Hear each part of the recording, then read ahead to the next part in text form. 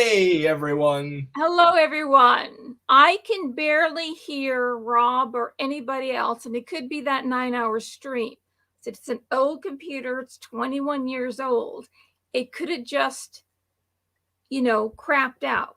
9 hours, it just can't do it. So And here- Wildheart, hello there. Wildheart is here. Let's see. Invite. We'll give him the link. Copy the clipboard. And we're going to, Wildheart is here. Control V. How's the sound now? Can you hear me okay? I can barely hear you. It's the same thing. Yeah. So there you go, Wildheart, if you're in the building. Anybody who wants to tell a ghost story, that's the link to get on. Maybe you guys will be chatting with each other. I'm going to have to listen really hard. Well, it's good that you can hear me. Okay. Can you hear me now? A little bit. You never hear me anyway, so it doesn't really change anything. What is it? I'm here dressing the set. Unbelievable. It must be your live, the 9-hour stream that I did.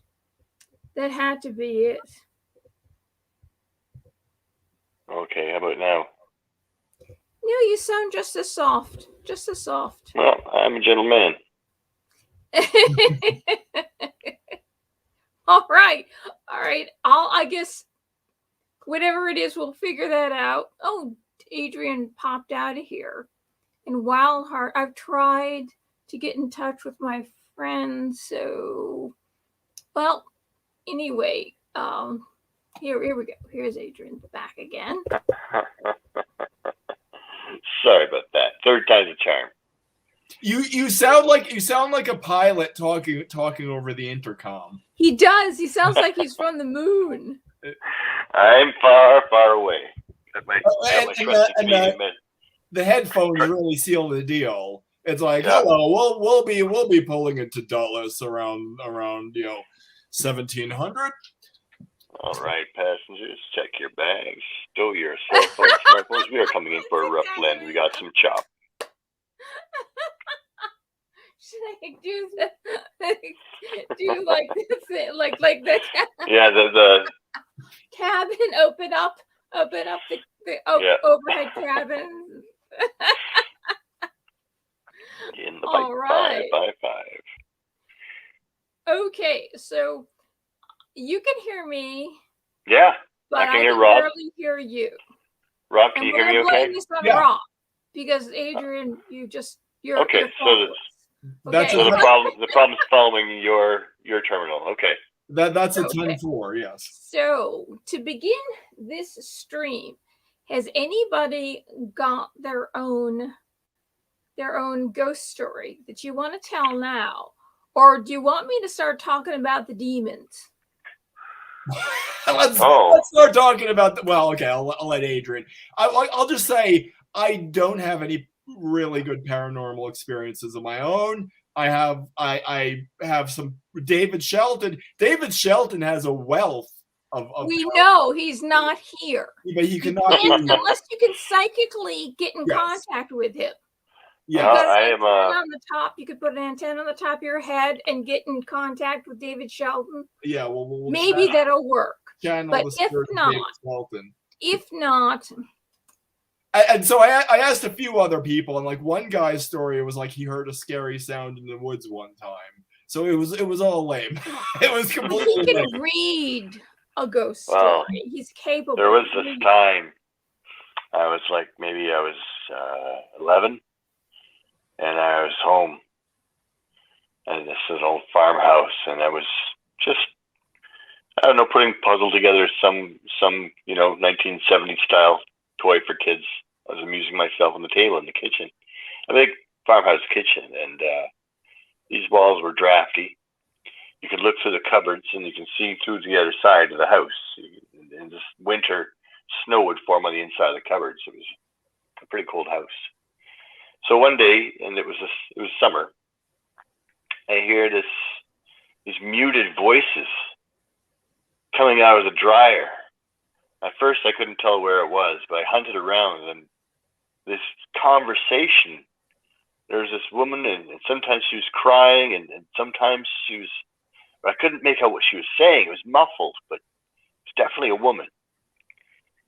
And I'm looking around. I'm starting to freak out, and my mom comes in, and I had to tell her about it, and she's like, "Oh, well, maybe it was the clothesline squeaking through and vibrating through the pole into the house and into the dryer, like a drum." And that's what it turned out to be. But it was quite a quite a non-ghost story, huh?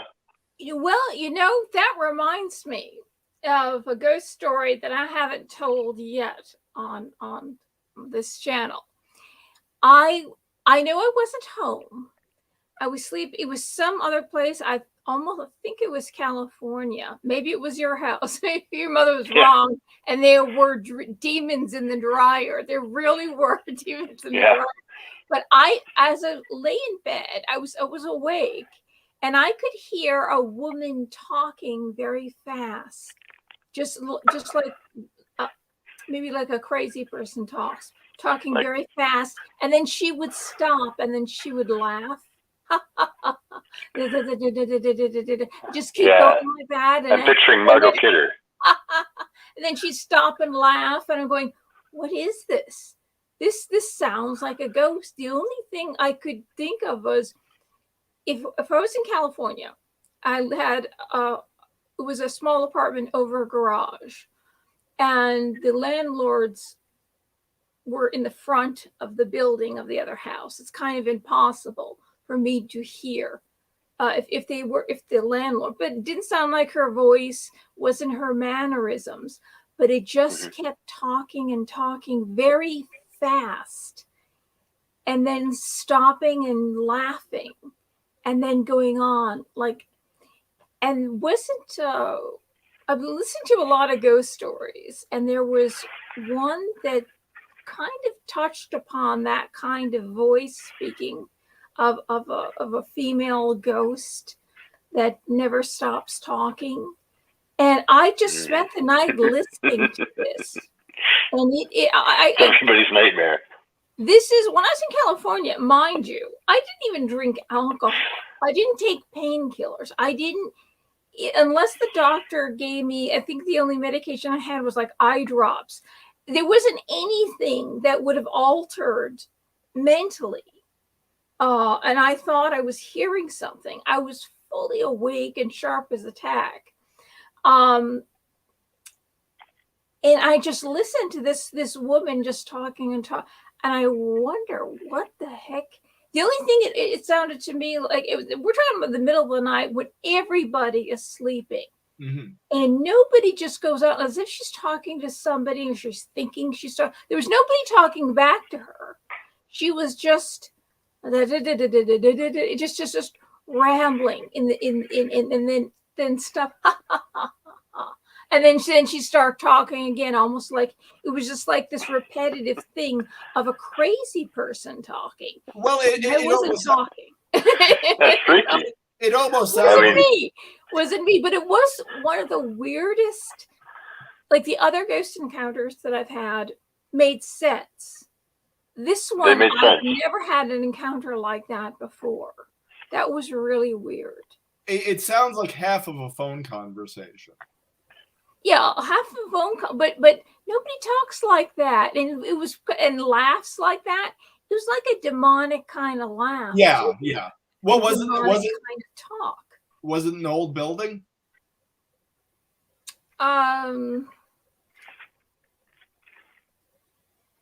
Maybe it was built, I would say, maybe in the 30s or 40s or something like that. I'll say 30s because a lot of Southern California was built up in the 30s. So it could have been. It could have been. This was an island, and the people who bought houses or who lived there were once poor. And then all of a sudden the real estate went up. And all of a sudden, these people who were essentially poor all of a sudden we're sitting on real estate worth millions of dollars. And it's, I don't know. But yeah, it could definitely, to me, there's no other. Yeah. I wish I could hear you guys better, but I can't. Well, Wild Heart didn't click on. Neither seen nor heard. But he can. You can come in anytime you want. If you're still in the building there, Wild Heart, you can come right in. And I was telling Rob about this whole. What are we talking about? We're talking about. I realized that this is what's going on in the world is more than ghost stories. There is a good faith effort, but there isn't an effort to get rid of us, a great deal of us, because and it's coming from people who we put the label of hopeful, shiny people, happy people, good people.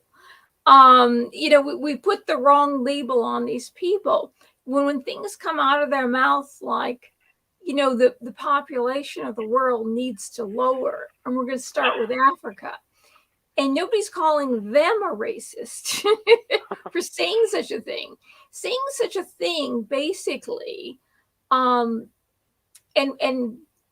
getting behind something that, Adrian, about carbon dioxide. That plants breathe in carbon dioxide and breathe out oxygen. Yeah, more or less, yeah. And the more carbon dioxide there is, the greener the planet, because there's the more that plants can breathe. And the more that plants can breathe in that it's good in botany journals, it's considered a nutrient. If you looked up in botany journals, it would say carbon dioxide is a nutrient. So if I'm not that familiar with it, but if you say so, sure. Yeah, if you've got a world full of people who are starving and you want to feed them, you want that. You want that in the atmosphere because you want the plants to have as much nutrients as possible. And so cutting that doesn't make any sense because when the dinosaurs, the dinosaurs are on the planet for almost 300 million years. Well, there was like 5 to 15% more, but 15 times more carbon dioxide in the atmosphere. Well, the atmosphere was more pressurized as well, right? So there was more oxygen as well. You also had deeper tissue penetration back in dinosaur times. So it was a very different time for sure. Mm-hmm. Yeah, but there was no ice caps. There's no ice caps. That's because there was so much vegetation. Greenland had no ice sheet on it. Right. The moisture that is the ice caps used to be in plants, but we've deforested the planet and done things over the last several thousand years. There's been catastrophes.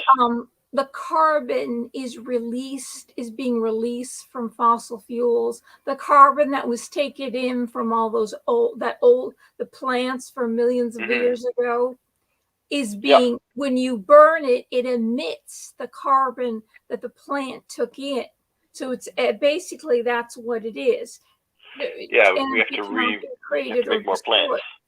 Yeah. So that's but at that time, there was no ice caps. Greenland had no ice sheet. Technically, we're still in an ice age. And yes, everything's going to melt. And they're going to say to us, see, we told you it was going to melt. It's because we're moving out of an ice age. And this is the way this is information that was given out in schools. Scientists used to talk about this kind of stuff, that they don't want to talk about this anymore. But the reality is we're in an ice age. We're still in an ice age. And if you've got dinosaurs ruling the planet for 300 million years, The only thing that kills them off is a meteor, and there's no ice anywhere, and it's okay. And you've got plants growing huge. So the herbivores get huge because there's a lot of plants for the herbivores to eat. And then the herbivores get big, and then the carnivores get big because there's a lot of herbivores to eat. You see, that's the way the food chain works. That worked for them for 300 million years until the meteor, not carbon emissions, killed them off. Most of them off, except for the crocodiles and the alligators that were still in the water. So they kind of averted the meteor. But right now, the alligators are evolving. Do you know this, Adrian? The alligators are evolving. I haven't looked, so I'm not qualified to say. They're getting super huge and crawling up on Florida golf courses. Yeah. They're 20 feet Prime long. real estate. I'd call it there too. I don't know why I can't hear you guys well, but you see, Is there a volume button? That Volume enlightened adjuster? me. I've got this book here. I've got lots of books here. Mm. My book here. I didn't realize I had this book, The Exorcist's Handbook. Now, every exorcist needs a handbook. And for some reason, here I am thinking about demons. And they're people who we believed were good. All you needed was, go ahead. You know, the power of Christ compels you. Isn't that all you need to say? And you're good to go. You know, I'm just thinking these things are going through my head about. Let's not name the person who said that, who went to Africa, announced that there's too many people in the world. And we're starting with Africa, which means there's a certain segment of people, that's what they're saying, you shouldn't be alive. You have and you feel or you believe that God put you in this position. You were born for a certain position because of where you were you were first born. So there's this huge ego burst right there that you feel that you can actually tell people there's too many people in this world. And of course, this thing is going on in Glasgow right now about climate. You have the nerve to tell people that you're going to start with Africa and nobody's calling you racist. Mm-hmm. I didn't hear that speech. I don't know who said it. You don't know who said it? The golden boy. The boy we put all our hopes in.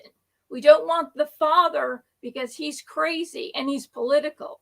But come to find out, they all are. Yeah, sorry, it's going over my head. That's okay. As a Canadian, you should know. Well, I've been busy doing other things. William. As a Canadian, you should know. Come to find out, they're all political. We admired his grandmother because she was not political. But as it turns out, she's all into this. And they're all talking this event in Glasgow. They're not talking about the climate, anything getting warmer, because it really isn't getting warmer. They're talking about money, economics. Uh-huh. Mm-hmm. And I believe that. It's more than just, you see, tonight's Halloween.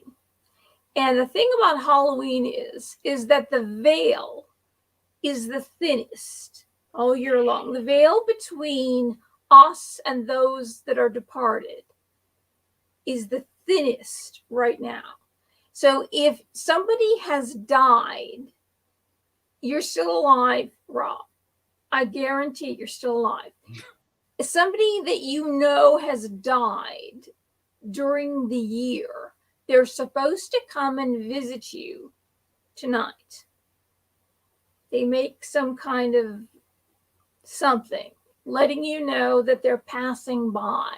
I remember when Well, David Shelton would have a thing or two to say about that, but he doesn't think. Yeah, well, you know what? I have a thing or two to say about that. I know all about this. You can't look at these freaking books I have. You can't get any more paranormal than me. Well, I'm the most paranormal person in the world. What David Shelton would say is that it's not actually them. It's a demon impersonating them.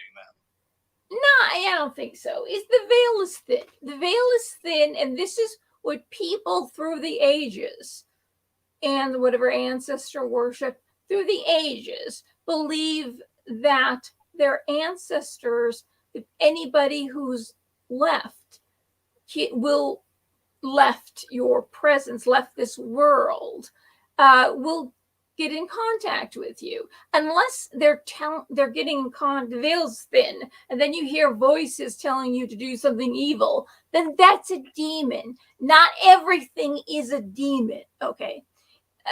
You're when you have a loved one that passed away. Adrian doesn't believe that. What? Well, I'm thinking about demons, and I'm thinking about what is my position on demons. That's all. Yeah. Oh, okay.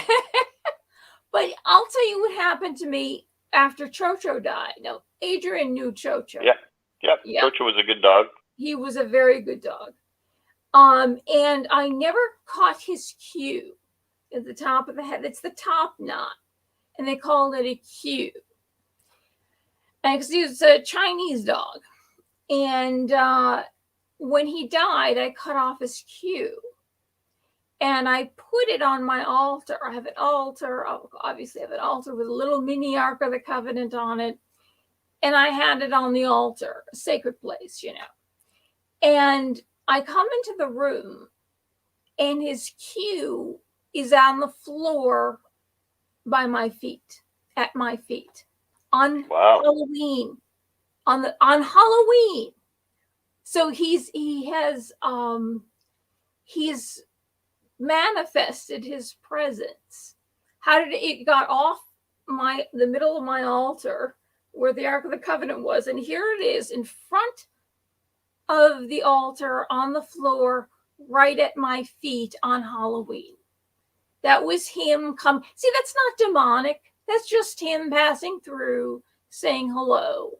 You know, on Chocho's, it was weird because I keep the gate to the TV room closed because that's my father was in there all the time watching TV. Of course, you know that he passed away this January on my mother's birthday. He happened. And also Elvis's birthday. share the same birthday, and my father took the date of death too. It's a special day.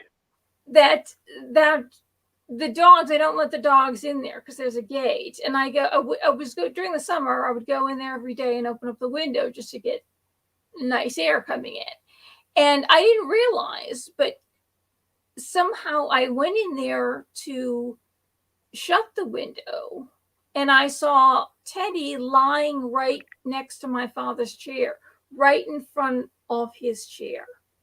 And he used to lie like that when my father was there, to be close to him. And I thought, isn't that interesting? And I went and I got my camera. I took a picture of it. And I didn't realize what day it was.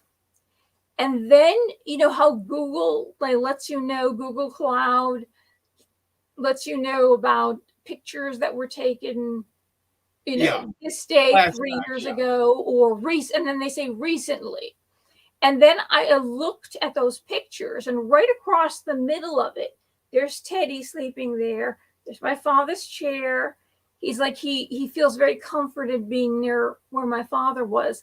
The date across it was August 15th. That's Chocho's birthday.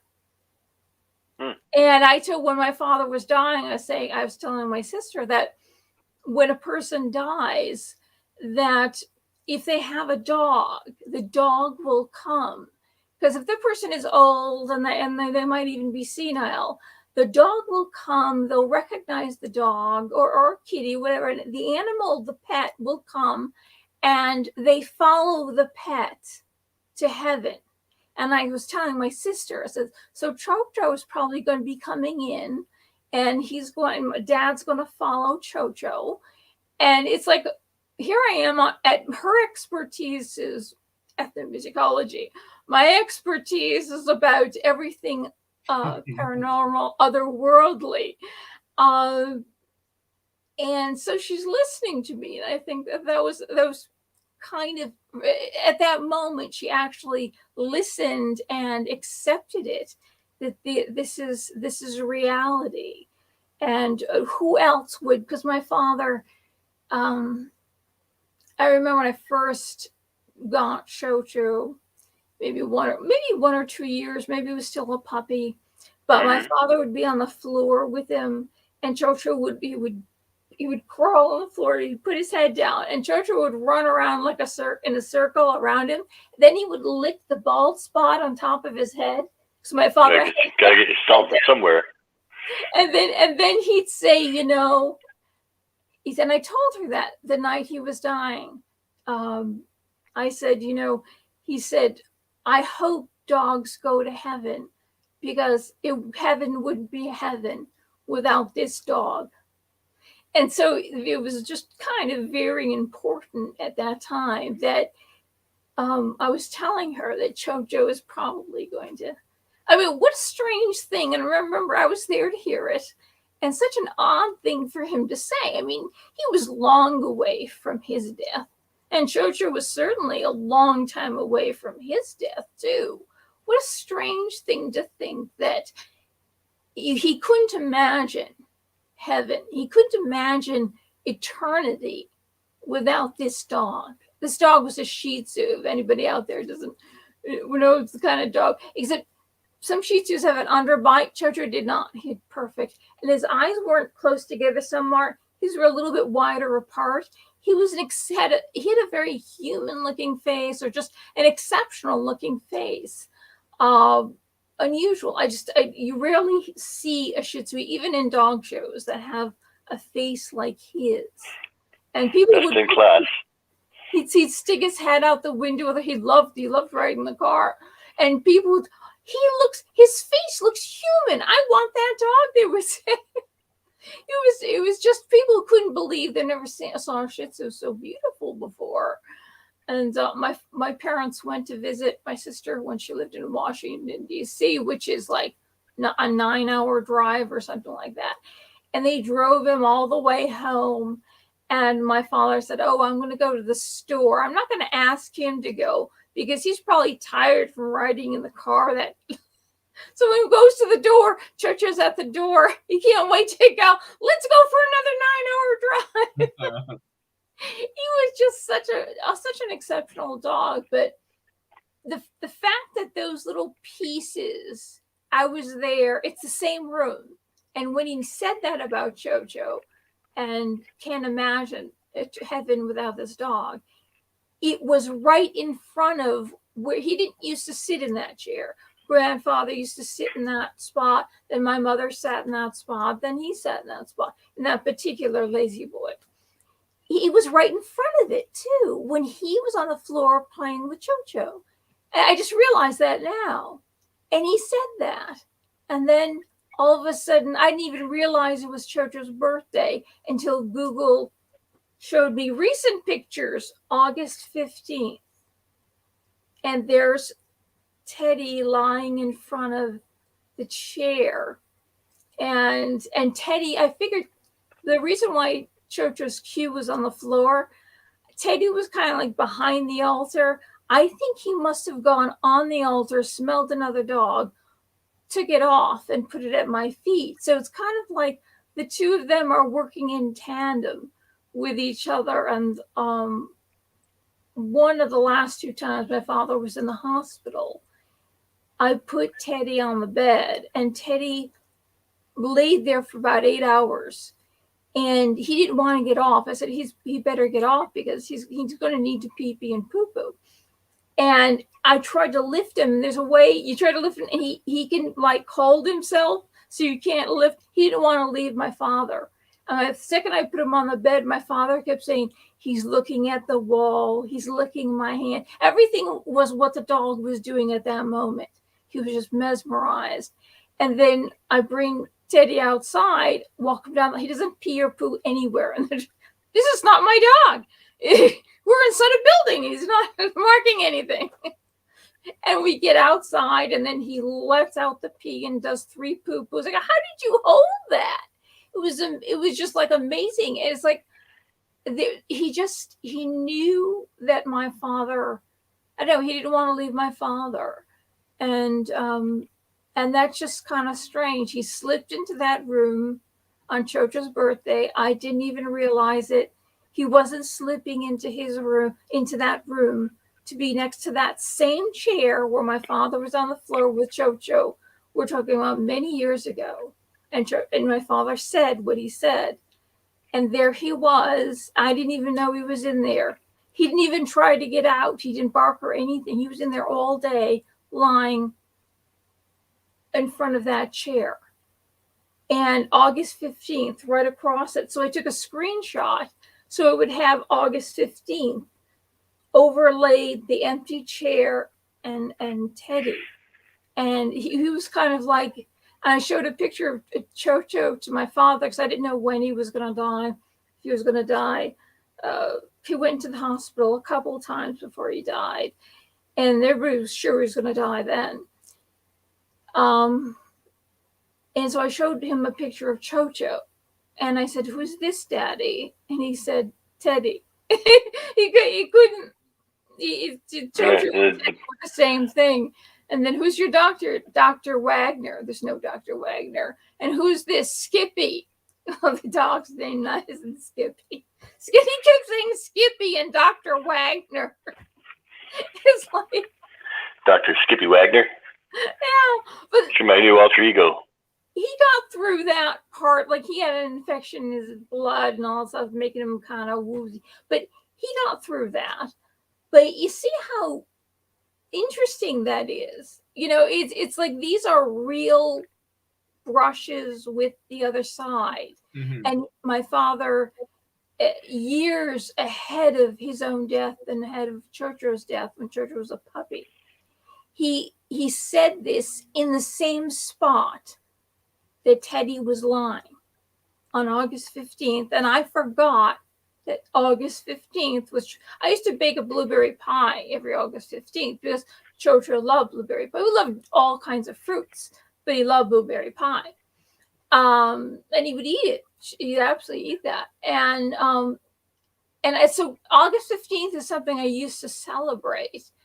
And I think it's just kind of interesting that Harry was not realizing that it was Chocho's birthday until Google reminded me recently this happened. And I go, "Oh my God, how odd." Mm-hmm.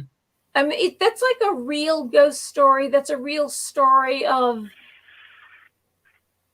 being very close to the veil. You know what I mean? Like predictive, like a prophecy. My father said years before the prophecy, long before anybody was sick or dying, or even my mother was sick or dying, a long time ago. And there it is that came to fruition right there. The first time, Chocho's birthday, the first time since my father died. That's just strange. But I certainly am popping with ghost stories and popping with these stories of these things that have been where we actually get so close to the veil that prophecy happens. We all have psychic ability. We all can prophesize. We understand what's going on. That's why Jesus said, "Rejoice, the kingdom of heaven is at hand," is right now. Thy kingdom in the present moment will be done on earth as it is in heaven. Right now. Act right now like you're in heaven right now. And those are moments that show you that there isn't a difference, even though the veil is the thinnest tonight, that there really isn't that much of a difference from where we are right now and the other side of the veil. Mm-hmm. Though we think That's why physics is so awesome. Physics says that nothing that you ever, it actually, when I talk, I know Rob will say, no. When I speak about the Vedas, in the Vedas, there is no Satan, but there is Maya. Maya is always putting up illusions because Maya is the master of illusion, making us think that this is real. Like a Try to demiurge. pull us A thought system. from detaching from this to be with God. So that's what Maya does. And that's basically kind of what Satan does, tries to make you to believe that there is nothing on the other side. There's no other side of the veil. There is no God. This is real. But physics says Maya, the master of illusion, that physics says that all these things that we see is nothing but atoms floating in energy. Nothing is solid. We're not even solid. And this is what physics tells us. And atoms floating in energy. And then you smash the atoms, you smash them down to quarks, and you keep smashing them, and they're still little particles floating in energy. Just can't make them smaller. You can't make them small enough. What is this energy? So if everything that you see is illusion, you say this, oh, I know that this, an atheist will say, you should learn something right now, deflating atheism. Let's learn something instead of you telling me.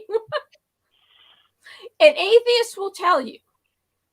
What will an atheist tell you? I remember I sat next to an atheist on the plane on my way back from California. And he said, this is real. God isn't real. There isn't anything else. The seed is real. The plastic is real. This is real. Yeah, he has this little cheese thing, and so this is real, yes. And then I broke down and cried. I broke down and cried. It was just like, isn't it obvious that this is illusion? Mm-hmm. And that they couldn't see anything but the illusion. And this the back of the seat, that's plastic, that's real. That's what exists, nothing else.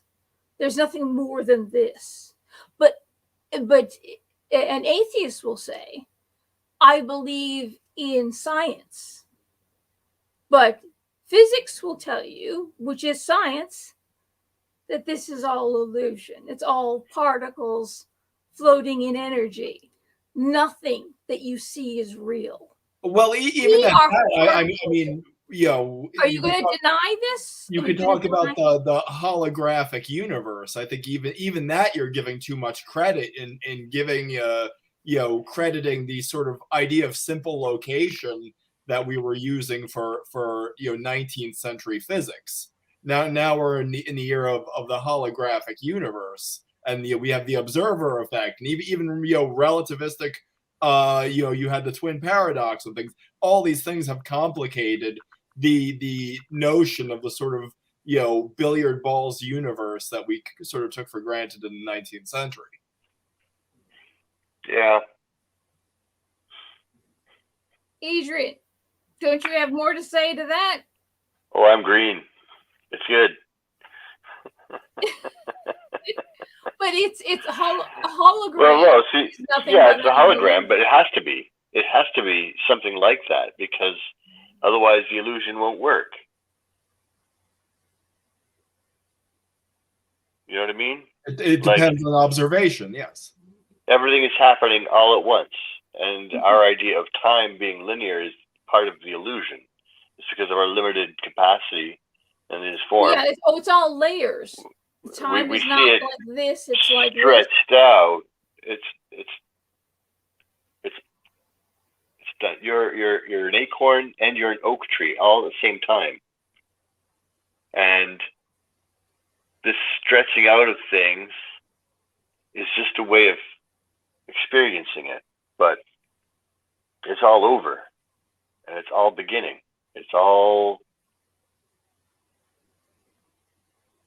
is that like it's I'm trying to say, isn't it supposed to be stacked up on each other all at the same time? Everything, every from the you can look at it. If looking at it like a stack helps, then that helps. No, that's quantum superposition. That's a sort of multiple. The two quantum states is a particle and a wave simultaneously, and it goes back to the observer effect. It's the act of observation that collapses the waveform. So it takes a particle or a wave.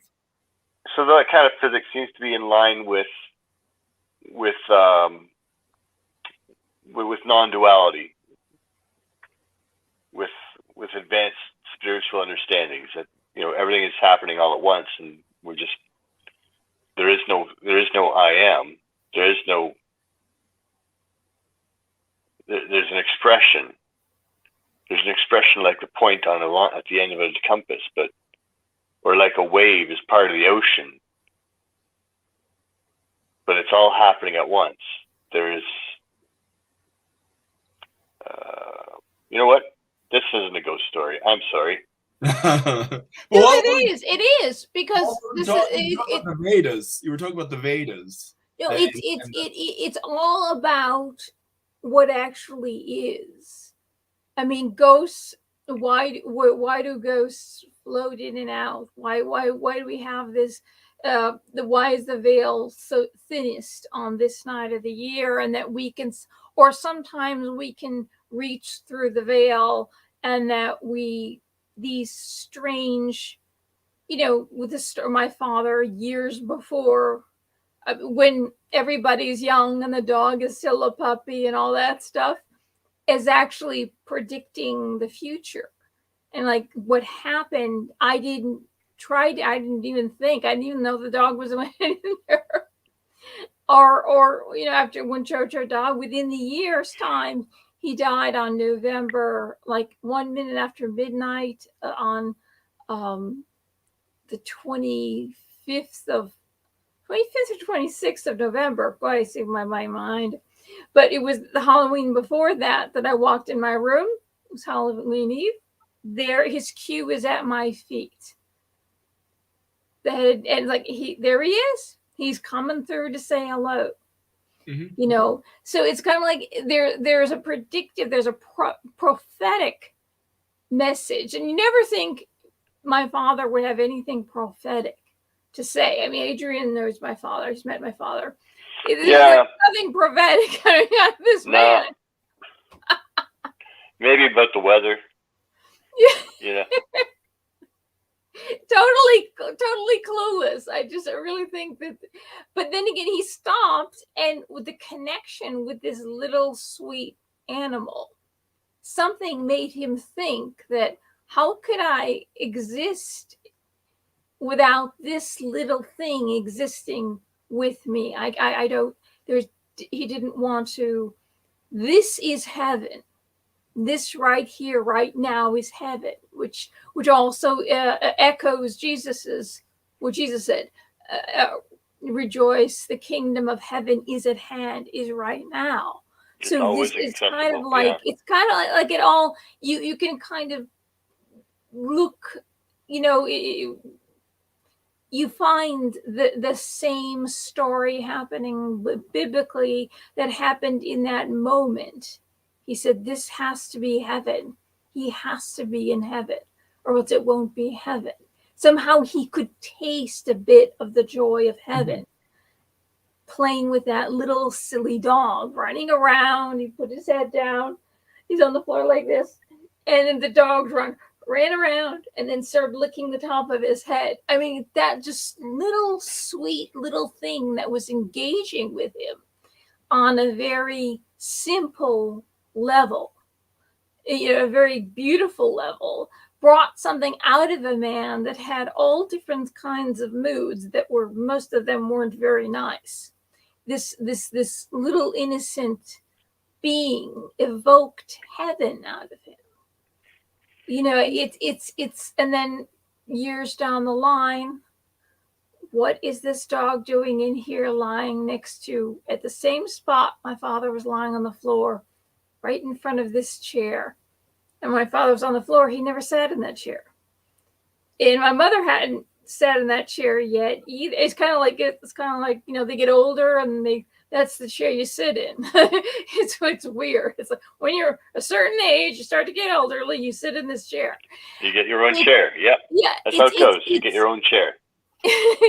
It's really, and you kind of just stop when these things happen. You just stop and you say, it's, some people would say, yes, it's a coincidence. No, it's beyond a coincidence. It's all like you said, all happening at the same time. Yeah. The prophecy. We don't get to prophecy at that time, what we thought was the past, and then the future, and then it all connects. It's all happening. You realize it's not prophecy because you really realize that at that moment it was all happening at once. So there is so where does that leave us and our ghostly tales of the night? And I could tell you more tales, other tales that are more spooky. Spookier tales. But somebody in the comments might want to well, can know I how to exercise a spirit. If they want, I can tell them how to exercise. Well, Peace has left a series of comments, so I'll just read. Okay, all right. Why don't you tell us, Rob? So he says, sometimes I feel like my mind has been seared or closed off to the spiritual world. I've been cynical for so long that, don't get me wrong, I do believe that a spiritual world exists. It would be pretty hypocritical of me to say that I believe in God, but not in ghosts. I guess mortality narrows your scope of vision. The Bible tells us that we cannot see the big picture, although that was in the context of the book of Job. But I think the concept could also apply here. Yeah, it's we're looking at the world through a glass darkly. We're pretty finite. I mean, considering the electromagnetic spectrum, what we see of it is so tiny. There's so much more to see. The sound spectrum, what we can hear, we think it's great, but it's not very much, really, compared to the sound that's out there, and so on, right? We've got very limited range with our five senses. There's so many things that our eyes don't see, and colors that we don't see. Yeah, so it's very interesting. So there alone, just in the five senses, should be some humility. Our cognitive factors really aren't sufficient to the task of unraveling what has been set in motion here.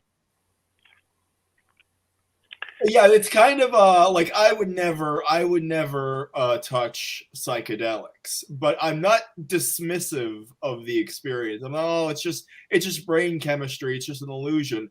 I think what's happening is that for survival reasons, where our radio tuners are sort of locked into a particular station that enables us to do things like find food, find shelter, do those things that are necessary to survival, and as a matter of the necessities of survival, we have to bracket out all this other information that's coming at us that would overload us, or so we couldn't do the things that are basic to survival. But that's what I think psychedelics do, is that they take the radio tuner and they just spin it. So we're picking up some other station that is not really helpful to our survival, but is still in a way not less real. Now, how we interpret it may be sort of nonsensical or gobbledygook, in our sort of perceptual, when we try to relate it to something that is familiar to us through our perceptions. But that doesn't mean that the sort of object of perception is itself not real. I don't think. Hopefully, I explained that well. Yeah, and I think too, psychedelics, of course, can be overused, but psychedelics can be used to induce dream states, for example, such as, for example, someone I know was dreaming, and they'll get this right. They were dreaming, and the timbers of the house came down and pinned them down, and all the people that weren't their friends disappeared. All that was left was just the friendly faces that he knew, and the hallucination was that they were there to get him out from being pinned in this house, which she was feeling a prisoner in during normal waking hours anyway. And it just, the dream brought that awareness to his consciousness. Mm-hmm. He was wondering why he was feeling trapped, because he was surrounded by people who mostly weren't his friends, except for a couple. And the household was keeping him prisoner. And the dream, through the use of a psychedelic, told him that. But but otherwise, yeah, like, you don't want to overdo it. You don't want to, like you say, Rob, spin the wheel. Mystery, mayhem, and madness. Yeah. And you certainly don't want to have uncontrolled repeat offenses. Like I've heard, I don't know if this is true. But I heard that if you do enough LSD, that you could spontaneously have LSD flashbacks. I don't know about that. I've never done LSD. But or it affects your visual perceptions for the rest of your life, like especially looking at fluorescent lights are a big trigger for some people. When they see fluorescent lights, they start seeing visual patterns and stuff. There's a name for that. But yeah, neat. I wouldn't want it permanent. No, because like I said, it would inhibit your ability to do things necessary to survival. Maybe you'll get into a car accident because you're seeing things that aren't there.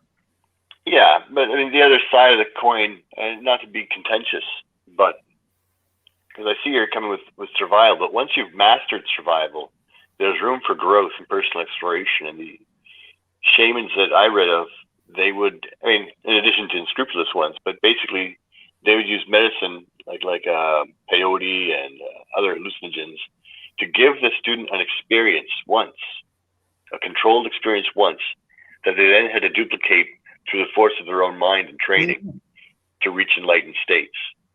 So it can be used as training wheels. But again, it's like any drug, right? You got to know what it is, what it does, what it's about. Don't just take drugs recklessly.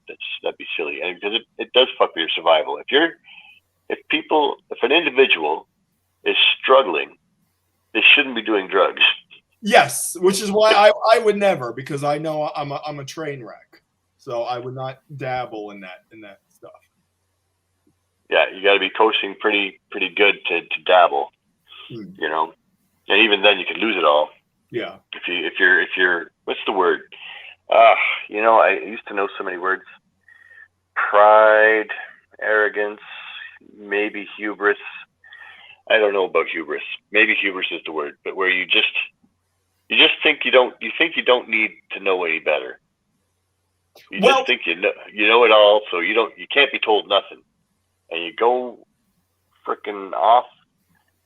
Not you, but a person goes off and wrecks their life because they didn't need instructions. It's like, oh, I don't need instruction manual, really? Well, I don't know. From the looks of things, I'd say 95% of the population does. So, yeah, that wasn't very scary. It's just a grumpy old man here. It kind of reminds me. Once he went to my hairdresser's, and he always had a thing on the wall that said, "This is just a test. If this were really life, you would have been told where to go and what to do. But this is only a test." And I remember the emergency broadcast warning, basically. Yeah, and my hairdresser, for some reason, you guys started talking about India, and he goes, "Well, in India, the women are the ones who are in charge." And I said, "No, they bury the little baby girls alive." And you said, Adrian. Uh-oh. You don't remember? No, but do tell me. I know it's just memorable, apparently. Somehow you guys started to talk about India. And he just, I don't know, when he came out with things, I'm not even sure if he's right, because he also said, I would sit there listening to him talking to other people. And it was when Obama first got into office, and there's that big BP oil spill, and 3 months went by and he was doing nothing. He was supposed to be the Earth president that cared about the Earth. Yeah. And of course, if it was a Republican in office, oh, they don't care about the environment. They're the devils, whatever, the wizards, and, hit the Hitler wizard, that's. But instead, because he was a big Democrat. Instead, because this woman's an elderly woman he's talking to, and she's worried about all this oil. Because the Democrats used to care about when there was an oil spill. That's why it's not a good idea to have the oil tankers coming from Saudi Arabia and to have our own sources of oil. So you don't have oil spills and it doesn't get all over the wildlife. And that's one of the reasons the wildlife doesn't like it. Yeah. Big oil was bad. Democrats hated big oil. Big oil bad, hurt environment. Hurt. Remember, we used to hear that all the time. And there is no environment. And then, boom, BP oil spill. And it just keeps flowing out for 3 months. He doesn't do a thing. And so she's concerned about it. And she says, and then he looks at her and said, well, can't say anything bad about Obama. Oil is natural. It comes from the earth. Oh, God. So is uranium. So are uranium and plutonium. They come from the earth too. Yeah. It's like unreal. You can't say because. So the psychopaths, technically. Clearly. Yeah. And he's not doing anything about it. Oil must be good for the environment. It must be. I go, oh my God, my eyes opened up and I'm going, holy cow. This is what we're going to see. Jedi mind trick on the customers. But you said something brilliant, Adrian. It's probably one of the funniest things I've ever heard in my life. When he's saying, in India, I don't even know if he's right, but he would talk like he was really wise and everything he said was right. Mm-hmm. And he said, in India, women are the leaders. And I said, well, they bury baby girls. What do you mean they're the leaders? And Adrian goes, well, can't have too many leaders.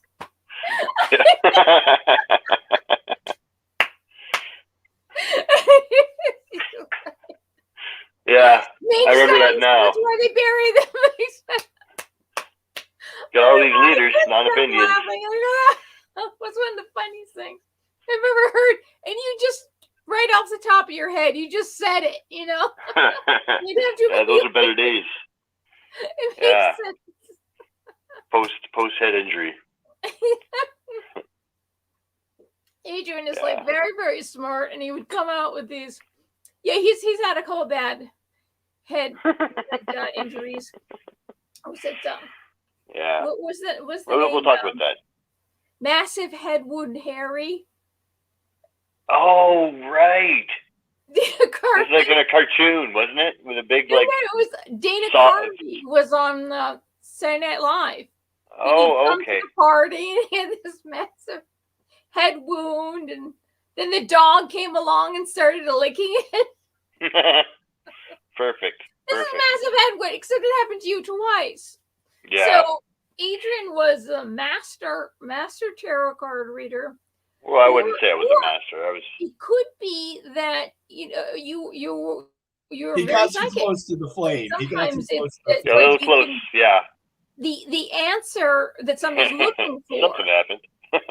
you were able to glean the answer out of whatever card you pulled, because there's every card was the right card. That connection. And he thinks because he's had these two, concussions, major concussions. I feel that he still has it in him, and I think he's probably just as smart and just as psychic. That you have that prophecy, the gift of prophecy. When I come, in the Bible, make my mind tranquil. People have gifts of prophecy. It's not demonic. I think you still have it. I just think that maybe you feel a little bit scared, like, you think you don't have it, and you're kind of like afraid to tread those waters, go in any deeper than the shallow end. And I think My you life still was pretty have it. crazy when I was using that stuff. What? Like, my life was pretty crazy when I was dabbling in the tarot cards and things like that. I wasn't a stable person. And while I could do that, I wouldn't want to chase the lifestyle. I just kind of read privately now. I read with a playing deck if I need to, but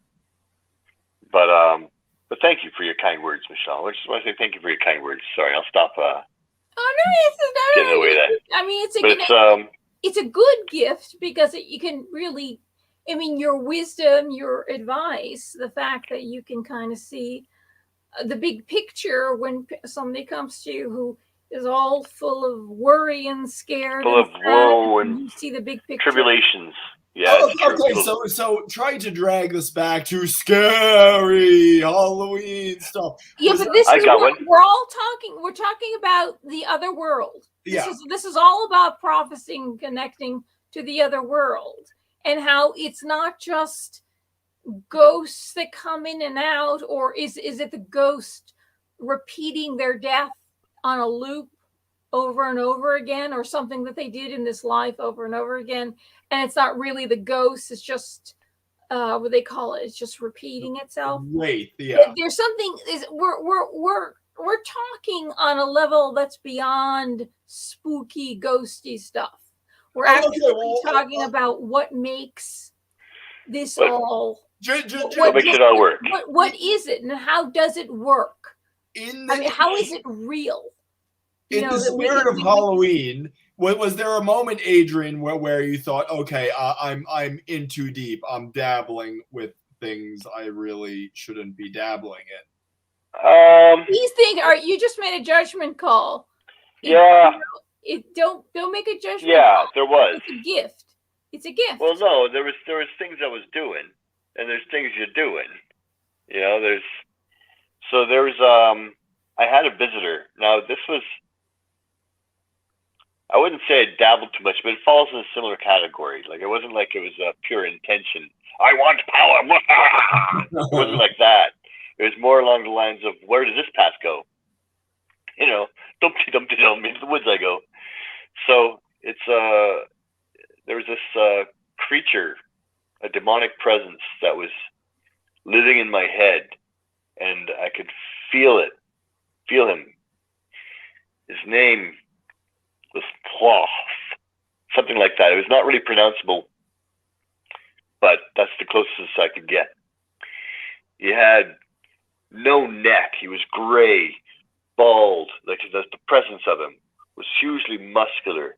Think of like Vin Diesel, but with less of a neck, and gray and roundy, large round muscles. It sounds a bit like the Mothman. A bit like what? The Mothman, but never mind. Continue. I have to look that one up. So, and he would tell me and convince me to do things or hold a position that was perhaps contrary to what was my best interest. And he was feeding on my life force, and through its interference, I lost friendships, and I think maybe a few years off my life. But I got rid of him by not. You stopped watching Lord of the Rings. Yeah. No, I stopped giving it energy. I stopped attending to it mentally. So wherever your mind goes, that gets energy, right? Because we think we're people, but we're just an awareness of interest and attention. We are interest and attention, and wherever we send it, that's what gets energy in this crazy, messed up world. Well, that's consciousness. Right. Right. Interest and attention is consciousness. Yeah. That's right. So I stopped using my consciousness to manifest, if that's even the right word, You know what? Let's go back a little bit, like Okay. 2 seconds. Is that it's not that I was manifesting. No one can manifest anything because everything's already happened. It's already happening. But the experience is that a person can attend with their interest and attention on the thoughts that are driving through their head of their own accord. Every so often, there's an I thought which says, I had these thoughts. These are my feelings, and it's my hunger. But really, it's just thoughts and sensations being processed. And one of those thoughts is, I am, or I did this, or mine. That too is a thought, just in a sequence of events. So, with that in mind, what we, through our free will, don't engage in gets no power and attention. Mhm. We don't control our thoughts, but we can choose what we entertain. It's like muting commercials. Yeah. Don't entertain it. So that's how we dealt with the demon. If you have a demon, people, haunting you, simply, give yourself the mental strength and clarity to notice that you're thinking about it and stop. Think about something else. Distract yourself. Move to a different direction. The demon will go away. Yeah, both my parents are dead. See? If you ignore them long enough. They're gone. He's met my parents. He knows. Yeah. I met his mother, not his father. She's still around. It's like, yeah, we had some things in common there. Yeah. Yeah. So that don't get a demon. Don't engage with demonist thoughts because they're base. They're base in nature. I don't mean base in a good way, but they're not from the enlightened centers. They're not from the higher centers of consciousness. But that's what they would say in the Vedas. They would say that's Maya. That's constantly pulling you away from what truth is. So right. The lower vibration, the higher vibration. Yeah, right. I always bring up the Vedas because it's amazing how it does connect with Christianity. Isn't like they're not. I know Christians will say no, that's pagan, that's this, that. Listen to what they're saying. Listen to what understand the teaching a little bit, and then you'll kind of understand that Jesus was really talking about this, but maybe using it in a different way because he's speaking to different people who had different life experiences and came from Judaism. So we had to. Well, even the Jewish texts talk about the Enlightenment, talk about activating a third eye and living in the present. So it wasn't too far from home. You see that? Rob probably didn't realize that in Judaism, all that stuff. What's dogging on deflating atheism? It's no, but the reason is that sometimes I have a difficulty trying to relay information to Rob because he kind of thinks that anything psychic is you're gaining it through your own agency. Yet, well, yeah, and there's something to be said about that, right?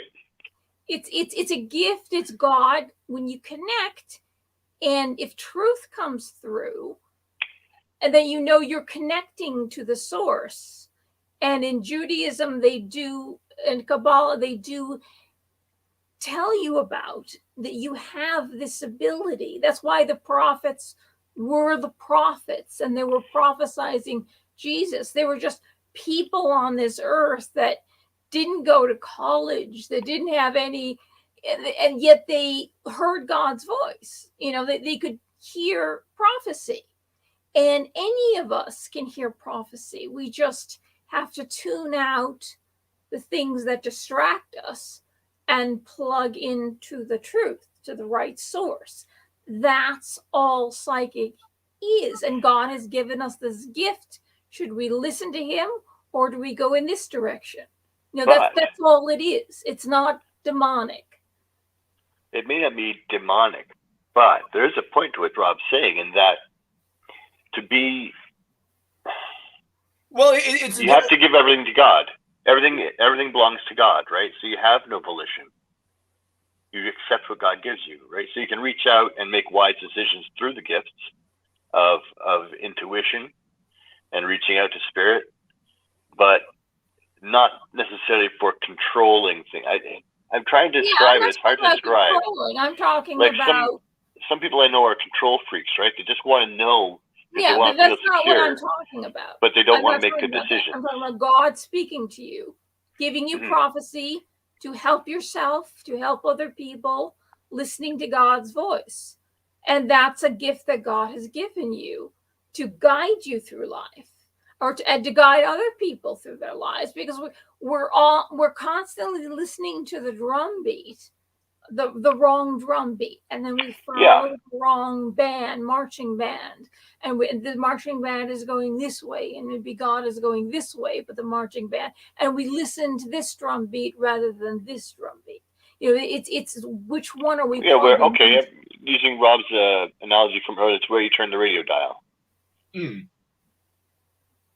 can turn the radio dial to the good spirit, or you can turn your radio dial to anything else.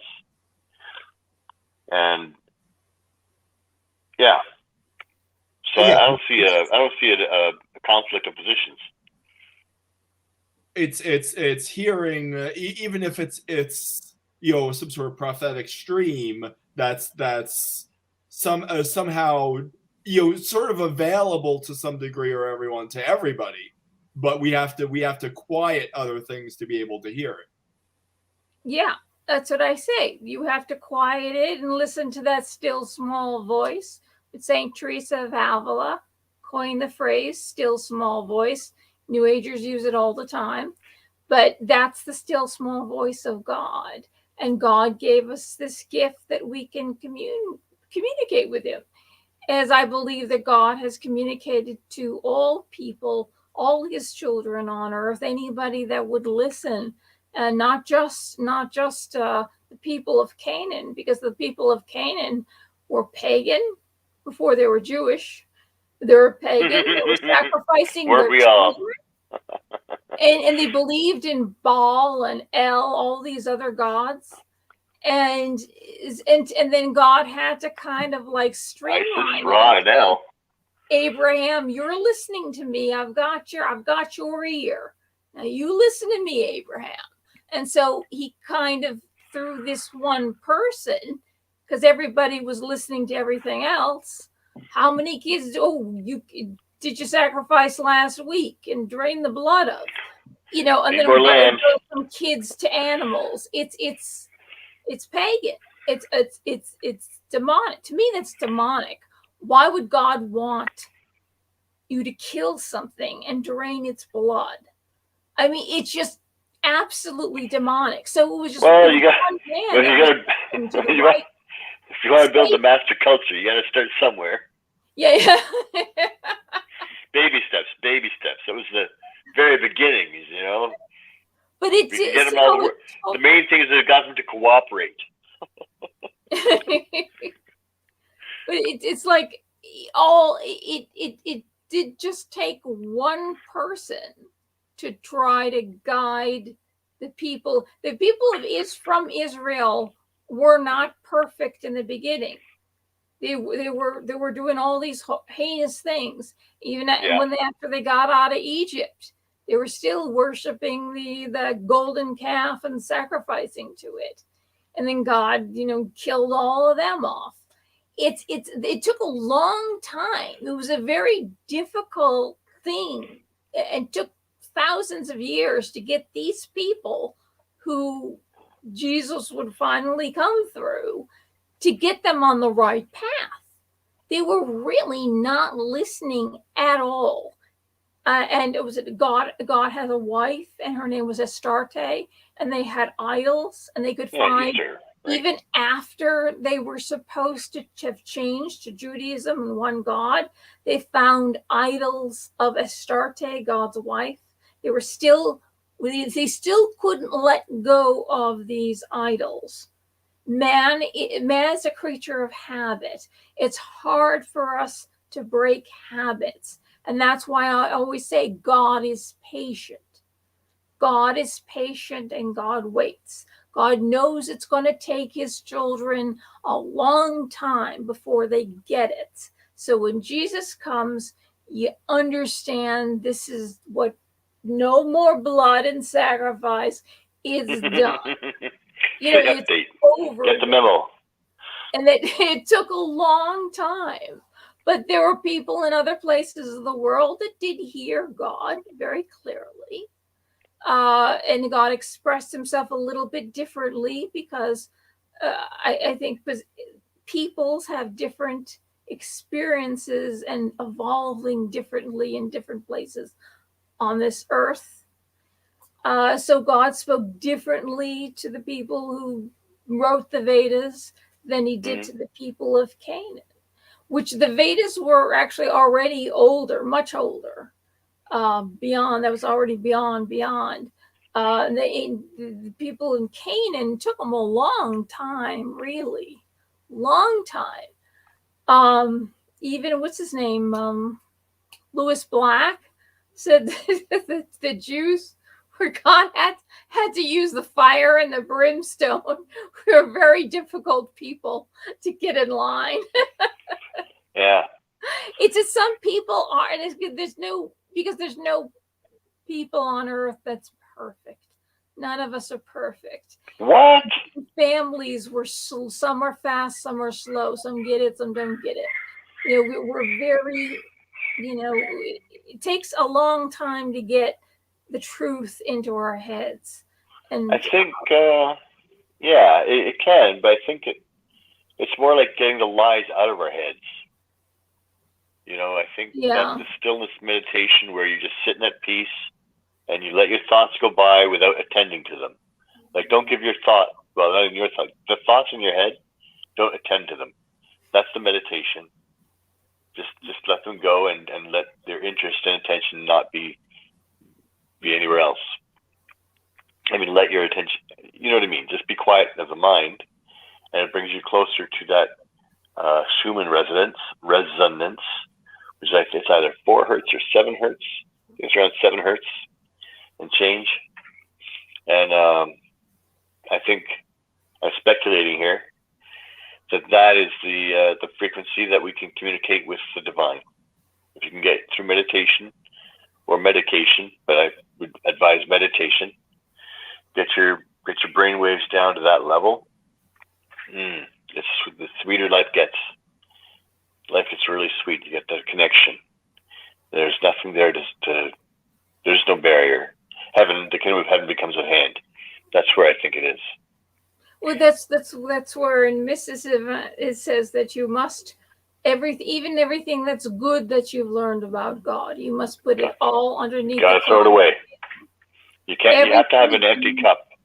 Right. Everything you've learned, everything you know of God, as good as it is, and noble and wonderful as it is, you put it behind the cloud of, underneath the cloud of forgetting, and go after God for God's sake alone. And maybe repeat a 1-syllable word like love or own or something. And you keep beating with love. You keep beating, because love is the only thing that can call God. You keep beating on the cloud until God breaks through. But always know that God is right on the other side of the veil. God is far closer than you realize, even though you think you're beating on it and God isn't there and you're doing this for naught. One day God breaks through. Well, that was the promise, right? It is about forgetting. It is about forgetting that 1 syllable, which you will find in different traditions. You know, in Buddhism and you know, different religions will have that kind of meditation where it's that stilling of the mind, quieting of the mind, quieting the chatter.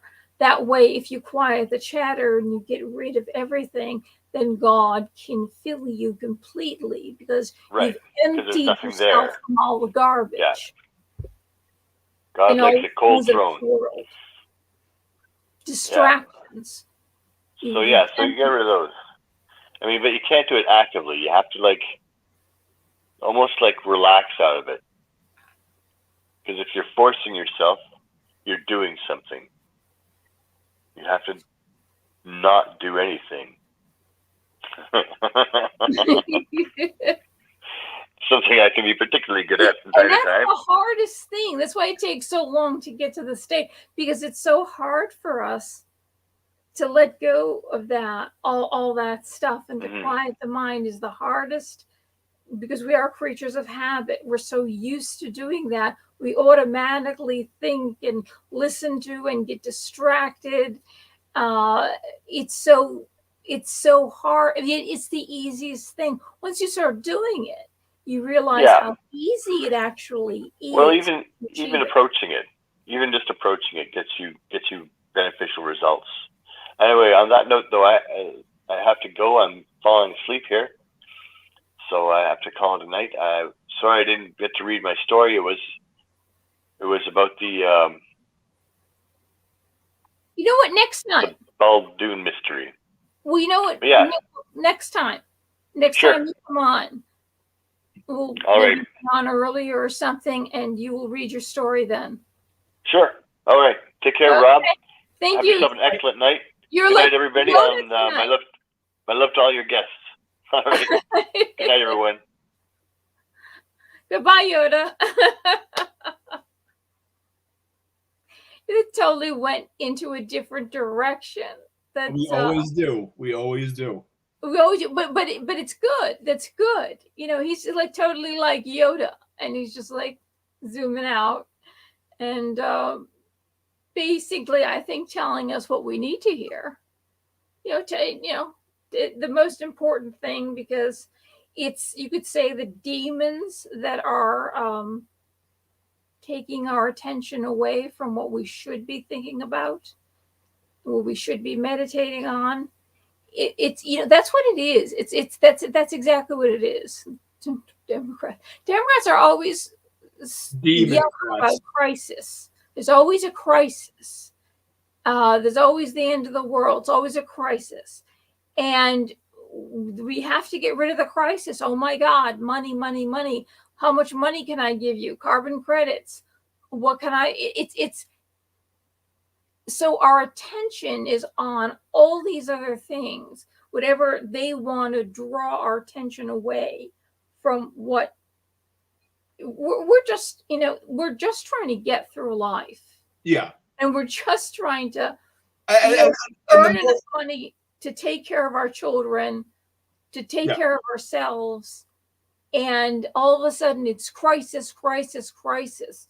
And if you don't jump on the bandwagon, you hate life, you hate humanity, you hate the earth, you want everything to die. You want grandma to die because you don't want to wear that mask. It's all this, everything is demonizing people. Yes. The whole, we're all in this together did not last very long at all. Yeah, and that's all they do. That's all they do. And to me, that is demonic. Yes. Because you're taking our consciousness away from the most important things. The most important things is we have our lives on earth are fairly short. And you're just totally destroying. We're just trying to eke out a living. There are poor people who are trying to just grow their food to feed their people. And now they've patenting the seeds, and you can't grow these seeds unless they're GMO. And you have to pay for these seeds. You can't use the seeds. The plants won't produce seeds for your next crop next year. You've got to keep buying these seeds. It's insanity. The setup of the world as they've created it is insane. It's like, can we just let go of all this? I'm just trying to tend to my garden. Yeah. And whether the garden be your soul, or the garden be a garden, or the garden is your family, I'm just trying to tend to my garden. This is hard enough. Yeah. Why do you keep pulling me away? The end of the world is going to come for all of us. One day we will all die. That's the end of the world. You don't have to keep reminding us.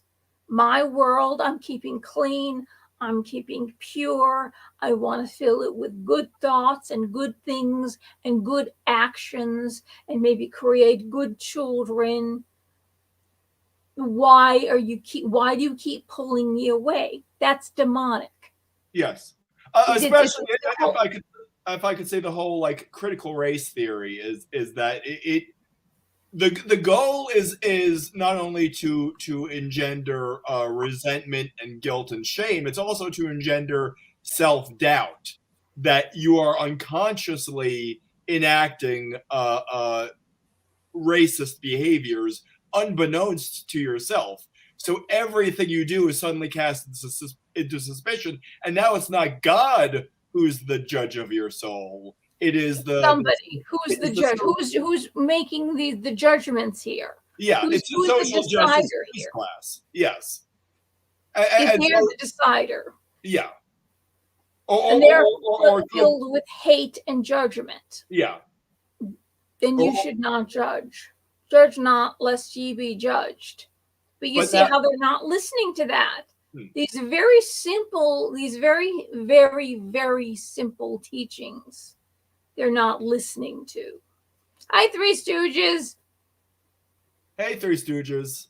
Oh, familiar face from the old days. Yes, it's good to see you again, Three Stooges, and Peace is always here.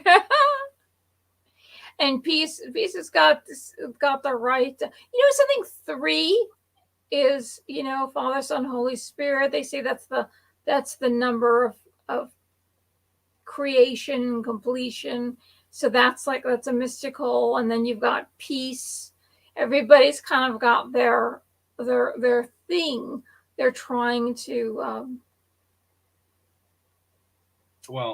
focus in the right direction, because this world, these people who have all the money and all the power are making all these decisions and telling us how we're destroying the world. It's like you're the ones who said, you have to have electricity to your house. You've got to have fuel into your car. You have to have a car so you can get to work. Isn't it great to have a car? You can go everywhere. We just are born into this world, and you've sold us on all this stuff.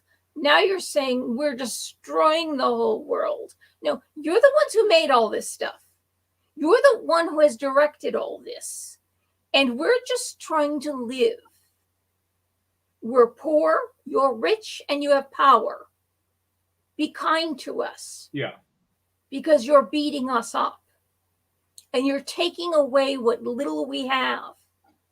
And I think they rejoice when we commit suicide. You see, when someone gets to the point of suicide, it's because there's too many demonic forces and voices trying to pull you away, tearing your flesh from your bones. You can't, and then you realize you can't fix it. You can't make it in this world, because all these different people who have all the money, who are in power, are telling you all these things, are bombarding you and making you feel horrible about yourself, when it's like, look, being kind to my neighbor, being nice and being good is a very simple thing. You don't do these bad things. You smile. You ask people how they're doing. If you have something you can share with them if they're hungry. And to have that little extra in your pocket, instead of the government expanding and taking everything, that you can actually share something, and then you feel good about yourself. You feel good because you've given. It wasn't taken from you, and then the government decides where it's going to go. Most of it is going in their pockets. Yeah. It's not, there's no generosity here. It's mostly in their pockets. I like with your heart, $1 trillion. the $1 trillion the $3 trillion infrastructure. There's not even a pretense that this money is going to the poor and unfortunate. It's all just going into the coffers of a steroidal administrative state. No one's pretending that this is for the poor and needy.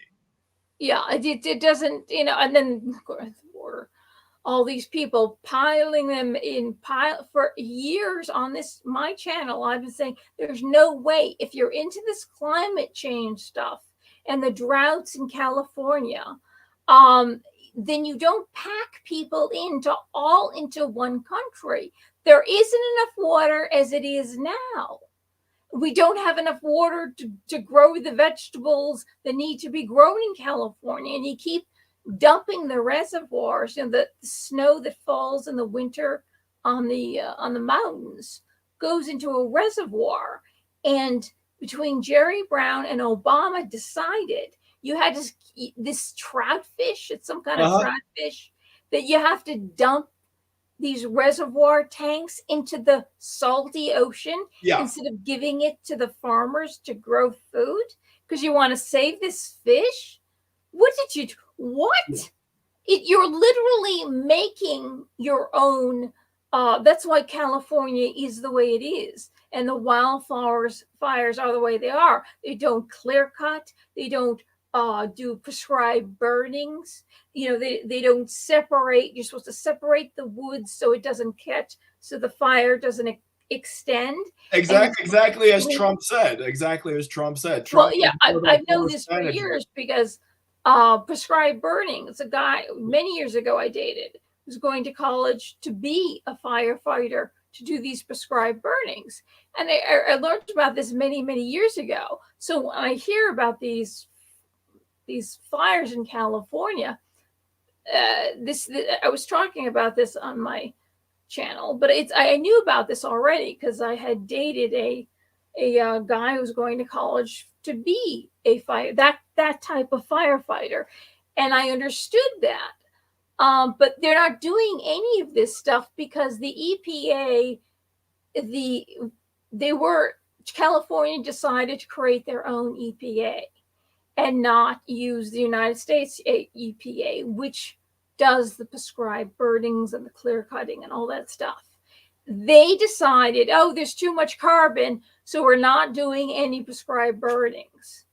That's why your state is burning down, and you're having people come into who's going to grow the food? You're already using cajillions of gallons of water to grow alfalfa to send over to China so they can feed their cows. So you're using the land and you're using the water and the fertilizer to grow stuff that's going to go to China. Is not going to feed all the people that you want to take in over the border for free, because you're going to have to for free. It's what it is. You've got a bunch of hippies, people that used to be hippies, hated the government, into communism, taking drugs. These are the people who have decided the whole plan for our nation comes out of this idea that America is selfish and has all the money in the world, and we can keep spending the money and keep taking more money because America is evil and we have to feed they're trying to make us feel guilty for not taking care of the world, as if this was our fault. But they want them in this country because they want the votes.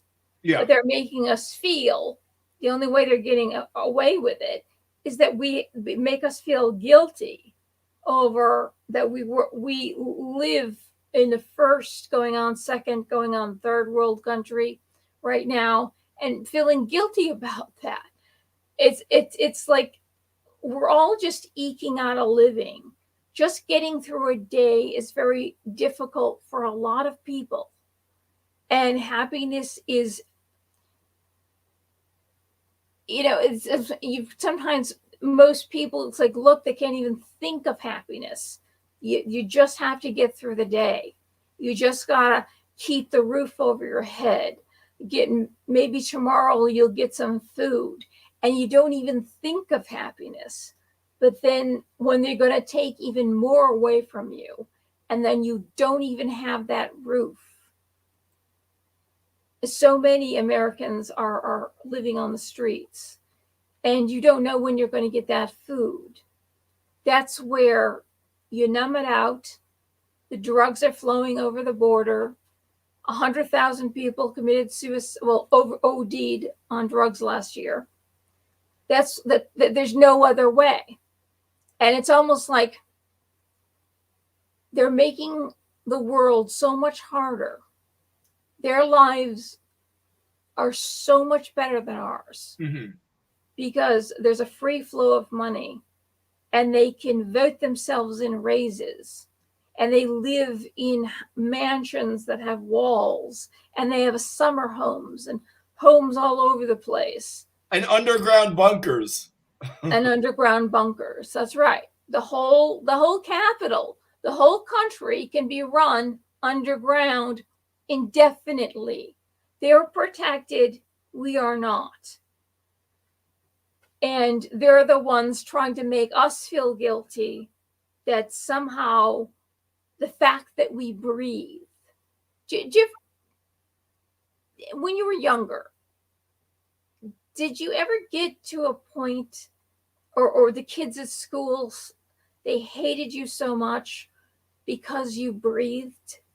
That the fact that you exist, that you're breathing, is why they hate you. I remember being bullied in school and beaten in school. That what is it that I'm doing? You're breathing.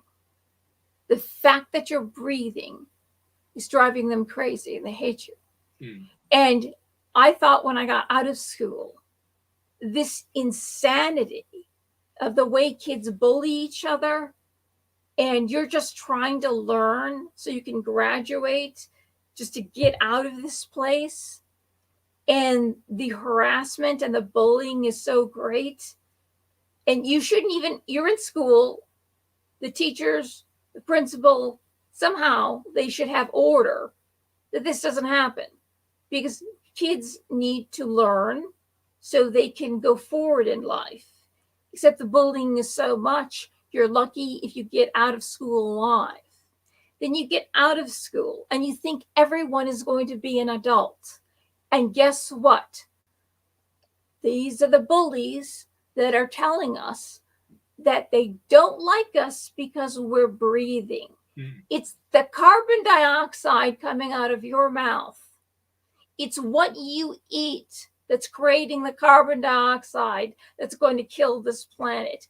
The littlest thing that you do, which would be breathing, or the little food that you eat, or how you get literally breathing without a mask, expel it, you're killing grandma.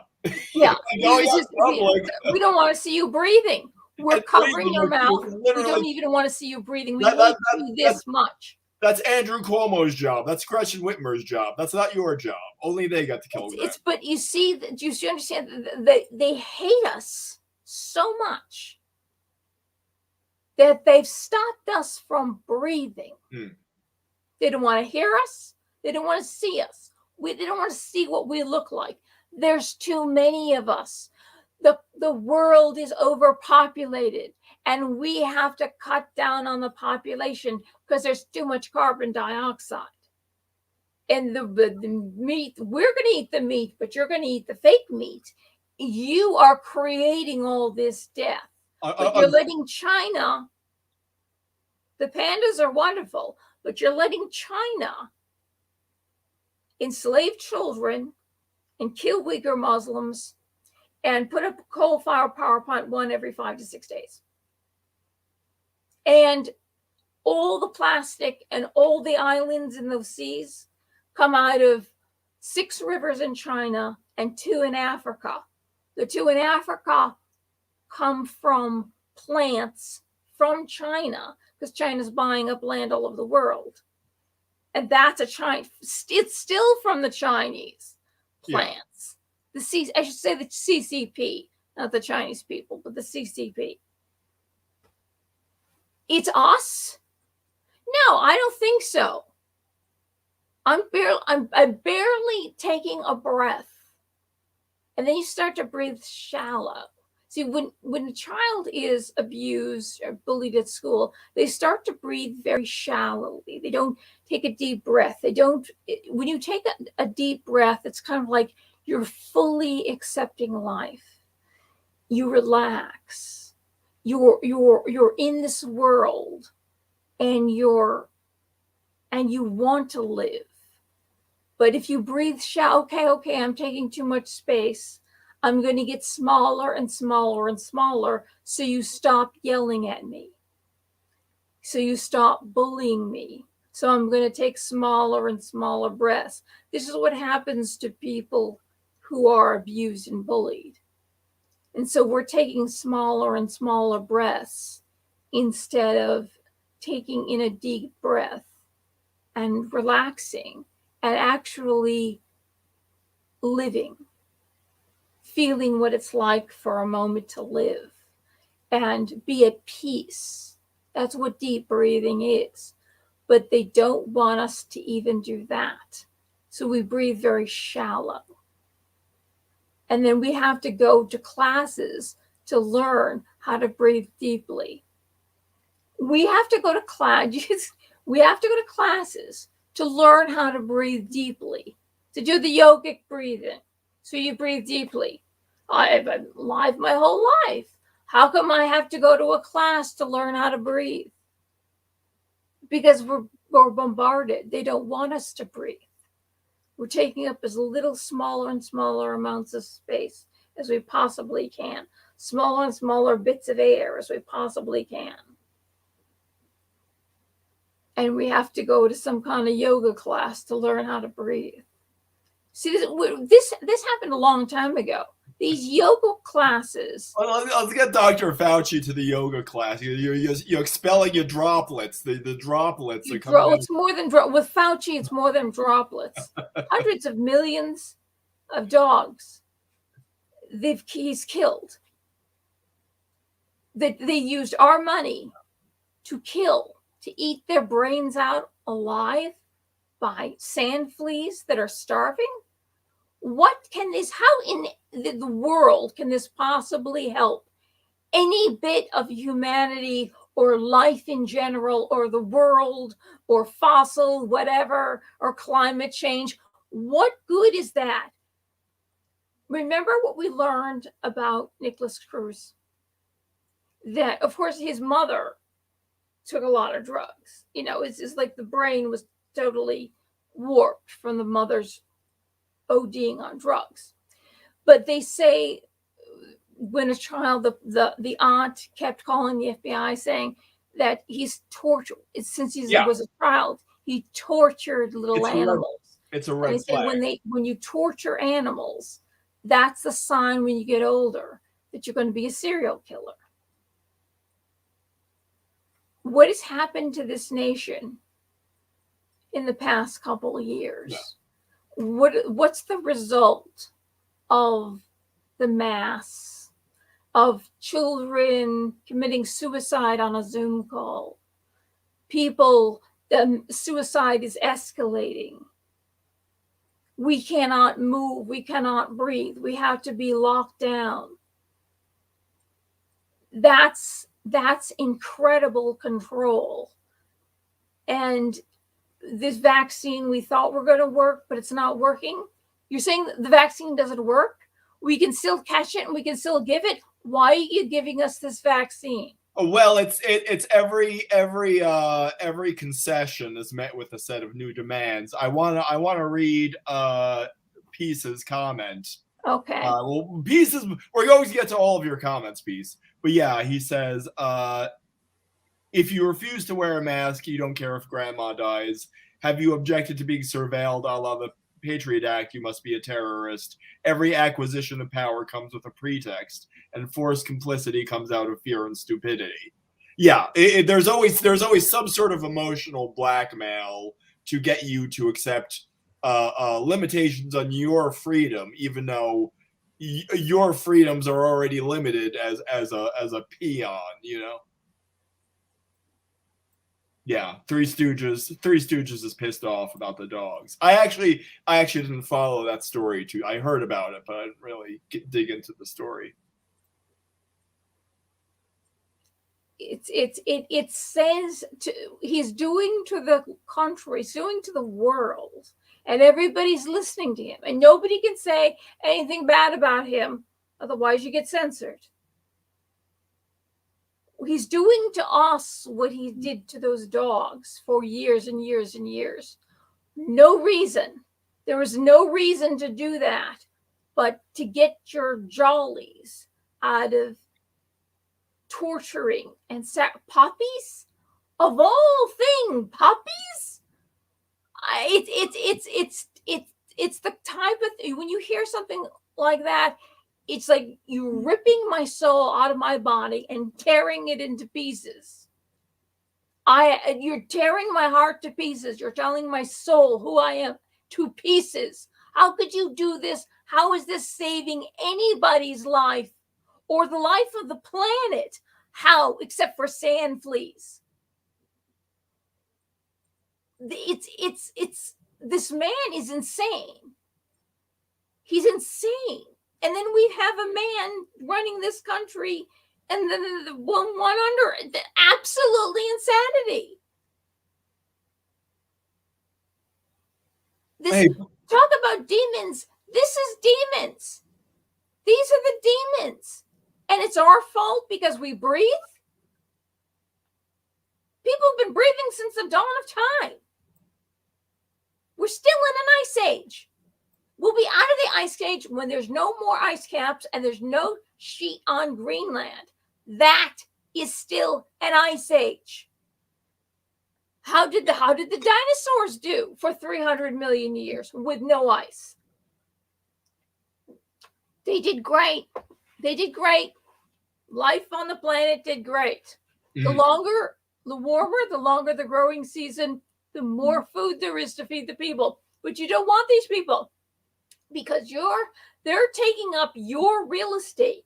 They're taking up your natural resources. You want all this stuff. And there's these piddly people who shouldn't even be here that are taking up real estate that you want and the natural resources that are going to run out because us piddly people are taking them. Oh, I would love to walk into that climate meeting. I would love to tell those people off. Who are you? Oh, you've got money. You've got a title. I don't care what order you were born in. It's unbelievable. He who does these things to the least of mine, he does it to me. Even puppers. Even puppies. The least is the least. You can't get lesser than the least. He does it to me. Oh, you're the head of the church? And you're the head of the church. Did you read the Bible lately? I mean, honest to God. Yes, you're so shiny, happy people with beautiful families, and you're dressed really nice, and you smile, and everybody loves you. That's great. That's great, but you're killing all of us, and you do want us to die, because there's too many of us. And Fauci's doing a great job. He's got the killing thing down pat. It's like, tell me I can't speak. Or maybe this is the last thing I'll say, and boom, they're just gonna just blow me up. We can't live like this. We're prisoners. We can't live like this. Why can't we just be kind and nice to each other? And have a little extra in our pocket so we can be generous to somebody when they need something. But we can't because the government has to take it because we are so stupid. We don't know how to spend our own money. We'll just spend it on something frivolous like a meal for somebody who's hungry. something that's just going to make somebody happy who doesn't have something, or their existence, they're being beaten every day or yelled at every day or whatever. Life is hard, and you want to do something nice for them. You want that little extra money in your pocket so you can do something nice. P says, I know it's off topic, but I want to say, let's go, Brandon. Yeah, if you look at my community tab, you could see my picture with Bryson Gray. He's from High Point, North Carolina. He has a number one song on iTunes, and I have my selfie with him. Joseph Mengele, he's right. She is. I thought of Mengele. I'm going, hey, what's the difference here? Yeah. Fauci, fascist. I'm Italian, but it's like to say. Force vaccinating children who do not bear any risk at all from COVID is very it makes you wonder why, if somebody has had COVID, they have immunity, permanent immunity. Yeah. This vaccination wears off. It doesn't even work according to them. Yeah. Because if you can still get it and you can still give it, in fact, and it wears away, what's the point? How you need to speak differently to sell this to us. It has to be, you get the vaccination and it works. Maybe you need a booster once a year, just like a flu shot. Hey, does that sound normal? Does that sound smart? That sounds very smart. That would work. Not, you still have to wear the mask. You still can give it. It could harbor in your nose, and before people started saying if you could smell cigarette smoke or you could smell a fart, when I first put on that mask, I'm going, I could smell everything. Yeah. That thing is going to come through these masks. Why are we even wearing these things? It's 7,000 times smaller than bacteria. Of course it goes right through the mask. I mean, it's like you're just doing this because you don't want us to even look at each other and smile. We don't know our children, should they survive, should they actually survive to adulthood, are going to be zombies.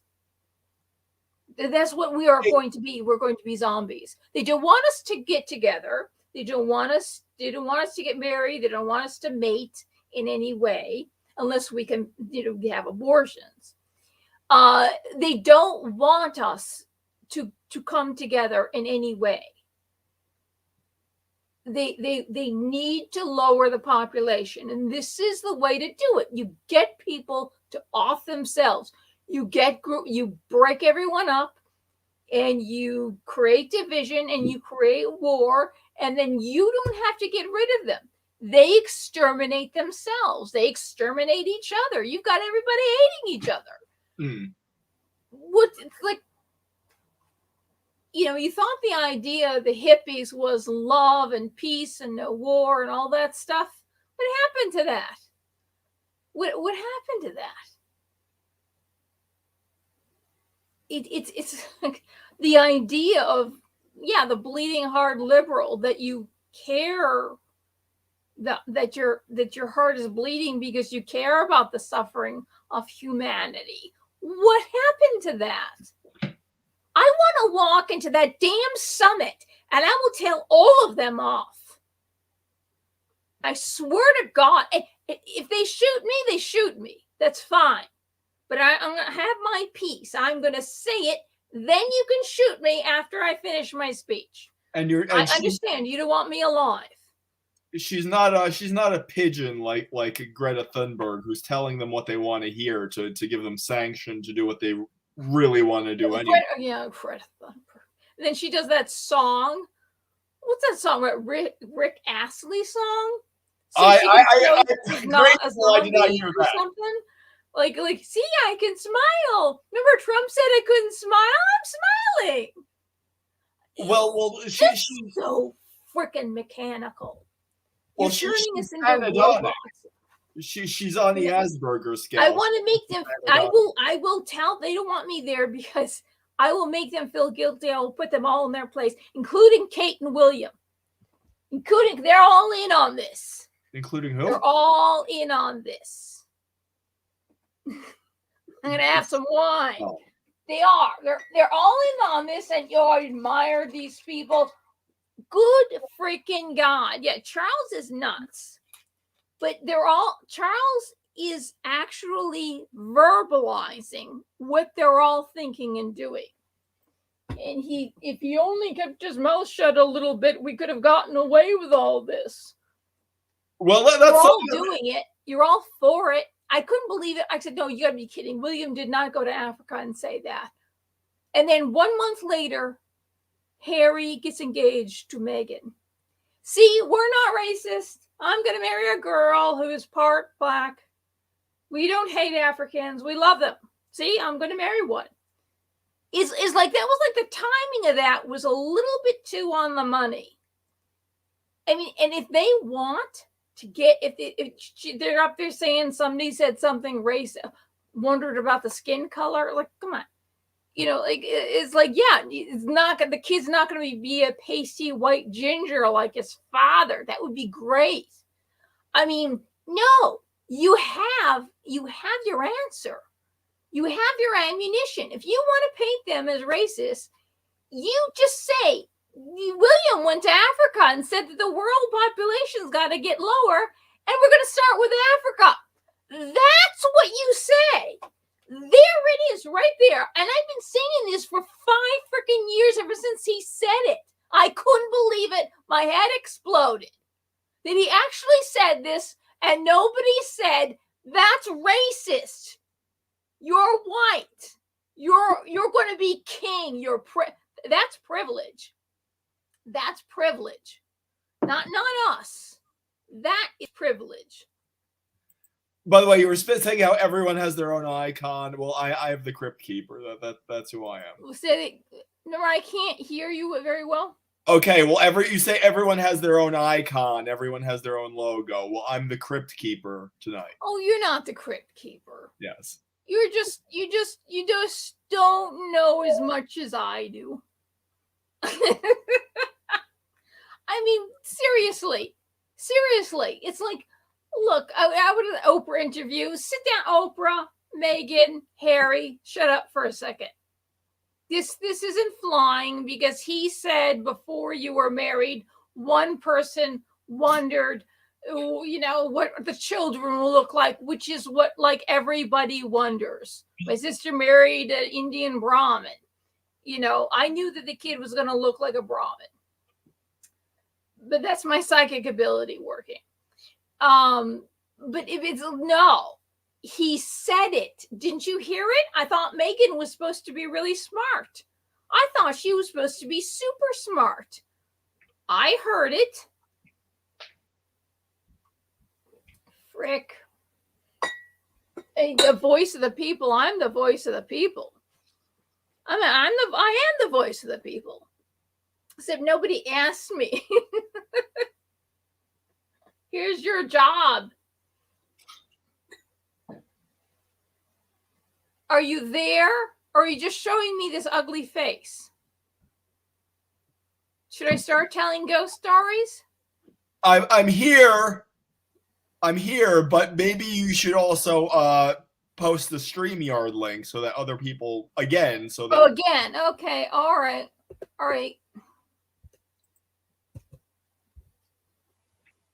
I don't know what happened to Wildheart. He was here in the beginning, but he never came on. But I can start telling ghost stories. This very room.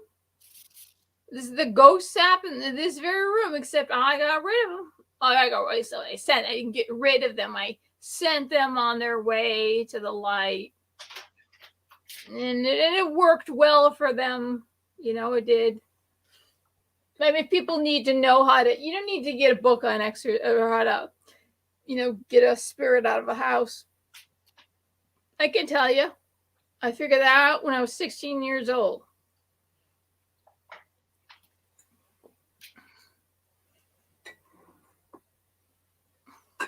Are you there? Are you there? I am here. No, you're not. I could you're like across the room. I can't hear you at all.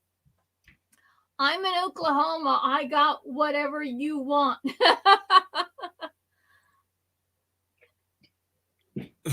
I'll take the special brownies.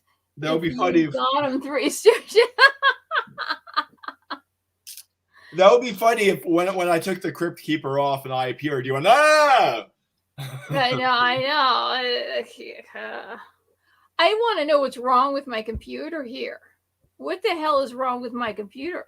Your computer is this having issues? Yes.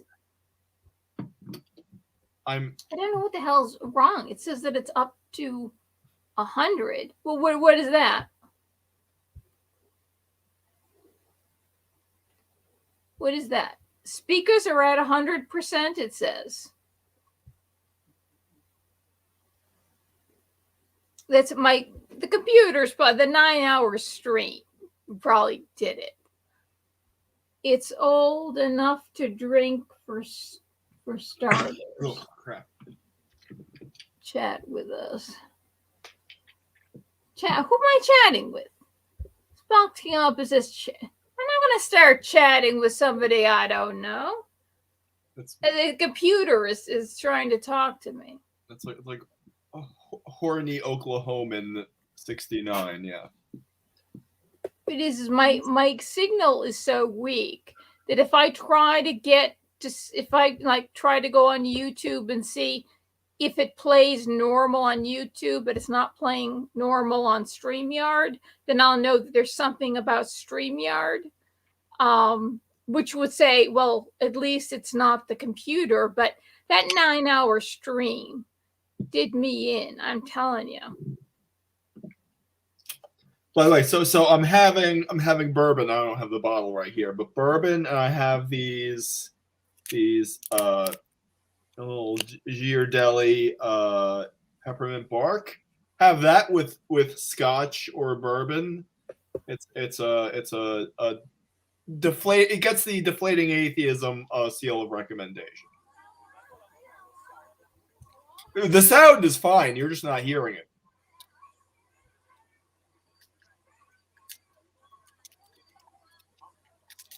I'm watching the pandas. Uh-oh. Hey Hua. That name means lotus. She's eating some bamboo. She's really cute. She's like the cutest, most beautiful panda ever. She's a princess. And they can't believe how beautiful she came out. She's just, you can't take your eyes off her. She's so beautiful. Here she is. She's holding the stalk of bamboo, and she's trying to figure out how to break into it so she can eat the soft inside.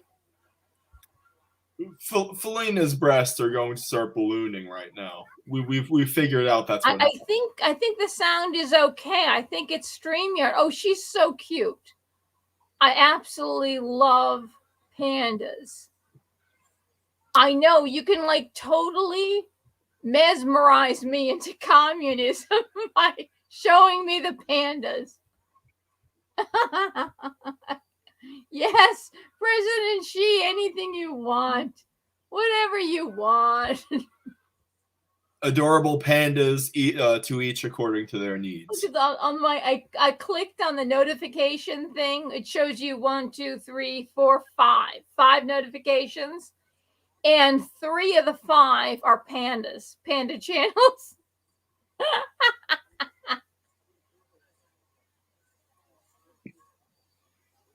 That's what Felina's been doing for the last 9 months. She's it was so cute. Hunkered down with a baby panda. I mean, she's so cute. It's insane. Hey ho ha.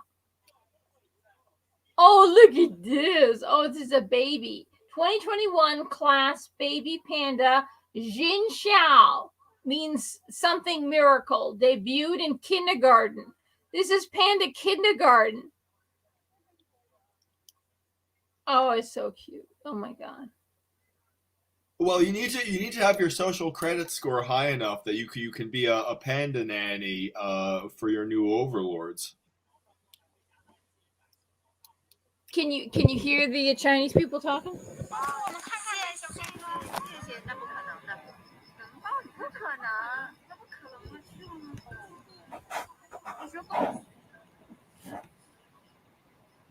Oh, I can't help but feel we've lost the plot here.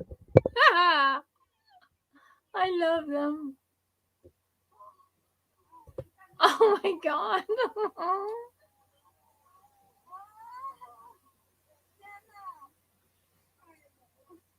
And see, they're all wearing plastic on their hands, and they're all covered.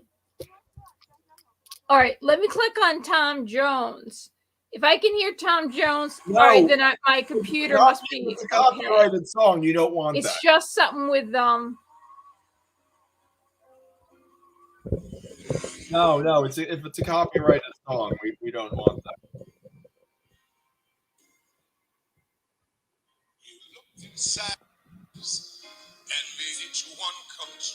No. It's a little bit better, but it's not. It's still not. I don't think is loud enough. The stream is going to be fine. You're not hearing us. Well, you weren't hearing me and Adrian, but the stream is going to be fine.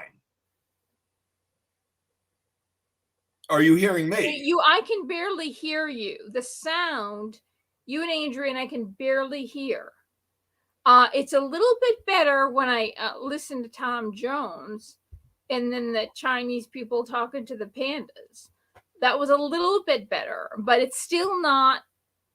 You should sound clear and louder than this.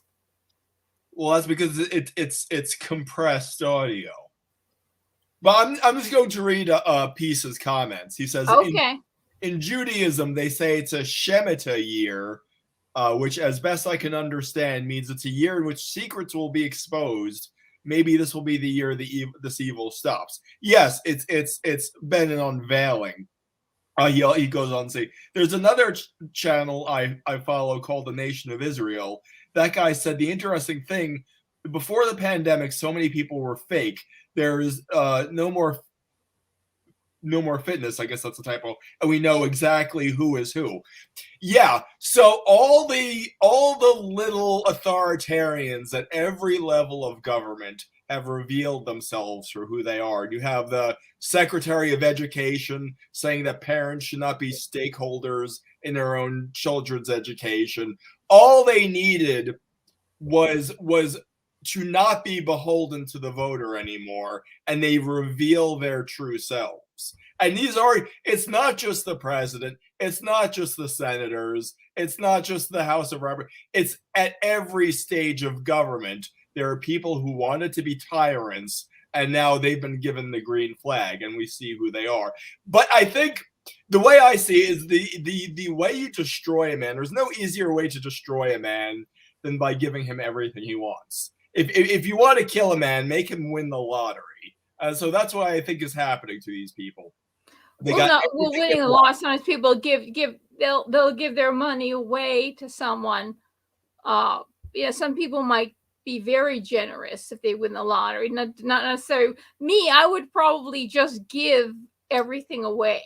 Yeah. I would have to hire somebody to stop me from giving everything away. Like, you need this amount, you can spend this, you save this. I would need somebody like this. In many ways, I'm like Elvis. It's just like, it just makes people happy. I've always been like that. It's weird, but if you talk to my family, they'll say that she just gives away. She just gives everything away, and it drove them nuts. Who are we kidding, Felina? If you won the lotto, you just buy 3,000 pandas. That's where that money would go. What is that? What? You'd buy 3,000 pandas.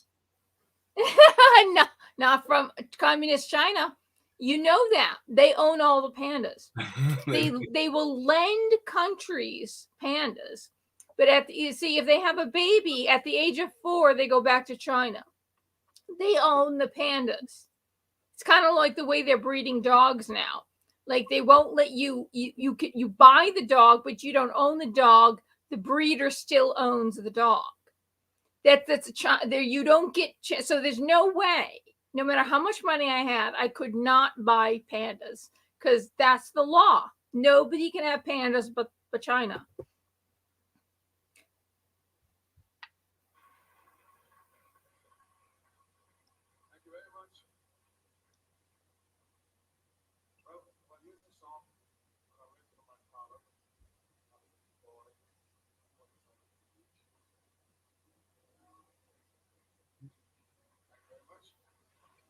The hippies were a bunch of posturing, virtue signaling candy asses by and large. Being a promiscuous smackhead who read Ginsberg is not a mark of intelligence.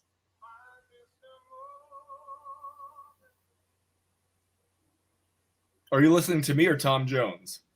Tom Jones is singing My Yiddish Mama. Well, I was trying to see. It's too silent. There's something wrong with the computer. Mm-hmm. I mean, I was thinking, if I can't hear Tom Jones well, and I have to put my ear up, that means there's something wrong with the computer. It's the sound is gone. The sound must be blown. So everyone, you're here. Felina is going to have a Tom Jones-less existence. So if that guy who was saying he was going to send her a computer, if you're still watching this, she still needs the computer is gone as we speak. I could barely hear anything. We should have just put your mailing address in the chat. You would have had a computer by now, but we lost touch with the guy. Well, yeah, if I put my mailing address in the chat, and I don't think that's going to work out well. Like that guy from, was it 10 or 15 years ago? I heard your father died. I'm here. And it's like, oh my God. It's like, you heard my father died, so you're banging on my window every day. It's like, yeah. There was another one that didn't want to date me until my father was out of the house. Then he came back for some reason. Weird guy. And it's like, yeah, you didn't want to deal with my father, right? So it's like, it's not a good thing to put my thing out there and expect that's going to be okay. It's just not going to work. One bourbon, one scotch, one beer. But it's gone. My thing is gone. My computer is gone. So how is Three Stooges says how is Africa doing on the COVID? How is Skid Row doing on the COVID? In Los Angeles, you have 60,000 homeless people living on the streets, mostly concentrated in a very small area. 200,000. Several years ago, like when I started this channel, I did a whole thing, investigation on the homeless in America, because why are we having an open border when we have homeless people on the street? And Hawaii and California were #1 for homeless people. And so we think of Tulsi. Tulsi said some good things, but some kooky things. Oh, yes, we believe in an open border. Okay, yeah, Hawaii? How are the people going to get to Hawaii? You want an open border, and you have Four Roses. Good. It's a good budget bourbon. It does not break the bank, but it's reliable. Four Roses. That's nice. And Felina, it loves roses. I love roses. That's right. Teresa of Las. Yeah, it's Saint Therese of Lisieux. Of is it not Las Croix? Le petit fleur. The little flower. That's her name, is the little flower. So yeah, it's like, yeah. So I found out how much, and they said that homeless people, they did a study to find out like if they were counting the homeless people correctly, or they were actually fully counting them, and they had people on the street that they were pretending. The survey company were pretending that they were homeless, and they noticed that they only counted 1 out of every 3 or 4 people that were homeless.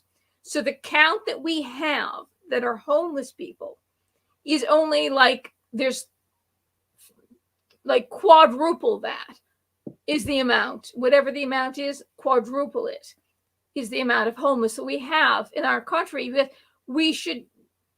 they come over here, because we want the dream. There is no dream for us. There are homeless people they're dying on the street. It's very sad, especially when you meet and get to know these people who are on the streets and why they're on the street. Abusive home lives, or they have some kind of psychological issue like anxiety, and then they end up drinking to deal with the anxiety, which ends up killing them. So they end up dying on the street. So you care about the people over there, just like that song in Hair. Why do you only care about the bleeding crowd? How about bleeding crowd, which means the people in Vietnam? How about the needing friend? The people right in front of you, easy to be hard. And it's like that. That's amazing, because that was written way in the 60s when everybody was talking, complaining about the Vietnam War, and talk about people who care about strangers, who care about evil and social injustice. Do you only care about the bleeding crowd? How about needing social injustice? They're saying it right. That thing was written like 1967. Hair was written. Social injustice. Social justice warriors care about the people over there, but they treat the people over here like shit. And the people who are on the street homeless. Yet you want to open up the border, yet there are people right here on the street. There's even children who have no homes, families who have no homes, who also are underfed or starving. They're considered starving because they're not getting enough food.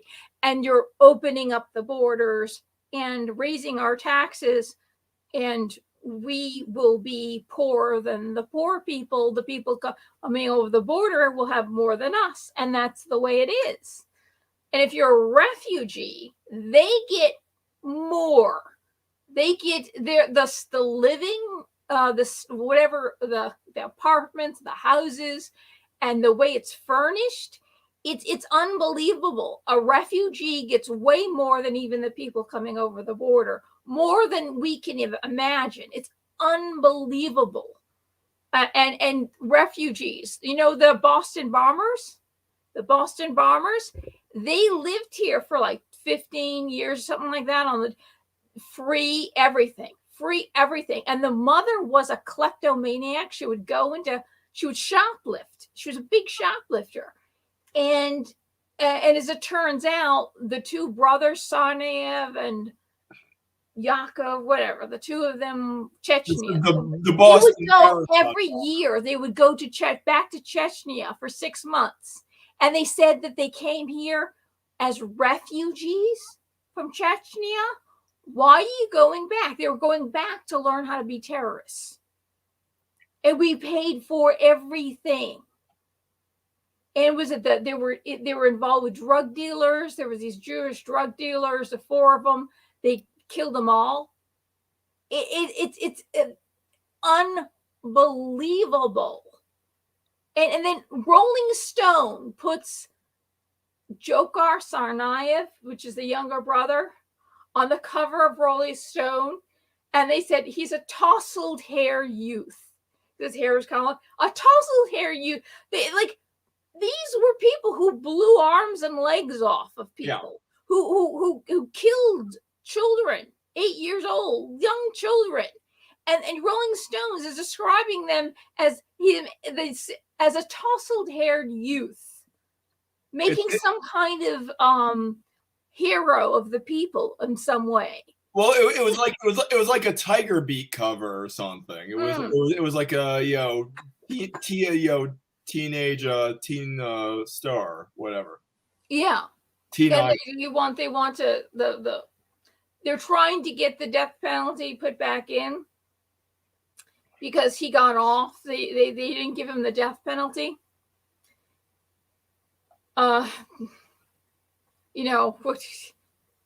They say with the executions cost the public more than if they keep him in jail for their whole lives, because of the appeals process is so expensive. It's better just to put them in there for life. And by the way, peace. So long, peace. Oh, goodbye, peace. And peace, Mad Dog, if you're still here. That's right. We should learn that song from Sound of Music. So long, farewell, auf Wiedersehen, good night. Good night.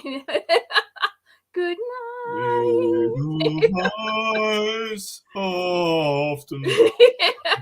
Every time somebody leaves, we'll break in, so long. would be terrible. Everybody would shut off. Well, then there's No. the turkey. There's a turkey song in The Sound of Music, the Confidence song, and no one likes that song. What turkey song? It's the Confidence. I've got confidence. No, that's on Sound of Music. I know the song you're talking about. I've got confidence. It's The Sound of Music. But it's not. I know my musicals. Oh my God. Oh, dude. If I was born into the body of a man, I would be gay. I swear to God, I would be gay. I couldn't be any other way. I mean, I'm just saying, I'm sorry. These are the things I love. You're just gonna have to take me as a gay man. I've got. In fact, was that from an Elvis movie? For some reason, I think I remember Elvis singing that. No, wait a second. Proud to be known. I can't find the little thing there. Okay, I've got confident. God is going to see me through, right? I got confident. God's going to see me through, no matter what. Something around. I think that's an Elvis movie. Yes, it's an Elvis thing. It's a gospel song. Okay, I think you're thinking of something else. No, don't play it. Don't play it. It's copyrighted.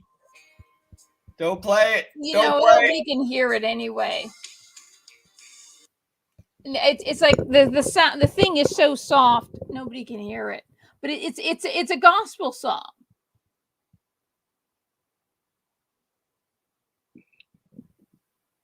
Three Stooges says Canadian Hunter for budget bourbon. Is that a Canadian whiskey? I don't know. I'm Scotch or bourbon over here. Avita saying goodnight.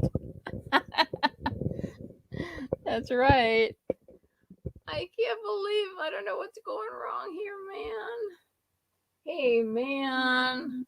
P said, it makes my blood boil how the people who pretend to care about justice make snap judgments of the homeless, cursing them, assaulting them, ghosting them. Pardon my French, these dip S's are effed. Yeah, well, there's so much there's so much like urban chauvinism that they say, oh, you're a red stater, you're a hick, you're backwater or something. Well, most people who live in small towns don't have to step over a homeless person on their way to work. They don't have to ignore homeless people. So I There's a lot of homeless people on the streets in my town, and they're building affordable housing, but it's not affordable. It's like you have to pay the amount you have to pay per month is like, I could never pay that. I could never pay that in a million years. That's not affordable.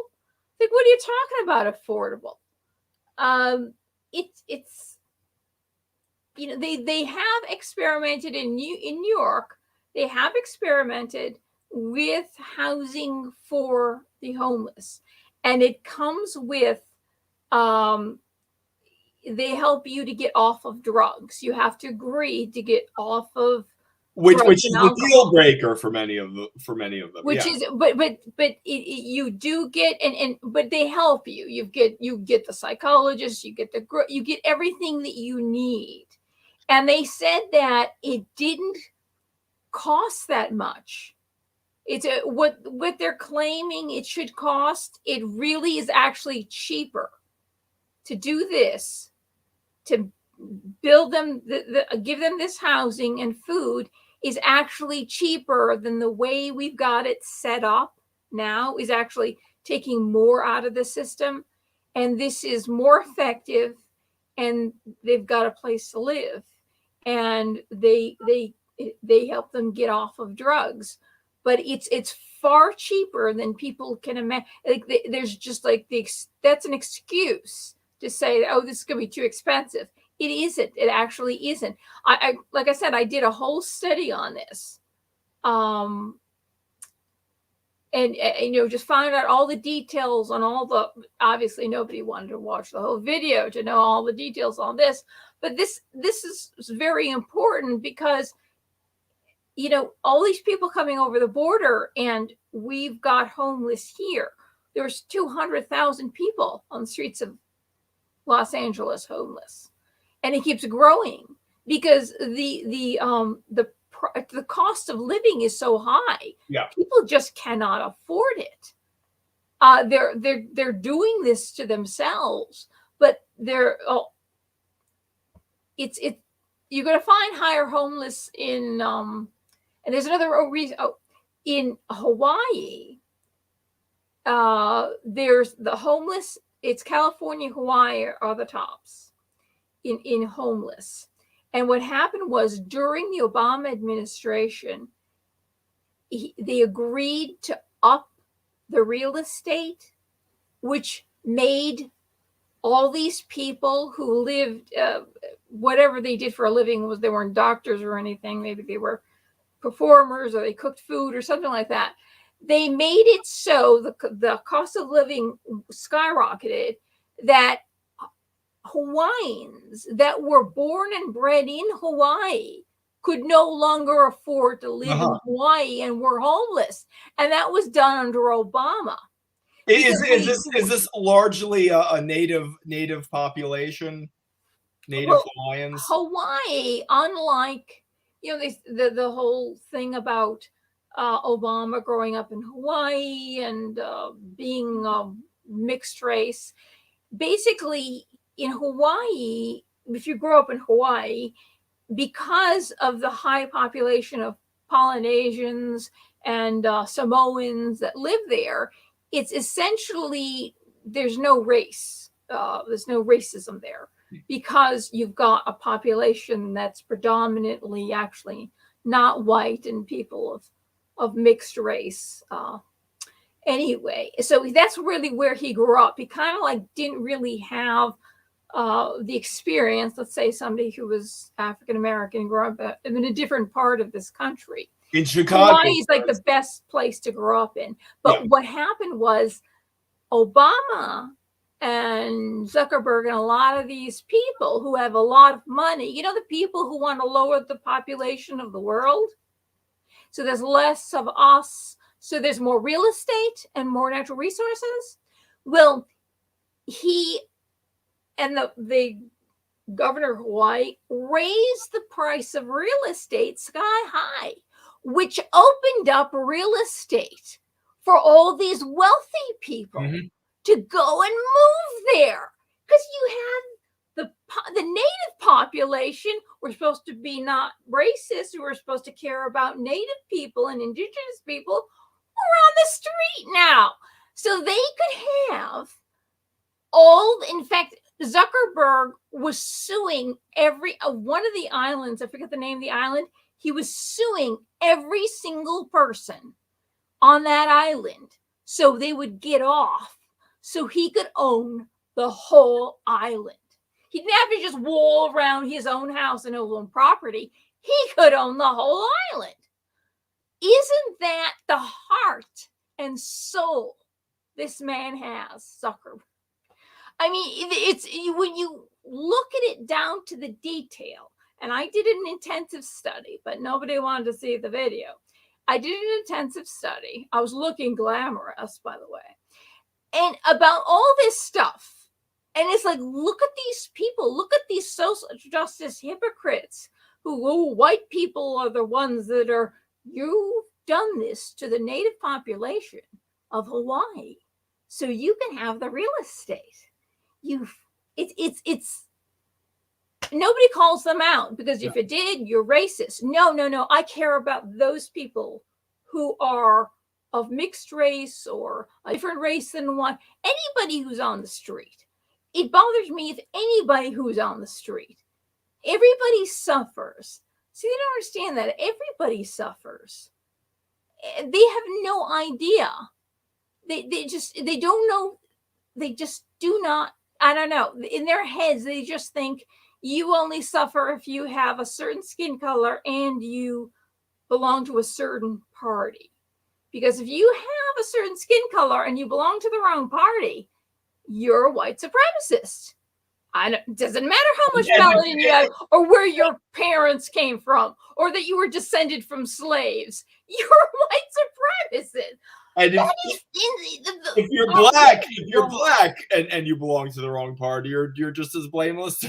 I mean, it's like, but what is wrong with the people of this country? They can't say immediately, that's bullshit. What are you talking about?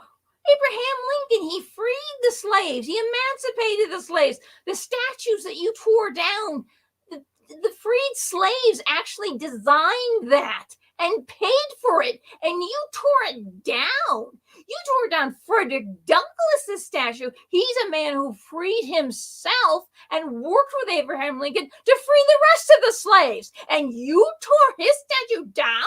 Do you know what you're even doing? Do you think just because it's a statue? Oh, it's because see, this is it. This is the reason. Because these are Marxists. These are communists. It's because Frederick Douglass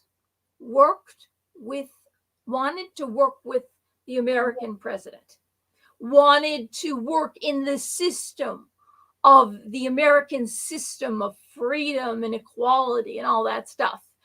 He should have been a communist. You see? Then they wouldn't have torn the statue down. That's the thing. That's the thing that they don't like. They don't care what color he is.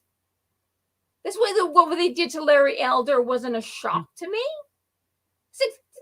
I knew right away. I've said it in my videos, which I took most of them down off of YouTube. But that's it. He saw within the American system, so did Booker T. Washington and George Washington Carver, saw in the Constitution and the Bill of Rights, where everyone is equal. It's stated there.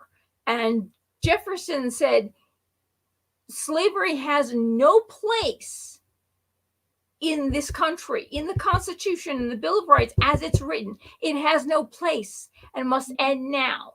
But they didn't want to end the slavery. I'll give you 20 years. And then after that, that's it. But they didn't want to end it. That's why we got into the Civil War.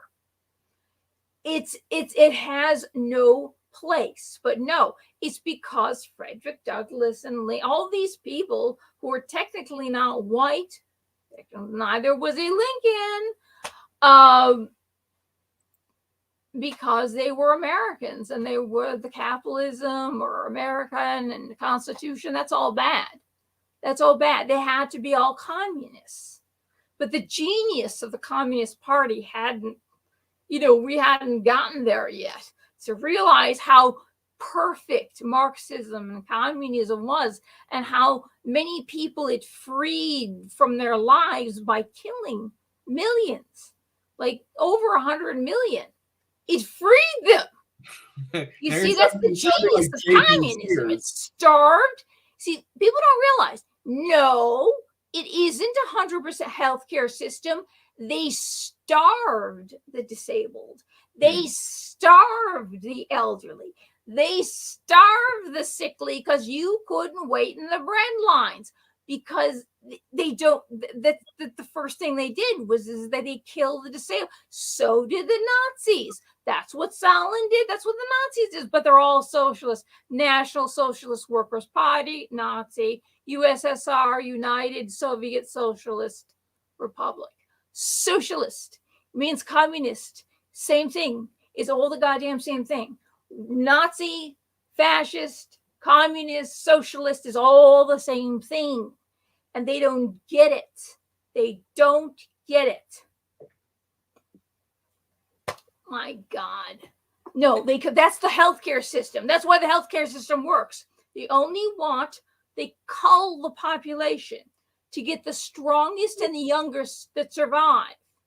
Because if you can't stand in that bread line, you can't get the food, so you die. You just die. So they've culled the population. That's why they promise health care. That's how they can cover health care for everyone. It's because they killed off the rest. except for the strong, the young and the strong, that they can use to go off to war and die in wars. You see how communism works? It's beautiful. Just beautiful. These freaking stupid people of this country who are the drugs that you have taken to actually think that communism is going to work and it's humanitarian. You're stupid. Get off the pot right now. Stop smoking it all day long. Stop it now. The more angry. I like Felina's videos are on the spectrum. I like her early ASMR videos, and then when she gets into high dudgeon, you really hear her northeast come out. You really. I mean, if you know, as I'm drinking this wine, okay. Otherwise, I'd be on here and I'm on YouTube, and I'm afraid because it's YouTube, and I would be careful about everything I said. But I would be like, I swear to God, if you elected me into office, you think Marjorie Taylor Greene is great. Oh boy, you have no idea. You have no idea. I mean, oh my God, would I tell the squad off? Oh my God, the squawk. Well, squawking. Get in contact with Steve Bannon. He might be able to place you somewhere, even if it's in a polling station. What? Get in touch with Steve Bannon. He's looking for. Oh, they just call. Look at she's white. She's white. Racist. No, you stupid people. No.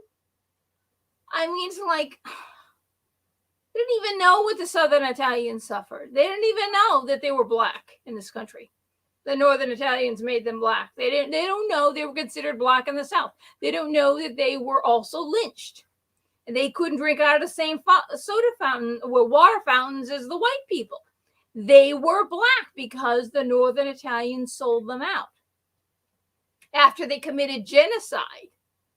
They committed genocide against the Southern Italian people. And the mafia didn't help them. Don't talk to me about the mafia. The mafia, they were working for the landowners. By the way, there is a song, "I Have Confidence" from The Sound of Music. That's the name of the song. What? I Have Confidence. For what? That's in The Sound of Music. It's a song from The Sound of Music. How does it go? Well, I don't know, and no one remembers how it goes because it's the least liked song from The Sound of Music. No one knows how it goes. It just sucks. But it's like the necessary song of the musical. I've heard The Sound of Music 1,000,000 times. I've got confidence. That's when she's going to first be a nanny. That's what she sings. She has confidence. No, she doesn't. They cut that out of the movie. That sounds like an awful stupid No, it's in song. the movie. I saw the movie on TV. I've seen the movie. Oh, see, Sound of Music. DuckDuckGo begs to disagree.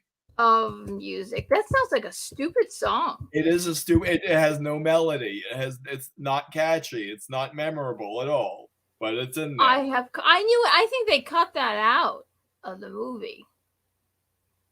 I might have seen. 709,000 people viewed it since 3 years ago, and then 1.3 million 8 years. Oh my God! People actually like that song. I don't even know what the song is.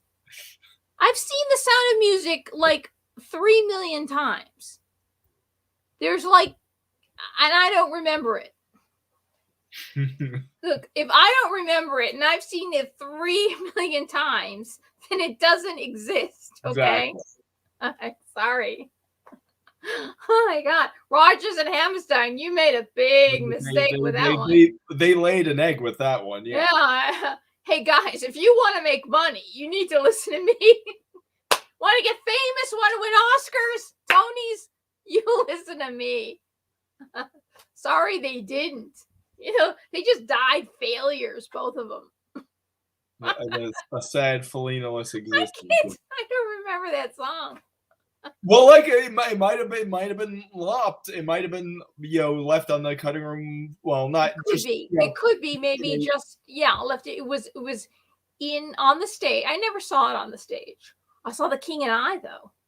I did. I saw The King and I. It could have been on the stage, and then they cut it for the movie, and especially for television. Well, no, it was filmed. It was filmed, obviously, but maybe for the theatrical release it was cut, and maybe when they showed it on TV, they showed a longer version of the movie or something that had the song that no one liked. They cut it for that, just like that song in Cheer Up Charlie from Willy Wonka.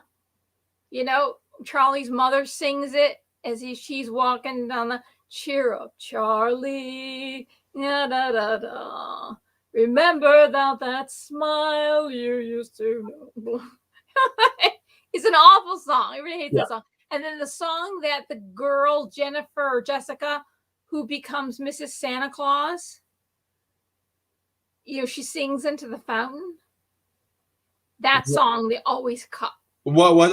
I don't know what that movie is. Santa Claus is Coming to Town. Remember, with Mickey Rooney? No. Rankin Bass claymation. Hello. Okay. I not ringing a bell. The entire thing is not ringing a bell. Rankin and Bass. Those Rankin Bass specials are only half an hour long. Well, this I think was an hour long with the commercials. Which is Tanta Kringle, and then the Kringles, and then Winter Warlock. You were talking about this once, and I thought you were on drugs. And then the Burgermeister Burger. Burgermeister. And then he gives him a yo-yo. I always loved yo-yos. I used to do all kinds of tricks. And sir, you're breaking your own law. Remember, he said toys. Anyone who is found with a toy will be arrested and thrown in a dungeon. And tortured. And the Winter Warlock, the only thing I have left is these melted candles and this magic feed corn that makes reindeer fly. I don't have anything that's going to melt bars, but somehow with the magic and Jessica's magic feed corn, she feeds the reindeers the magic feed corn. And somehow they escape from the dungeon. The bars, I don't know how that works. Somehow, I don't know how that. And then they all fly. Each of them are on a reindeer, and they fly away. I don't know how they melted the bars. I mean, the reindeer fly. That's good, but how did you get them out? And the fact that she said, that the warlock said, but I don't have anything that melts bars. But somehow Jessica goes, magic feed corn? It's like, I don't know. I don't know how that worked. I don't know. On drugs. They were all on drugs. That's why he had to move to the North Pole. So until the Burgermeister burgers died out. Then he could pick the most solemn holy day of the year and go once a year, bringing the gifts to all the children around the world. It sounds pretty communist, actually. He has to have them die out so he can distribute toys to each according. Well, he let them die out on their own. Okay. So they died out, but I guess the people didn't like them anymore, and they threw the Burgermeister Burger's portrait in the trash, and they put up Santa Claus picture in City Hall. See, that's what happened. They realized Santa Claus was better than the Burgermeister Burger, which means King, Mayor, King. Do you know what that means? Burgermeister Burger, King, Mayor, King. In German. Mm-hmm. It's the La Brea Tar Pits, yes. the tar. La Brea Tar Pits. Oh, and what was the name of? Let's see. Fred Flintstone. He was the stand-in for the monster of the La Brea Tar Pits. What actor was he the stand-in for? That the actor would stop just shy of walking into the tar pits. See him walking into the tar pits. the actor stopped, and then Fred Flintstone had the costume on and walked into the tar pits. So the actor, the famous actor, would not walk into the, because he was famous. What was his name? The famous actor. What was his name? They used his actual voice. Well, based on your impression, I'm going to say Bela Lugosi. No, that's the director. The director is Russian. Oh, okay. I Jackie Gleason. I don't know. Gary Granite. Gary Granite. Oh, Fred Flint's. Okay. Gary Granite was the actor. Cary Grant. Gary Granite. And remember when Pebbles needed a babysitter? I didn't What watch other this famous stuff. actress? I never watched this stuff. Come on. I never saw so much classic TV. I never watched. Just some of it, but I Anne never watched the Margrock. complete episode. The only classic TV. Anne Margaret. That rings Anne a bell. Margrock. The- And she sang a song to Pebbles because they both had red hair. Anne Margaret had red hair, and so did Pebbles. So she babysat for her and sings her a song, and Pebbles just loved her. Those are the two famous people who were on the Flintstones that made cameos on the Flintstones. That's how good that show was. I mean, when you've got talent, acting talent of that caliber on a cartoon, that's a good cartoon. Well, the animation wasn't especially fluid. What? The animation wasn't especially fluid. You see people are. I liked it. It was good enough, and I like the cereal. Cocoa Pebbles. Well, they make it to this day. They make it to this day, and it's rice. So if you're gluten intolerant, you can eat it. That's how great that cereal is. It's chocolate and it's gluten free. What more do you want? And you got a cartoon on the box. Yeah. What more do you want? Sometimes there's a little puzzle on the back, a little maze to, where you're eating the stuff. Sometimes there's a prize. Sometimes you get a prize in the cereal. It's great stuff. You can't get better than that unless it's Count Chocula. If they went back to actually putting the prizes in the cereal box, I welcome that. But they stopped doing that even when I was a kid. You had to send in. You have to get your UPC codes and send them in. Cracker Jack. Do they still have prizes in the box? Yeah, but it's like a little paper thingy. It's like paper. It's not like plastic. It's like, I think the last thing I got was like a little tiny what do you call it? The thing that makes the thing look bigger. A magnifying glass. A little tiny magnifying glass. Yeah, but the one in glassine. It's not an actual convex magnifying glass. Yeah. It's like you used to be able to get Jacks. What's the thing that you roll? Cracker Jack. Yeah, Cracker Jacks. What's the what are the little star things that you toss like dice? No. But yeah, those used to be the kind of things that you would get. Jacks. Yeah, Jacks. That's the balls and the little metal things that are like stars but like three-dimensional. Yeah. So and the paddle ball, the wooden paddle with the elastic string and the ball at the end of it, and you keep hitting it. A clacker, yeah. You know that toy too. What other toys do you know? But this is the thing to notice about cereal boxes and about a lot of products in general is that they have a cartoon character on the box, which obviously kids like cartoons, but they always have eyes, and the eyes are always cast downwards, so that the kids make eye contact with the character on the box, and then they complain to their mom that they want the box. You want to know why? Because they put all the sugary cereals lower at the eye level of adults. It's not at the eye level of an adult. It's at the eye level of children. Yeah. That's how they pack those in. That's why the kids go for it. It's because it's at their eye level, the actual product. See, mommy, I want this, like Lucky Charms. You know, or remember, yeah. whatchamacallit? What's his face? Captain Crunch. Funny Eddie Murphy. Eddie Murphy. The first time he appeared on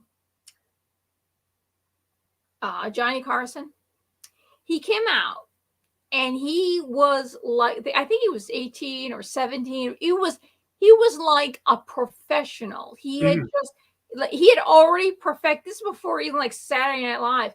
He perfected himself.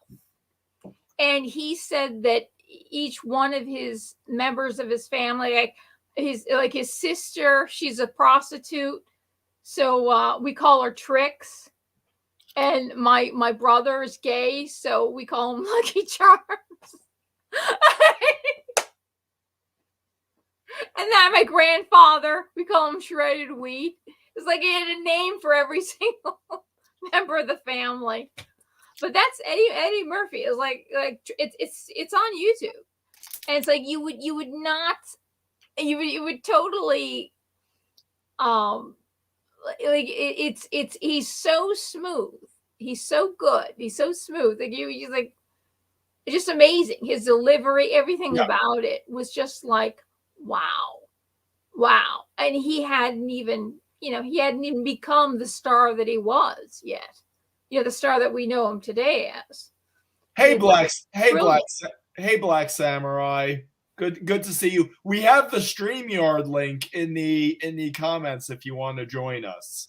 We haven't had anyone. I can put it back down again. We haven't had anyone join us tonight. I know. I'm very surprised. We had Canadian Adrian earlier.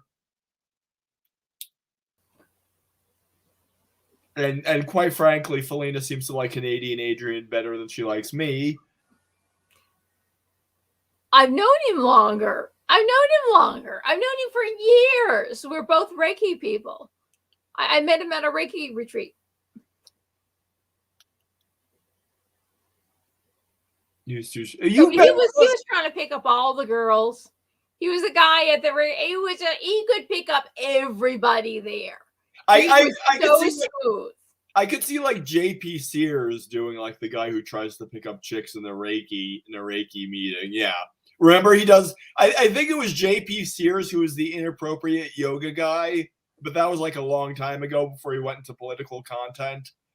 But it's like somebody hasn't eaten their yogi their goji berries. The guy who goes to the yoga meets. I don't remember what was that. Was that Saturday Night Live skit? What's that? No, it was a YouTube thing. I think it may have been JP Sears. You know JP Sears who does. No, I don't. Okay, well he does like conservative comedy nowadays, and he's called The Extra Spiritual Life of JP Sears. He has red long hair. I know you've seen him. He has long red hair. He does like conservative comedy. It doesn't sound like anybody. JP Sears? How do you spell that? Just JP, the letters, and Sears. SEARS. I mean, you'd love it. It's completely up your alley. SEARS. It's completely up your alley. So is this the guy that you sent me the clip? Yeah, you sent me a clip of this guy. I've never seen him before. Okay. Until you sent me that thing. I never saw him before until you sent me the YouTube video of him. Okay. I had no idea the man existed. Well, he originally sort of started as Super Spiritual Life, and that's not like an act or anything. He was really into like yoga and stuff like that, but he parodied it at the same time. But I don't know. He doesn't look like the kind of guy he could pick up a lot of women. It like Adrian just like. I mean, he's a guy. He just picks them all up. It's unbelievable. He has that finesse. To just like unbelievable. I rolled my eyes. Oh my God, look at this. He was trying to pick up me. Now he's trying to pick up her. Black Samurai, you've joined us before, so don't give us this too shy BS. Okay. Oh, come on. Yeah, come on and say hello. By the way, I was thinking because Felina was talking about hair. Weren't you the guy who talked about the Phil Oak song about the liberals? Hair song? No. You were talking about hair. You were talking about the social injustice, whatever that song. Yeah, Easy to Be Hard. Then the song's called Easy to Be Hard. I think Black Samurai was telling me about. I think that's the name of a porno too. A Phil Oaks song from the '60s that we think of Phil Oaks as being There wasn't any love songs in Hair. There wasn't any love. I'm talking about something else.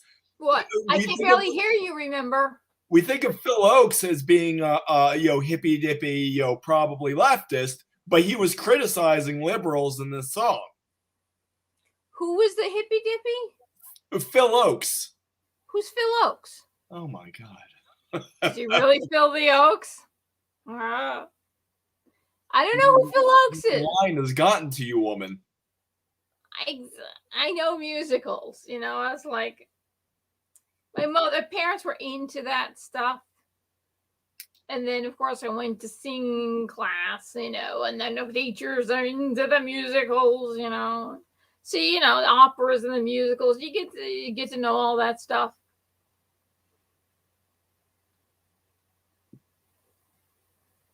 So should we try to put this back into Halloween, even though it's now? I mean, if people watch this, unless we cut out like a clunk in the middle, I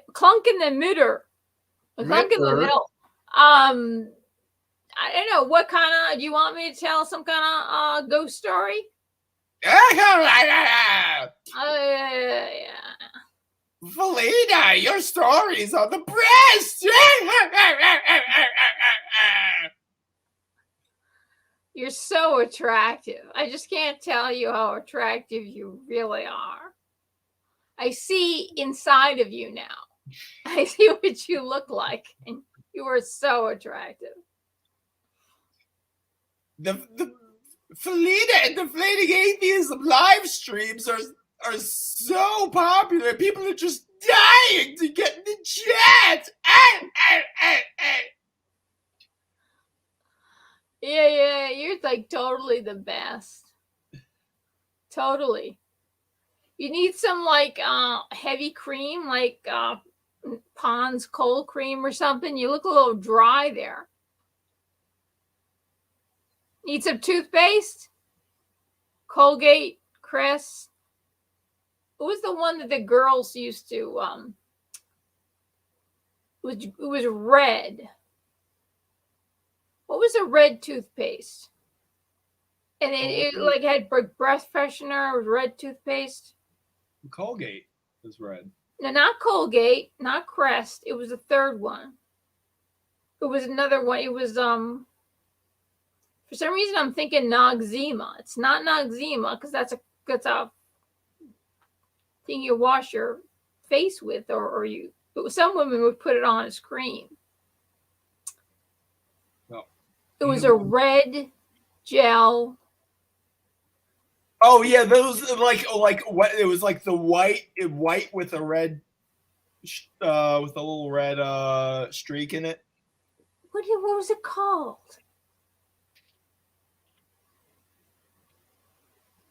You're typing that in there. But I think that might have been like it's like one of the things that was too cool to actually exist, like colored toilet paper, so they had to stop doing it because like people can't have nice things. Let's see. But you're saying girls use, and for some reason, red toothpaste. Oh, in this, I was gonna write. I said red toothpaste. And I was gonna type in of the 70s, and it says red toothpaste, and it came up in the 70s. Close up. Do you remember Close Up? because it had like breath freshener in it too. Okay.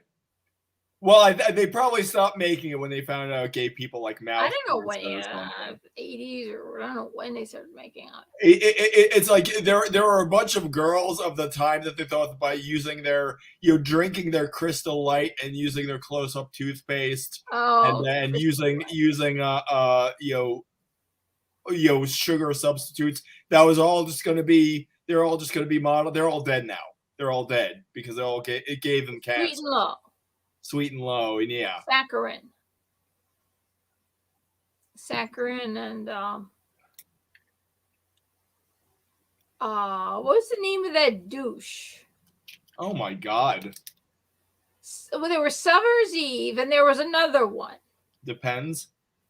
No. You know, she had a shorty little dress, flowers on it, and I don't know, like it was like running through a meadow. The kind of douche. Running meadow. It reminds me of Seinfeld. It's the commercial with the swirling chocolate. They all have the swirling chocolate. It was like there was Summer's Eve, and there was like I never used it. It's just like you just know of it, and it was like this short '60s kind of dress. I don't know. Did she use Nair for her short skirt? Nair wears short shorts. Nair. Nair. Well, Nair, they made Nair for a long time. That was douche. 70s douche. Oh my God. There were a lot of 70s douches, believe me. Oh my God. Black Samurai, don't you want to be part of the 70s time? 70s thing. 70s. Enter. Come on. Black Samurai, 70s. Don't you want to be part of this conversation? The sexist, toxic history of douching. Oh my God. They won't tell me what it is. They're going to give me an attitude. The sexist, toxic history of douching timeline. What was douche? Look, just tell me the name of the douche. Don't tell me that you actually had a college course about it. I bet they invented a college course about douche. Yes. People ask, what was douche invented for? Douching made its commercial debut in the mid-19th century when the Aiguizer irrigator appeared in French pharmacies. Oh, you got to blame the French. Women used the device consisting of a nozzle and plunger to prevent pregnancy. Is that what douche was for? Is that really what douche was for? Is it you got to blame the French for inventing the nose and the nozzle and the whatever? When women got pills for hysteria and advice to keep vaginas clean, BBC.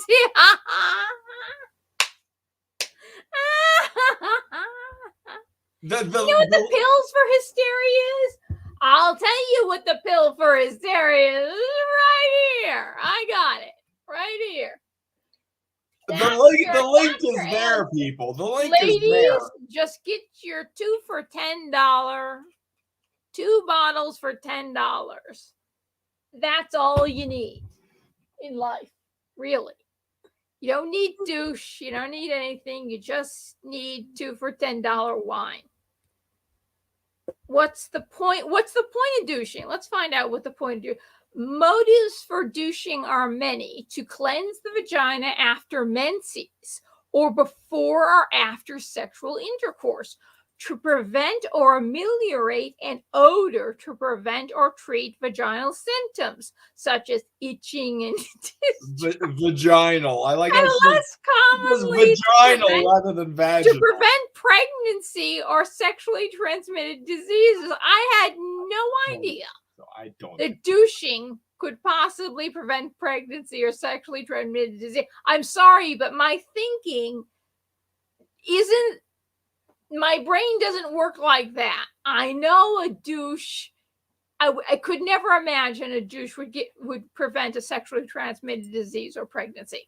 I just no. So I'm sorry. This would not have caught me or got me into douching. But that's like so stupid. Oh, we had sex. I have to go douche. Oh, you smell a little. I have to go douche. What the frick?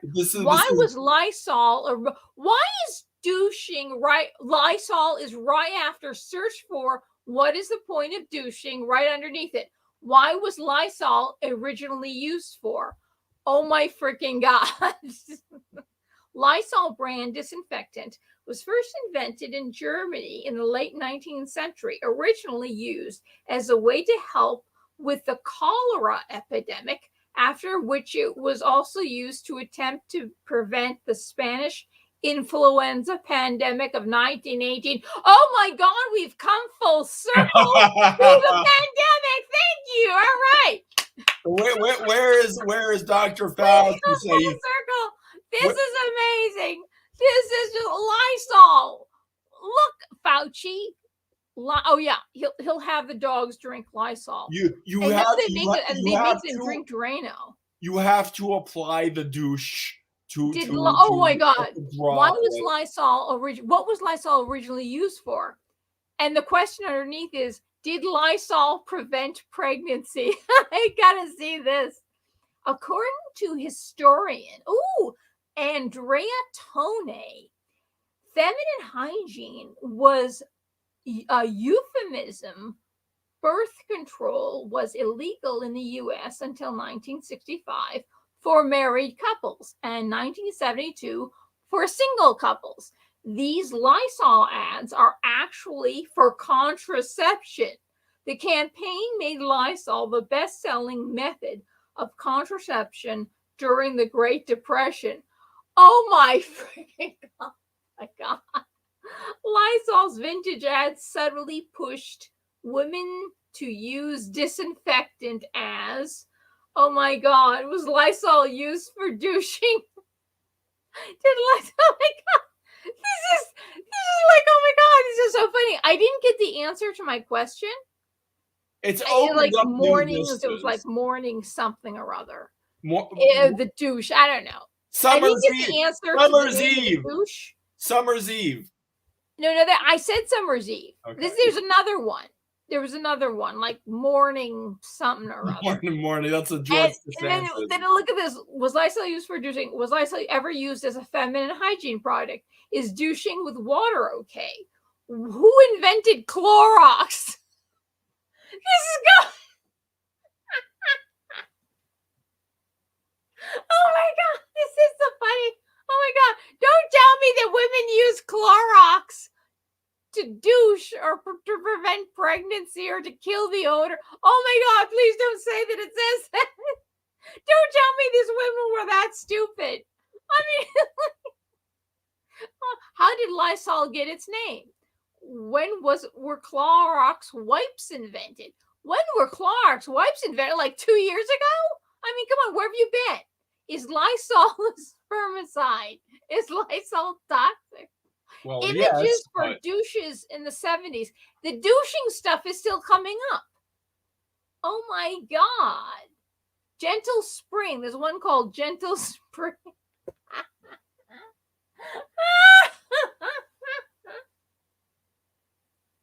I'll go out in the springtime and I'll just rub my bottom against the grass with the violets coming up in the springtime.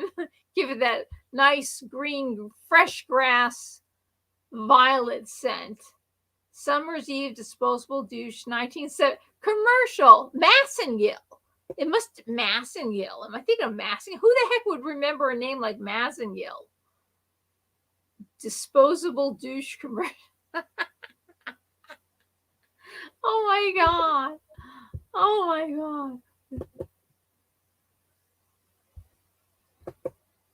Gonna play the commercial? Come on.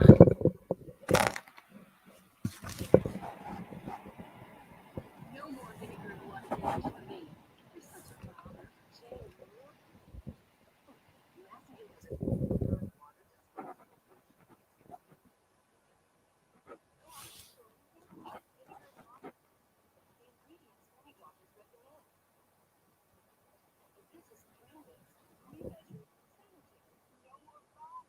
Oh, wow.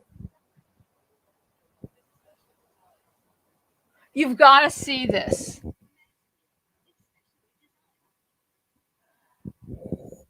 It's just vinegar and water, and it's a specially designed bottle that's sanitary. Okay, you take any freaking bottle, you throw it in water and Clorox, you've sanitized it.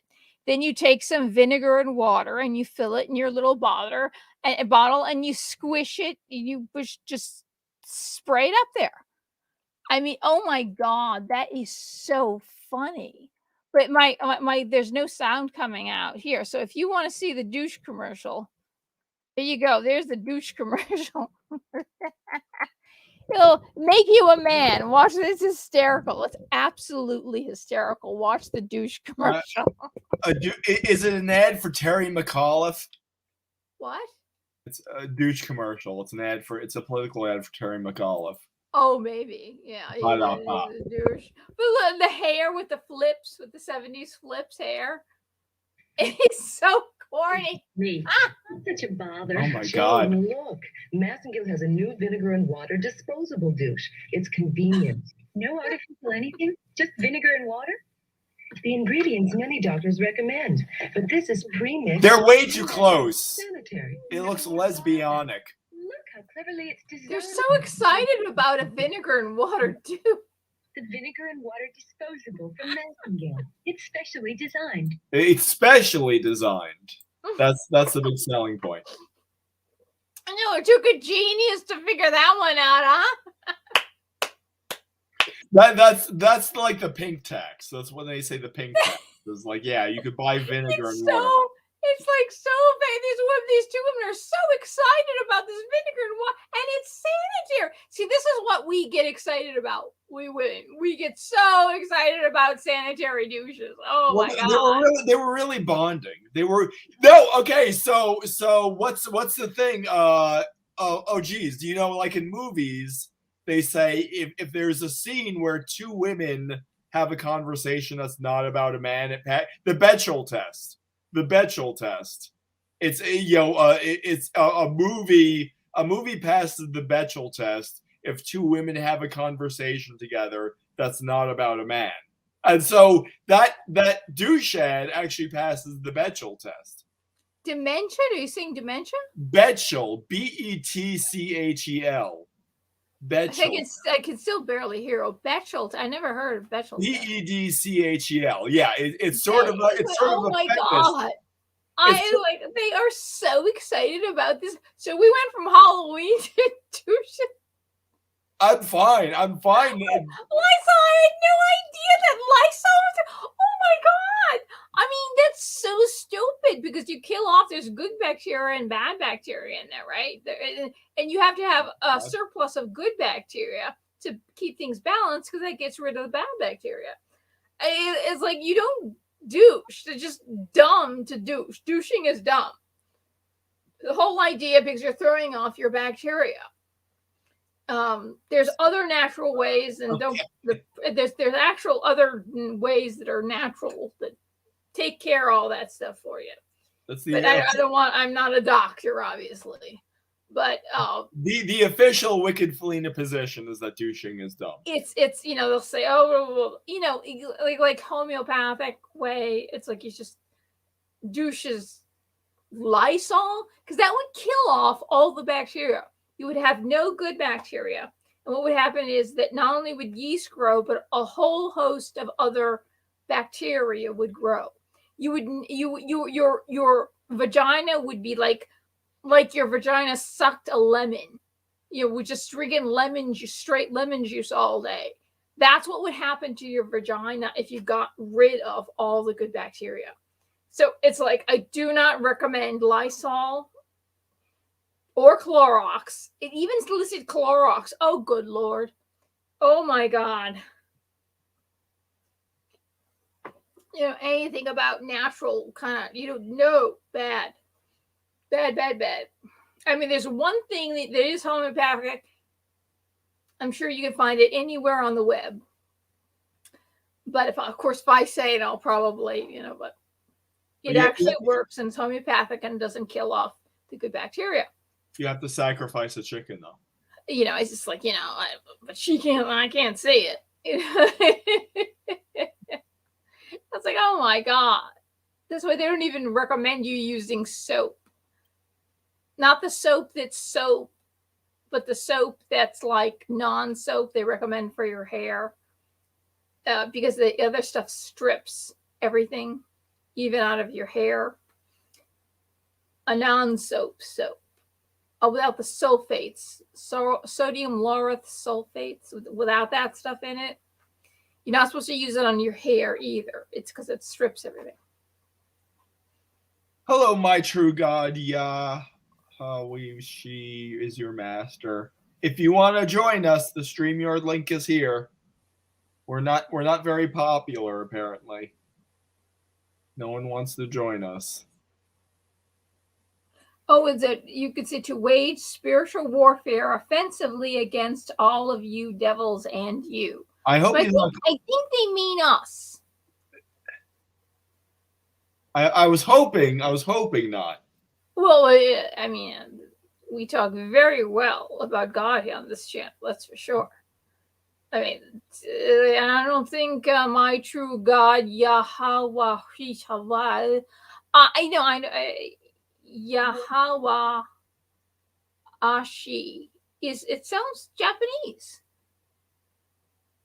Is it yeah? Black Samurai, join us. Follow the link. You don't have to show your face. You could just show a blank icon if you're that shy. We want you to. It doesn't sound like even Hare Krishna chant. I don't recognize that chant. I do not recognize that chant. I just really hope he's not calling us devils. Oh, I think we probably are. We may be devils. We're just gonna have to accept it.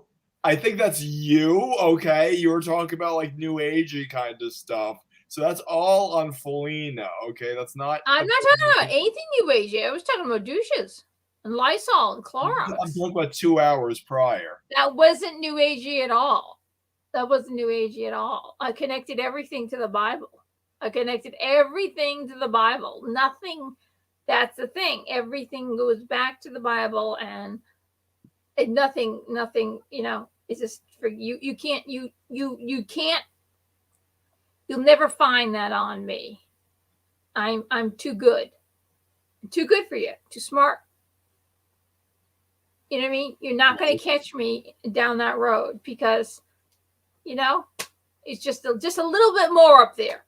That's all I'm saying. A little bit. I like them real dumb.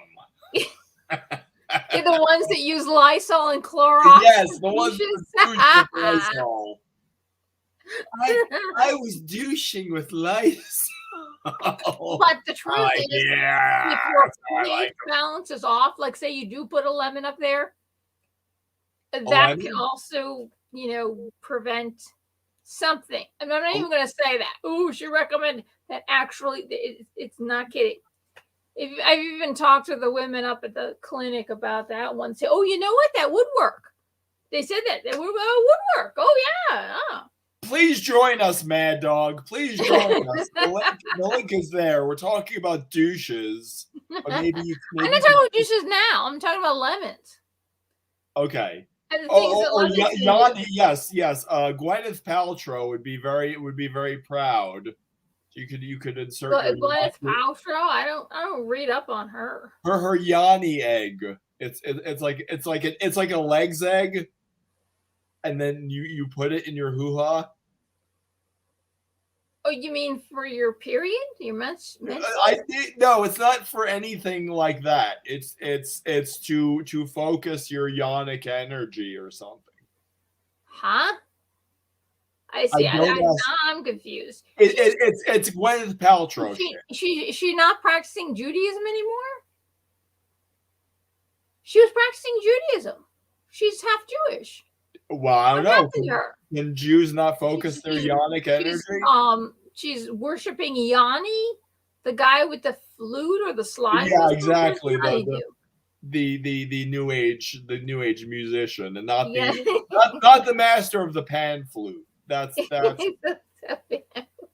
not Yanni. I forget who that is. You ever hear a slide whistle? Yeah. When I first heard that pan flute. I'm going, what the hell is that? What's that? That guy who plays the slide whistle? Is that what Daddy's playing? Well, we're It talking about does old sound like a slide commercials. whistle, not a pan flute. Zamfir. Zamfir, yeah, Zamfir. I'm going, hey, oh my God, he's playing that slide whistle album again. Oh my God. Now this okay, so we're talking about old commercials. Why this guy was always on late at night with his commercials? Was there was there such a big market for pan flute music? Why was this guy always on at 3 a.m.? I know Zamfir, even the name Zamfir. Who would write out a check for Zamfir? I mean, it's like, oh my God, I thought that was just awful. Please put the Partridge Family back on, please. You know?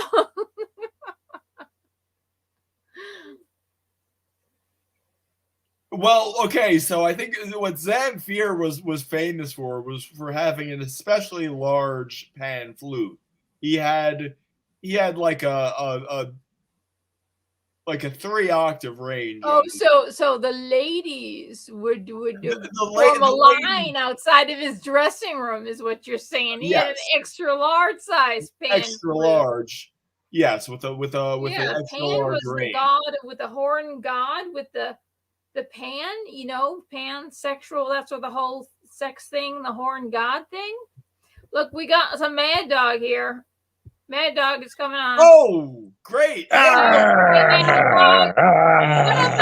us about the pan flute and Zamfir and Lysol Clorox douches. Oh yeah, it's what makes the magic happen. Were you at some event earlier tonight?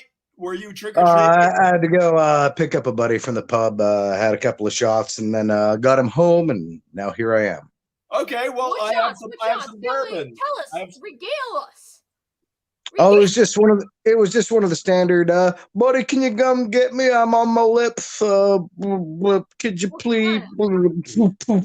You know. So, peppermint. You know that actually sounds really good right now, but I'm bone dry out. So I'm just hanging out with my axes. Your axes. You're doing your Lizzie Borden impression, huh? They're double-headed axes. Whoa! Two Taurus trots. I just picked up this new beauty here, which I'm waving around for everybody to see. It's a Thorson Forge, guy from my local hometown. Viking thing. He was on the Forged in Fire show and everything. He had the best loss in the history of the show. He was asked to forge the second sword he'd ever forged. The guy's an axe guy, right?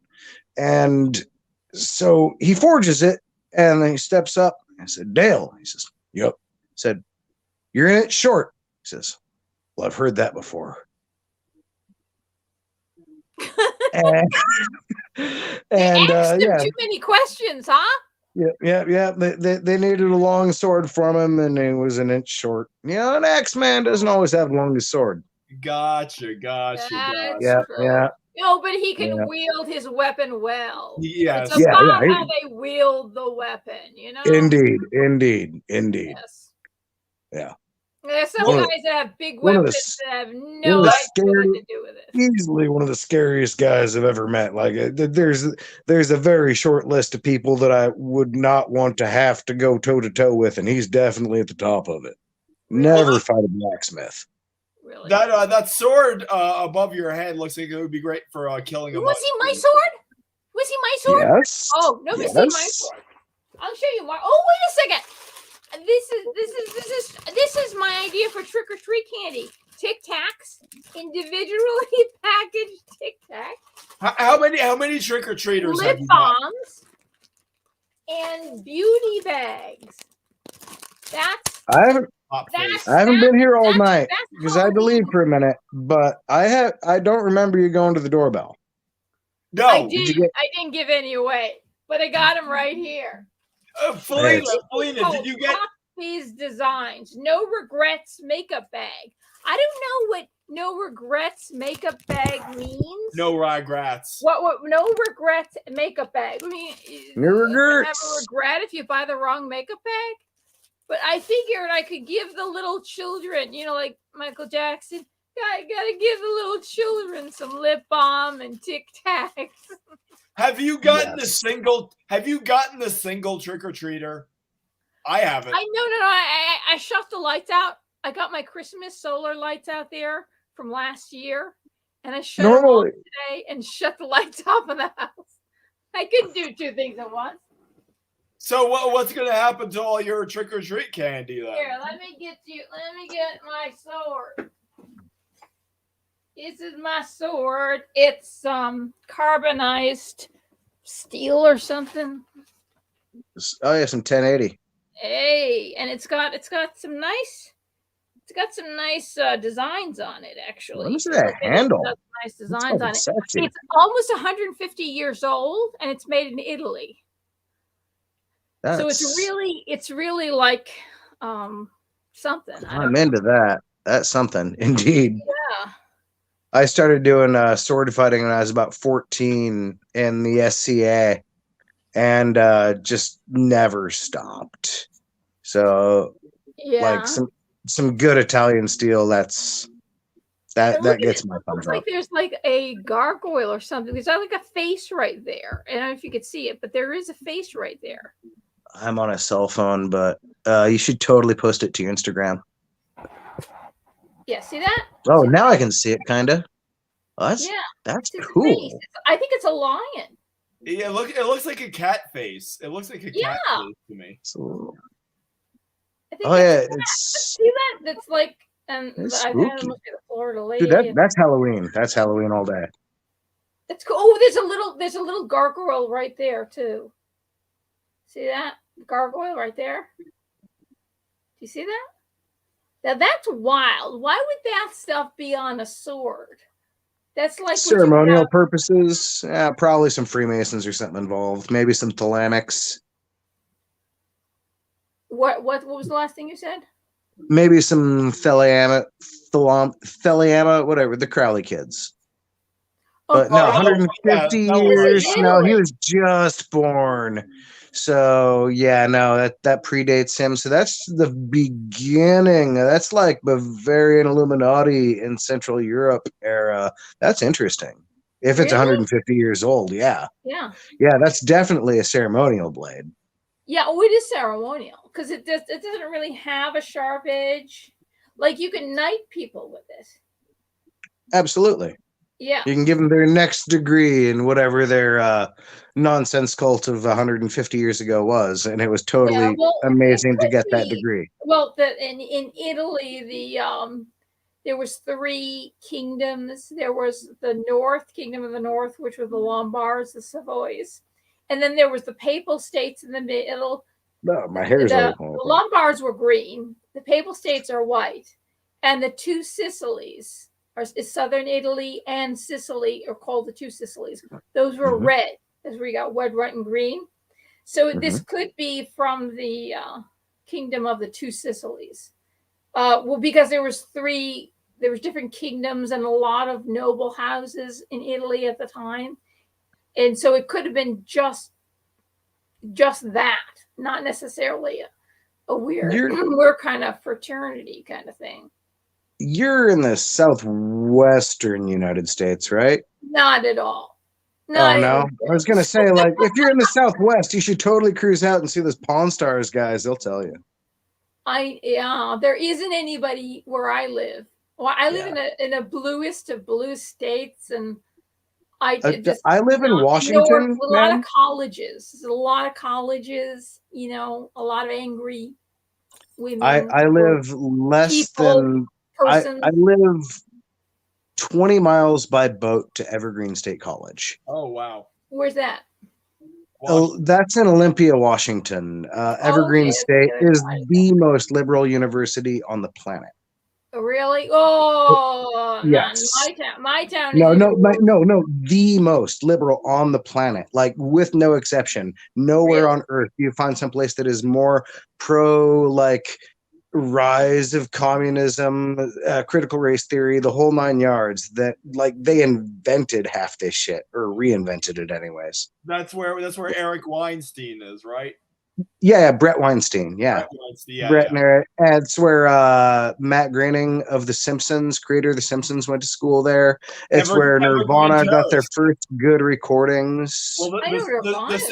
the Simpsons Matt live on that 'cause Groening, because he's always on the edge of everything. Yeah, he's one of, they're cool greeners out there. They really are, but they kind of have to hide their power level a little bit when they're attending the university. the Yeah. Simpsons live on Evergreen Terrace. That's the street the Simpsons live on, Yes, yeah. yes, right on the edge of Evergreen. Exactly. By the way, we have DYM Rain in Spain has joined us in the comments. He said the only thing we have to fear is Xanthi. Oh, that's What do we fear? I've known these for a long time. La Dama. The Dama is a beautiful woman. He and his wife. He's lucky to have married her, and they do all sorts of videos together. She's a beautiful. Any married man woman. is a lucky man who bears a significant curse. But hey, with the good comes the bad. Yes. I one day There's some seek to be people that are married not- for that are- longer than a year. What's a year? I one day seek to be married for longer than a year. I was married for a year, Oh, and it was I one mean, of we're those. getting to the age where you can't even a year dating is like a lifetime, right? It is. But no, we agreed to get married for a year and then see if we wanted to keep it on, and we totally agreed not to. But it was the best wedding ever. The cake was the Twin Towers being hit by a Lego plane. I was dressed like a cowboy. She was dressed like a princess. The officiator was a man dressed as Arthur Dent, and everyone was in costume. It was fantastic. Oh, that sounds like the kind of wedding I would want to go to. I love costume. I got a beautiful like a cape that's a sea blue that's like all pleated. I've never seen a cape like that before. And it's just like the sea at midnight. And it's just like all these pleats all the way through it. Gorgeous. I got it for a really good, like it was called a store called Magic Circle. It was like a witch's store that was going out of business.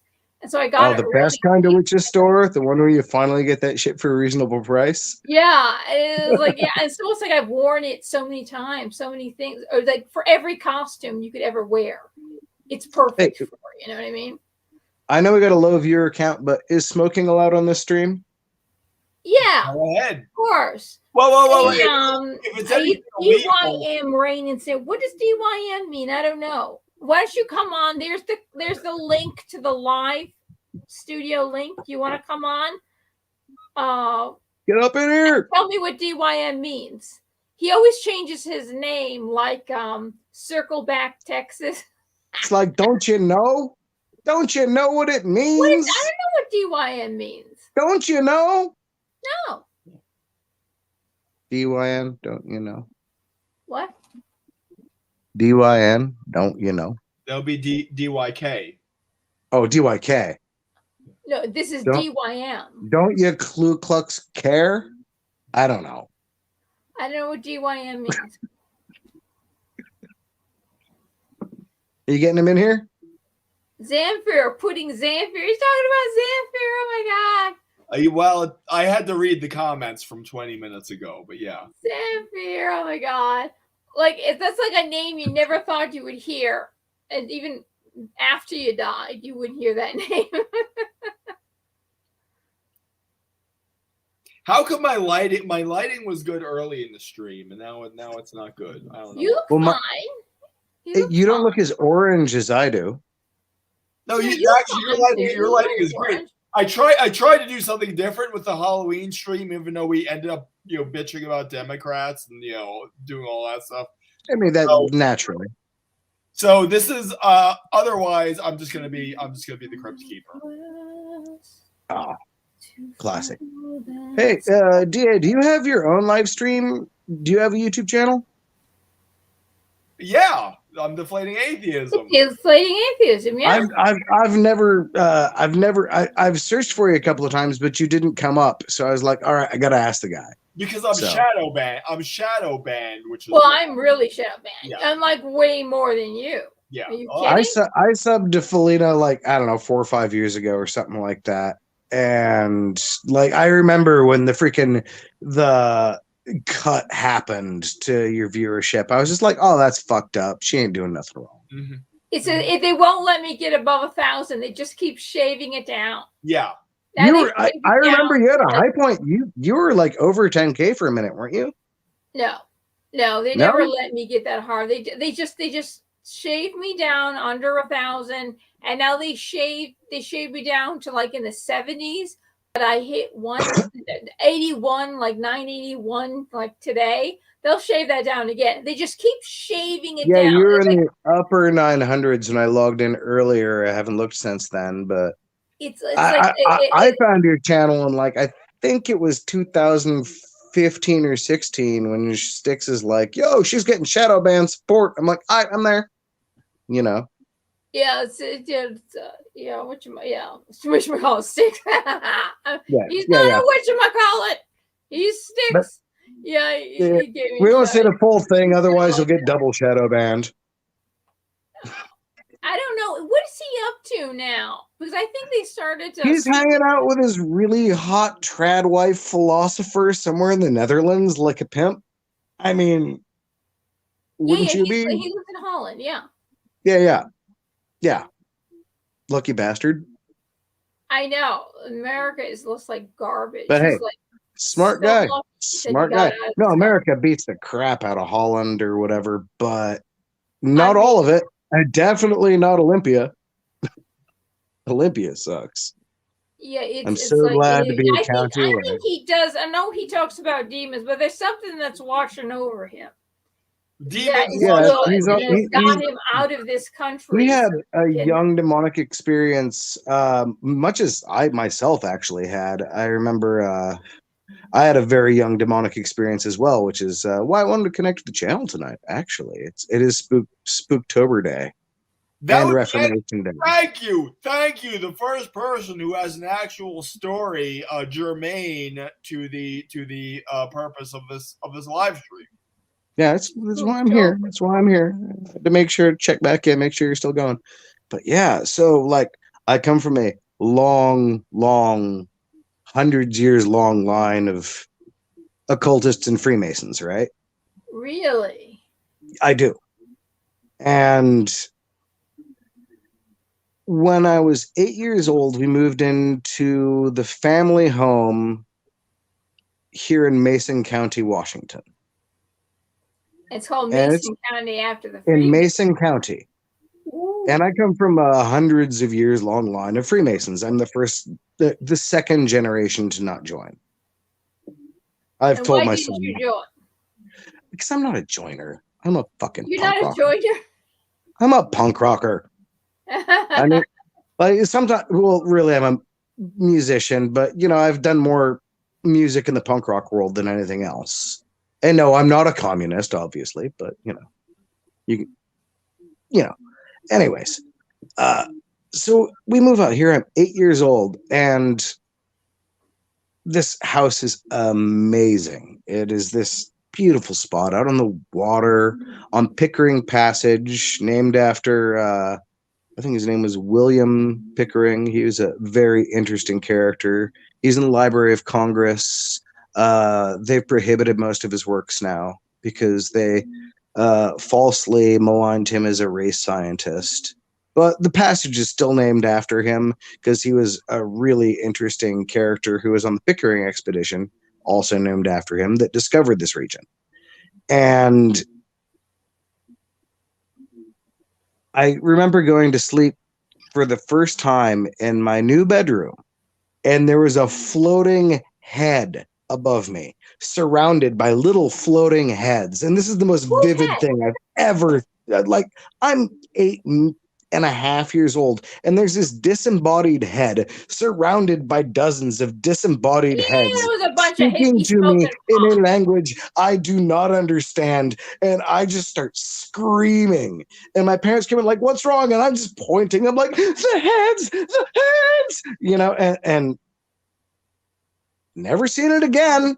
But I looked it up in one of Styx's books on demonology, and there's something that seems really fucking close. Like, And I don't remember. It's on the bookshelf in the other room somewhere. I haven't looked at it in a couple of years. I was prepared, but I wasn't actually prepared for this, But I just wanted to share. So there's weird stuff out there, and So- some of it I think might even be real.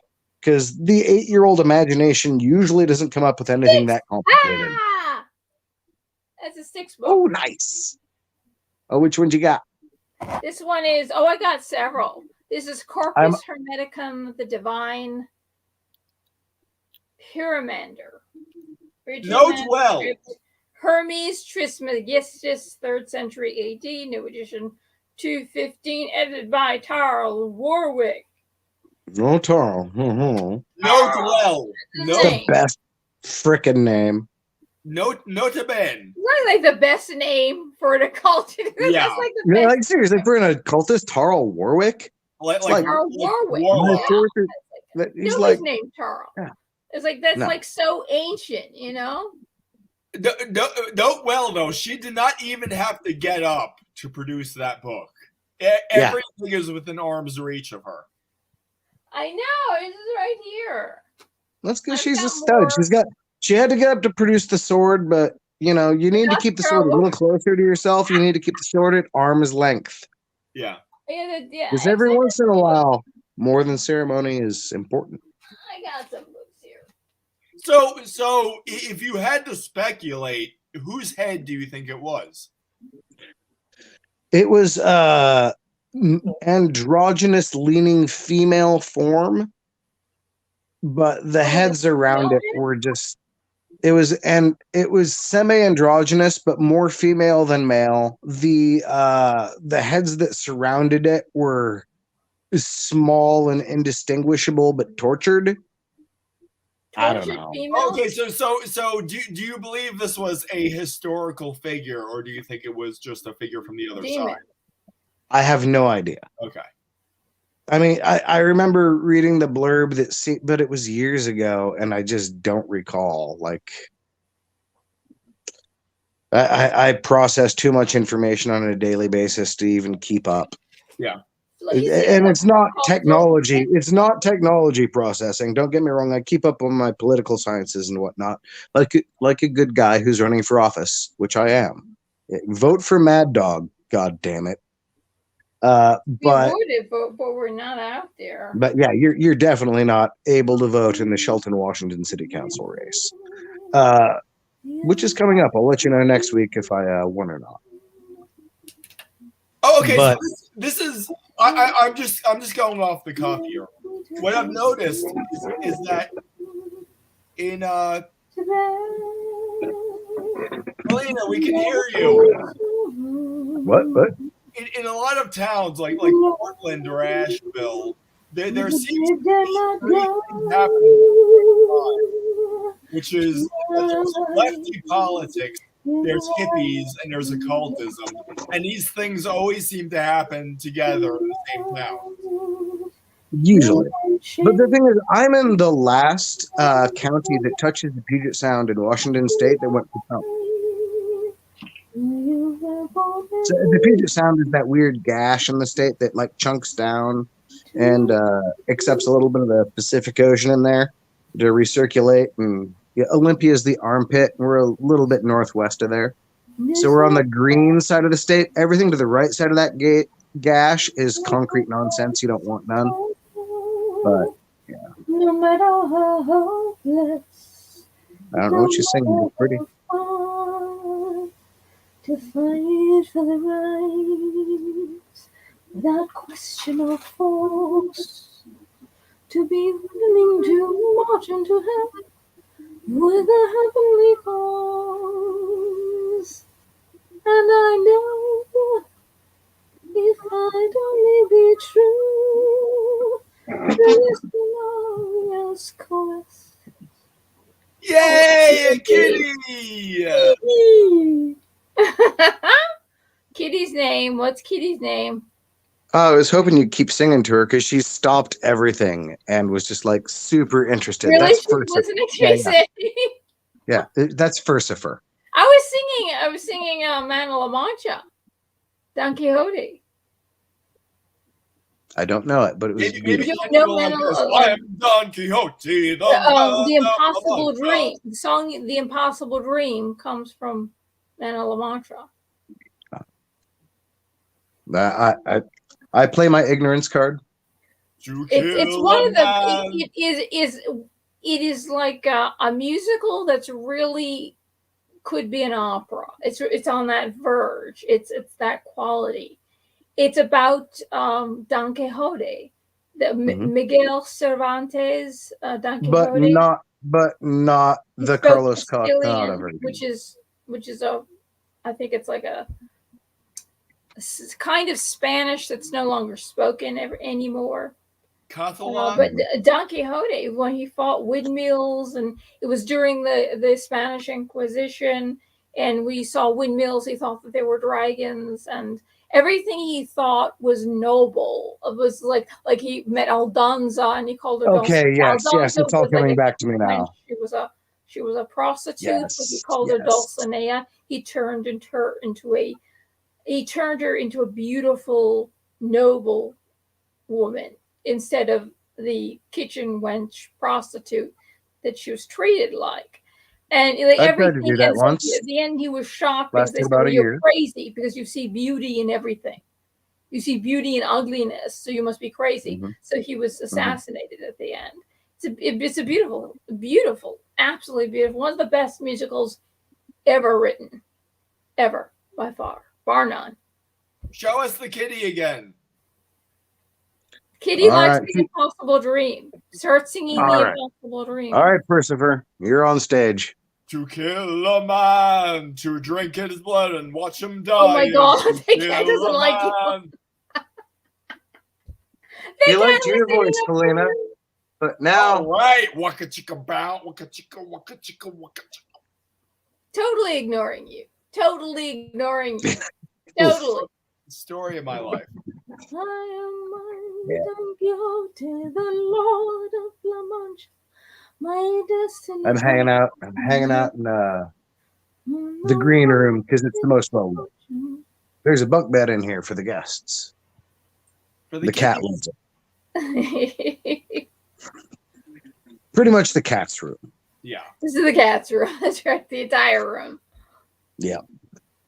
But, we keep cool stuff in here like Finn's sword from Adventure Time and the Adventure Time poster because, well, it's Adventure Time. Come on, get your friends. Let's go to very distant lands.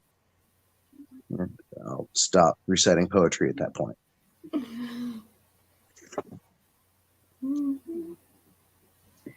Should have done something with a costume with a sword. What could I have been? I have a cousin Black who Samurai. swallows swords in a freak show. You could have done that, but you don't want to go down that path. Trust me, it winds up in like really degenerate liberalism.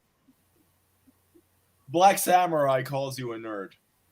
I am that. I'm sorry. I am that. My Pathfinder character's name is Axebeard Beardaxe. He is a 20th level cleric of Gorum, and he currently occupies the moon. That is some really nerdy shit. I have to be honest. I had an avatar once, and Axebeard Beardaxe. Come on, get me a dwarf for your name. That sounds like King Meister. It was Santa Meister. Burgermeister.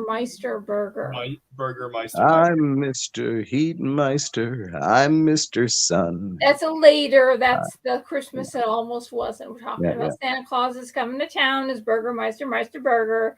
Heatmeister and Snowmeister was the Christmas that almost wasn't. Come on, get up on your Rankin and Bass claymation. It just popped in my head because I love the Big Bad Voodoo Daddy version of that. That's all there is to it. What version? The Big Bad Voodoo Daddy.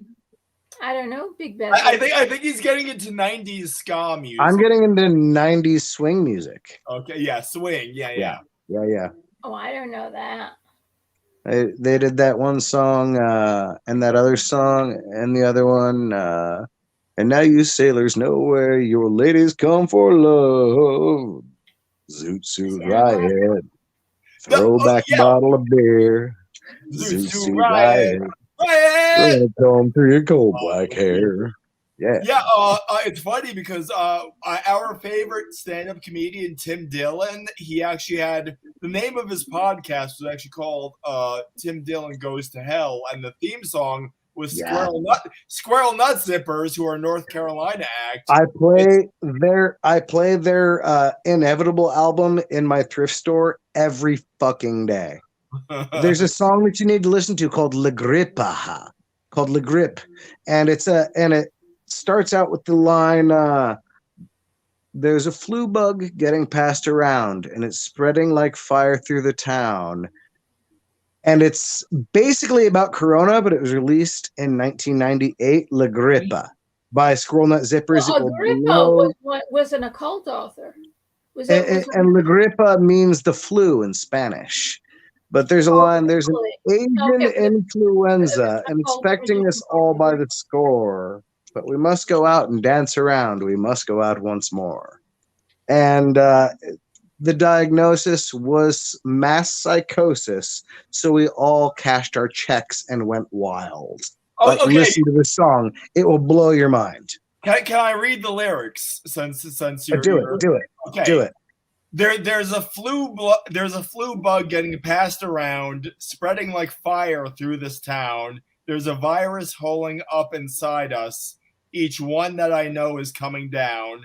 There's an Asian influenza infecting us all by the scores, and it's turning into pneumonia.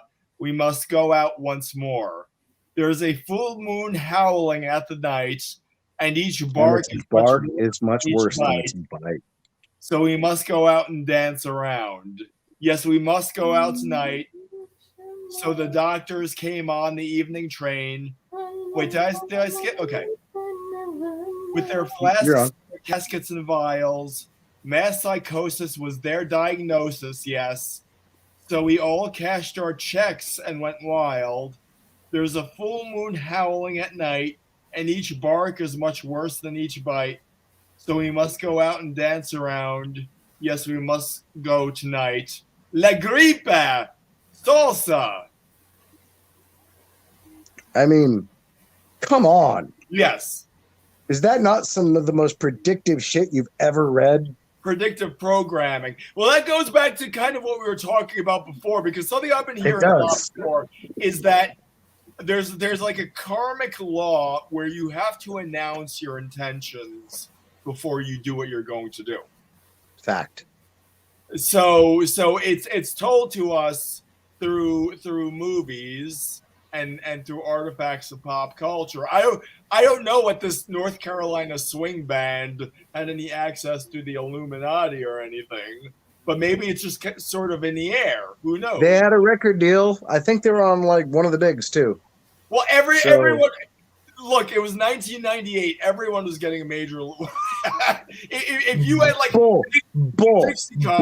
I was trying my ass off in '98 to get a major deal. Did not happen. Not everyone. Okay. Well, they might have smelled that I was a little more rebellious than their tastes allowed. Yeah. But, you know. Man, I wish I had your fucking bottle. Jealous. This is just like $20. It's just a $20. Oh, yeah. No, I just don't keep bottles in the house unless it's like after a party. Can I be honest? This is like maybe the second bottle of liquor I've bought in the last 18 months. I think I bought one bottle of vodka, and that was it. And this is the old second bottle of liquor I've bought in the last 18 months. I got you beat on that by a dozen, but they never make it home. I'm sorry, I missed the joke. I I got you beat on that by a dozen. Like I bought many bottles of Oh, liquor, okay, but they okay. just don't come home with me. You know, it's like, oh, we're Yeah, playing a that's true. concert here. We're going to an event there. Oh, we're doing this. We're doing that. Or and I buy a bottle every 2 weeks for the after work shot at my business, because the staff, we close the doors and then we go upstairs and we have a shot together and we say, oh, it was a good day, and then we go our separate ways. Okay. Yeah, I'm not a big fan of shots. I gotta be honest. If I'm drinking scotch or bourbon, I wanna put it in a glass like this. Well, yeah, I never actually take it out of a shot glass. That's a good call. Yeah. But a shot If should be poured neat. Dang it. Yes. If it's something I think is nasty like tequila, then yeah, I'll shoot it. But otherwise, There are a few things worse than a cheap tequila. Yeah. But a good Thank tequila you. should be sipped. Thank you. But a good tequila is worth sipping. It was designed for it. Good But, tequilas. Even the good if somebody tequila. hands you some Cuervo, just put it in a shot glass, get it over with. Yeah. It's okay. It's okay. Yes, it's a crime against culture, but so is the mere act of brewing it. Even distilling it. Even like Patron or 1800. I mean, it's tolerable to me, but it still has something in it. It still has like agave or something in it that's revolting to me. There's good Patron and bad Patron. The good Patron is good. The bad Patron may as well be Jose. Okay. There's some sippable Patron though. It'll cost you $100 a bottle. I ain't paying that. Yeah, I've done it a couple of times, but I always, it hurts. It hurts. How are you doing, Felina? She's nose down on a blade. The phone, you're like 5 seconds behind or something. Like everything you're saying is like there's like so many seconds. There's a delay on the phone. Yeah, I can vaguely hear the echo of this conversation in the living room. You're about right. It's because Felina. I wonder if I count as 2 viewers right now. Probably not. Yeah, I can vaguely hear the echo of this conversation in the living room. You're about right. Oh God, I sound weird. I don't want my voice anymore. Probably not. See that? Well, Felina, the live stream is fine. It's just. Hold on. Let me return to my radio voice. Here we go. I wanted to know how it sounded because report cancel said report video. No, I'm not going to report the video. I wanted to know what sounded because I can barely hear. My sound on my computer is very faint. I can barely hear any of you. So yeah, you were having some serious issues earlier. You need to work that out before the next episode. Yeah, well, I don't have the money to buy a new computer. That's probably. So how old is your computer? You were saying it was made in the 90s? What? It was 2000. 2000. So it's a millennial like I am. Your computer is built the year I graduated high school. Oh, okay. Graduated high school. Quote unquote graduated. Big air quotes. Yeah. So it's yeah. But, yeah. So. And the last stream I did was on his channel, and we were on for 9 hours. So I think that was just the last gasp of anything my computer had. 9 hours, it just couldn't. That's it. It couldn't do it. So when I did this, it's like I can barely hear you. I can barely hear anybody. There's something in your settings going sour. I know I have a modern laptop sitting around the thrift store somewhere. I can get shipped down to you. Oh, I appreciate that. Oh, yeah, really no problem. Like it's literally like I have if you know anybody that knows how to. I had one that was done, and I think it's like 5 or 6 years old, and totally handle what you're doing better than your 22-year-old machine. Yeah, anything. Fred Flintstone computer could work better. Shoot me your P.O. box or whatever on Instagram, and yeah, I'll get it wiped and boot some Ubuntu or something. Yeah. Yeah. You're muted, Rob. we have a private chat. You have the comments, and if you click the tab, you have a private chat. Yeah, that's right. On screen. Oh. You can do that. So Yeah. So I didn't know about this. This your is cool. address. He knows. Last Rob knows a lot. Okay. I've only Thank used you. StreamYards like twice before. That's the most flattering thing Felina has ever said about me in my life. All right. So now I have a comment in the private chat. Ahoy! Yes. Yes. What does your T-shirt say there, Rob? It's just tree branches. It's just tree branches. It doesn't say anything. No. Okay. How about yours, Wicked Felina? I don't have a T-shirt on. I have like a. Oh yeah. kinda Oh, you like have a full witches kinda ensemble thing. darn near. It's a Victorian kind of design. Totally. But she was watching panda videos, so her breasts have grown with Yeah, the panda videos make my breasts bigger. yes. They do. I mean, I believe. I can't tell. I mean, feel free to pan down. But, Well, you know. because her maternal instinct kicks in. So The baby pandas. her breast sympathetically. You were talking about buying 3,000 pandas earlier. I'm not sure there are 3,000 pandas. No, I know. No, they don't sell them either. No, they rent them. They rent them, yeah. Yeah. There's no lease to own. There's an insane amount of money to rent one too.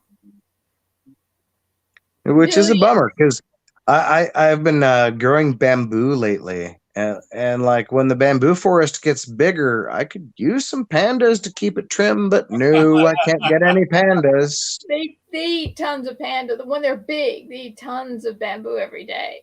Like they only digest 17% of it, and they will eat them for 16 hours a day. It's insane. So their poop has a super high bamboo content. I wonder if you can recycle that into like boards or something. I know.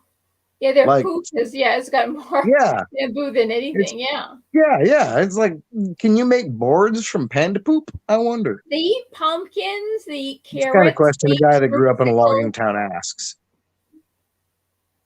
They're very cute when they eat pumpkins and fruitsicles and carrots. It's so cute. They're just cute. Yeah, they are. They're cute. The baby ones are so cute. Now, there are red pandas that live in North America, but they're basically raccoons. They're basically related. Well, they're not really raccoons. They were called pandas before the black and white pandas were called pandas. Those are actually the original pandas. Okay. Because they resemble the black and white pandas, kind of. They called the black and white pandas, but those red ones were actually the original pandas. I think they're cuter. In my opinion. I think they're related to cats. I've never seen one in real life. Well, okay. So I live in a town called Greensboro. You could do this experiment yourself. Oh, you're from North Carolina? Yes, that's what I was mentioning. Squirrel nut zippers before. Are you a weed eater fan? We've had this conversation before. Oh yeah, we have. Yeah. Have you seen them yet? No. Go see Weed Eater. Okay. Tell Dixie Dave I said hi. Okay. You will get really stoned and you'll have a good time. Mad Dog. Okay, I'll say Mad Dog sent me. Yeah. But He'll be like, who? Because it's been years, but you know. You throw a name out like Mad Dog, he'll take your word for it. Yeah, so say guy who lives who saw the floating head with the floating heads. Yeah. Yeah. It's a disembodied head fractal. Yes. Yeah. But it's the thing that little kids see when they move into weird old occultist's house. Yes. and Six Hammer will tell you all about it. But yeah, so what was I going to say? If you look up Greensboro, if you look up the town of Greensboro in Google, literally in the first 12 words, it'll say Greensboro is a town in North Carolina. North Carolina Natural Science Center has red pandas. So it's right there in the first 12 words that you see when you look it up in Google. Cool. So more than any Greensboroian, because none of us are of any particular accomplishment. No Greensboro person has accomplished any great thing. But we do have red pandas. We've got red pandas. You can't take Oh no, you've got red pandas. I disagree. Dixie Dave is the man, kinda. He's basically the man who refined the genre, or created the genre by refining it from classic metal and invented stoner doom metal. So you Is got to that give what him that. happened with Biden today? Paul Joseph Watson says, "Did Biden really shit himself?" He Okay, may have pooped himself at the Vatican, yes. let me say It's this. Let me fitting. say this. If Unlike his Donald, depends. thank you for that play on words. If Donald Trump had gone up to the Pope, said you're a very famous African American baseball player, and then shit his pants, that would be all that the media talks about for the next century. Could you imagine if Donald Trump did I can, and it's a great timeline. that? You are a very famous African American baseball player. That's what he told the Pope Francis, and then he shit his pants. Hey! False Pope, thank you. False Pope, not the real Pope. Real Pope in exile, still alive. Isn't that like in 1500? No, like the guy that stepped aside from the lifetime, until death position of Pope, stepped aside like some years ago. Okay. He's still alive. What's his name? I'm not super up on my cap. Benedict. Yes, Benedict. He's still alive. Yeah, he retired. Yeah, that's not something you do. You're not supposed to do that. That's not something you're allowed to do unless your church has been corrupted. And this guy is a clear charlatan. He invited a freaking, I've always had the utmost respect for the Catholic religion just because they maintain tradition on a level that no other religion does. But this guy, he's a Jesuit. Yeah, exactly. He's a Jesuit who invited the Muslim. He gave a Muslim mass at the freaking Vatican. A Muslim mass. He washed the feet of the Muslims, which means to Muslims, that means you have surrendered, not that you have done a kind thing. They don't understand what washing the feet, when Jesus washed the feet of the apostles, what that means. You think the Pope doesn't understand? You think this imposter doesn't understand the actions? Like he understands. It's a different kind of God. It's a completely different kind of God. It's a false God. Yeah, that's what, like when the God came to serve, not to be served. That isn't who Allah is. He has no children. He only loves the Muslims. And was it Christians and Jews are the worst of creatures? It says in the Quran, and Muslims are the best of people. So we have different look, different way. Of course, Big Bear would tell you different. He might. I don't know what Big Bear would tell you. So did you see this thing where they had a conference at the Vatican and they had all these transhumanists giving keynote speeches? It's okay. So it's like, okay, so Elite Global Leaders Conference at the Vatican, keynote speakers David Ferguson, author. Okay. Yeah. Wait. Let me see this. Yeah. Who else? Wait. I have to. Fair. No, I have to have this load for some reason. But yeah. I'm sorry.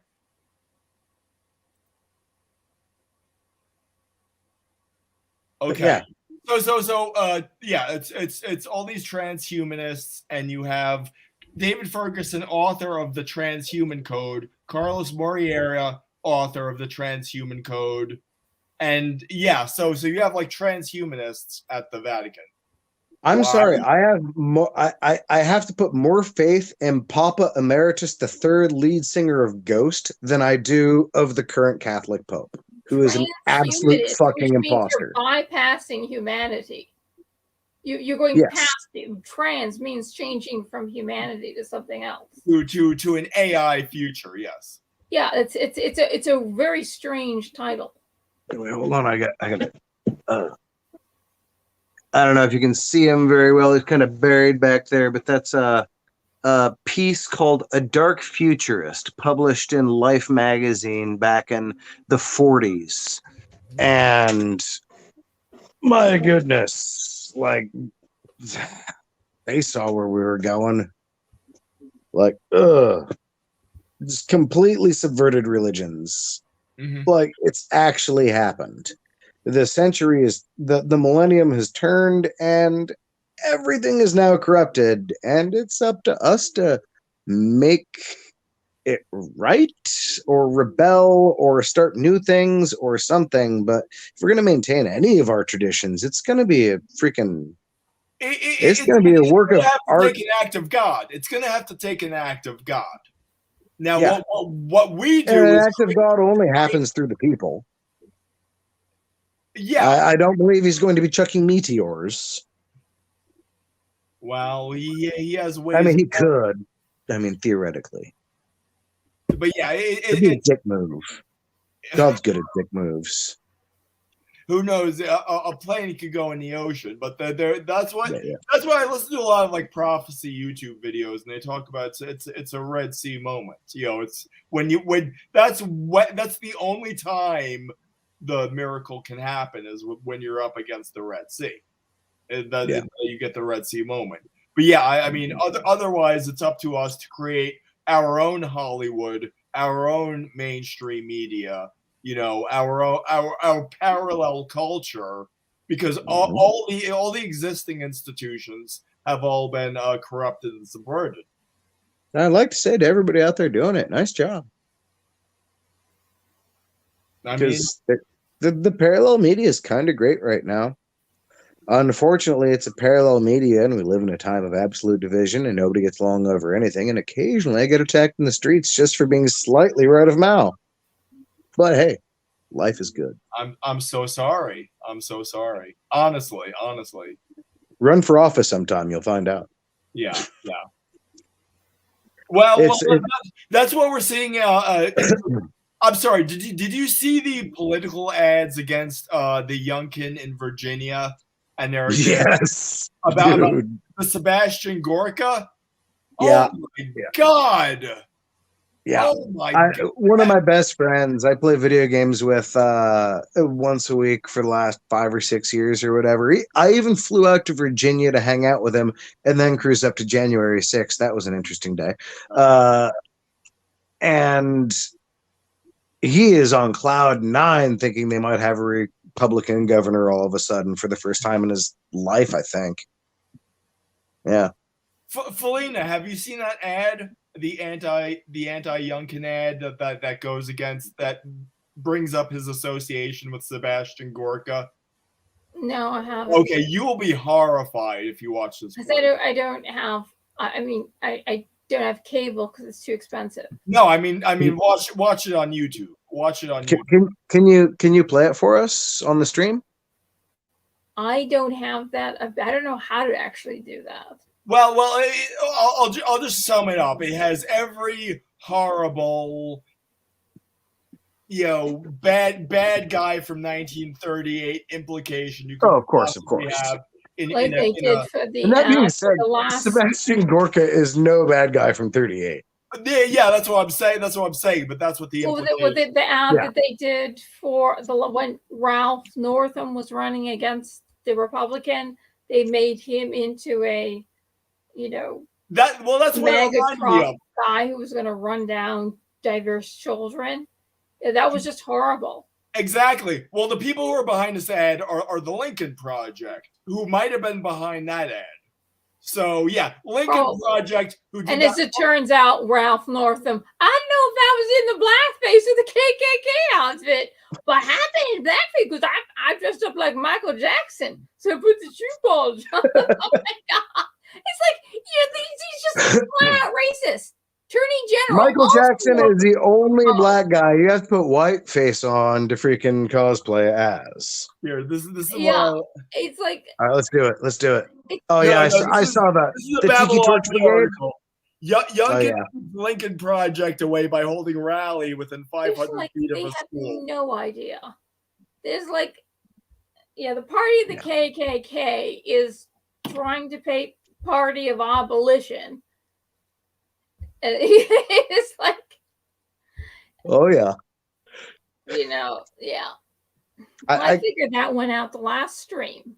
Well, Last Felina, stream was Archie Bunker. Archie Bunker, they made him into a Republican. That was a racist, homophobe, misogynist, all that stuff. Hollywood made Archie Bunker into a Republican. And that's where people thinking, oh, Republicans are the bigots. And he was ignorant.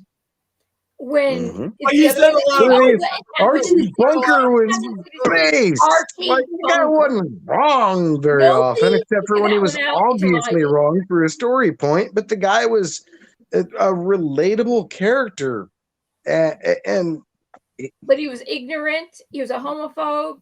He was yes, it was a he racist. was. But he was smart and he was everything always misogynist. right. That was the brilliance of Archie Bunker. He was the paradoxical character. Like, how can you In be so real wrong life, and he right was a at the same time, Archie Bunker? But America loved that guy, and for good reason. In real life, he was a Democrat. They Of laughed course. at him because he was just ignorant. Because he was ignorant. That's why they laughed at him. But he was So a racist ignorant. Republican, which Mhm. which they flipped it on everyone, and that's what did it in the early 70s. Hollywood flipped it and made everyone think that the Republicans and the party of the KKK switched parties. that was In the real life, Carol O'Connor was a Democrat. Mhm. I'm not like that in real life. I'm just playing that on TV, so you laugh at me. But he was an ignorant, racist, homophobe, xenophobe, misogynist, everything you can think of. And But he made the.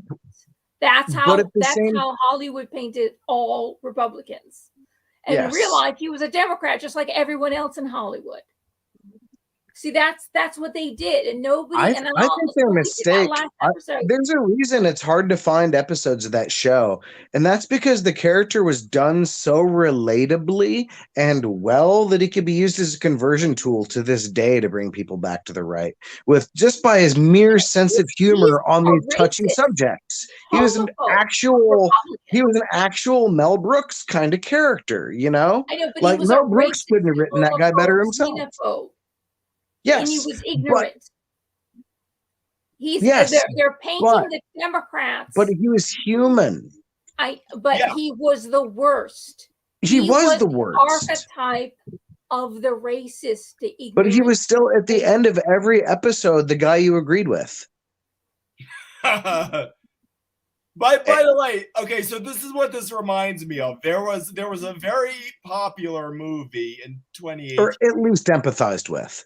There was a very popular movie in the year 2018 called The Bird Box, and you might have. I did not see it, but it was a very popular movie. I heard about it. One of the characters in this movie was a MAGA hat wearing, Trump supporting cuckoo, and so we know this guy. This guy's the sort of.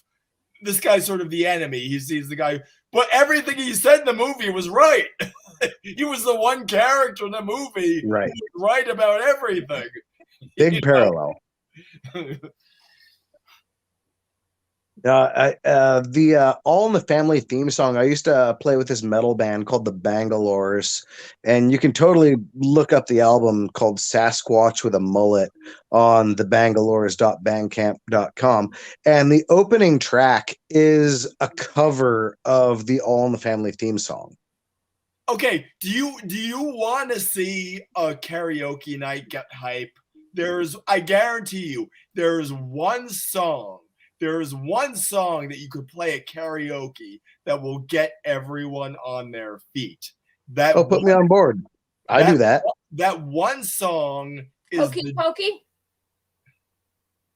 that one song is the Jeffersons theme song. No shit. Moving on up. Everyone loves that. Ain't no pot in the kitchen. Ain't no good in the grill. Everybody gets on their feet. What about Good Times? That's a good song. Celebrate good times. No, Come no, on. No. What's Sanford and Son? Dun, dun, dun, bum, bum, bum, bum. Oh, I know what I'm up to next time I go to a karaoke night. It's everywhere you look, everywhere there's a place. Okay, thank you. Okay, sorry. Everyone's going to have to step aside. I swear. If some singer wants to do the perfect, I will guarantee you, take the tempo down a few notches, put all your heart and soul into it, and sing the Perfect Strangers theme song. There will not be a dry eye in the entire house. Okay. Oh my God! Perfect Strangers, man. I don't know what. Okay. Hear me out. No, it's my generation. I'm trying to remember which one it was. Everyone, quiet down. All right. It's my life and my dreams. Oh God Almighty! Stop He thinks you're lost. You're gone, Rob. You're gone. You might be a little out there, yeah. Yeah, we've talked. Standing tall. You're in a world of your own, but it's okay. They know you there. Oh, that one's got me switching hands on the cell phone. On the wings of my dreams. Oh my God! The rain and thunder. See, the he wind thinks he sounds good. He doesn't realize bound for better how days. bad he sounds. It's my You're life lost. and my dreams. And The cat is getting sick. You're making the cat sick. He's shielding himself. It's too much raw emotion. You have to shield yourself. The cat is sick. Sometimes you gotta be shielded, you know. Okay, I guarantee you, a singer. Bring on the Black Plague. The kitty wants the Black Plague. Anything to kill this. A singer who's better than I am. If they did that song, they took the tempo down a few notches. They gave it all their heart and soul. I don't think so. It would be the torch song of all time. Perfect Strangers, I don't think so. Torch. Carly Simon did an album called Torch. Nah, the one I always bring it down with Faith by Limp Bizkit. Who dropped an album today? What? Well, no, somebody said, no, was that you in the comments? Yeah, it was me. Okay. Limp Bizkit dropped a new album today, though. It's fucking awesome. Or at least some of the songs. Some of them totally suck balls because it's a Limp Bizkit album. But, you know, like some of the songs are freaking ridiculously good. It's big nostalgia slap right to the face with some good guitar stuff. And well, it was probably some like Chinese democracy thing where it was dragged out. No, there's no Buckethead involved in the album. And I'm a Buckethead fan, but you know, it was actually a good record. It just happened to also have bad parts because it's a Limp Bizkit record. Yeah, of course. They all do except for the first one. That album was gold. Gold. Like pentuple platinum or something, but where did I? Oh no! It's hard to be. Where's the kitty? All right, let's get the kitty vision. Kitty vision. Sing to her, Felina. I don't She likes know your what's voice. As soon as I ask Felina to sing, she stops singing. Sing. Man of La Mancha. Madre diventare madre pia, madre pia, ascolta il dolce Maria, Maria del peccato, del peccato. All right, sorry. I'm not good at Italian. I'm not good at Italian. That's but I still remember a little bit of my opera training. That sounded like a Russian band war song. I forget the name of the tune. Like it's been bothering me for like the last few years because I can't remember it because I want to learn the rest of it.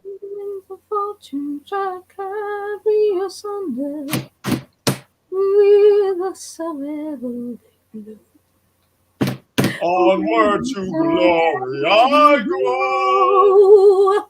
Onward to glory I go. Sleep. I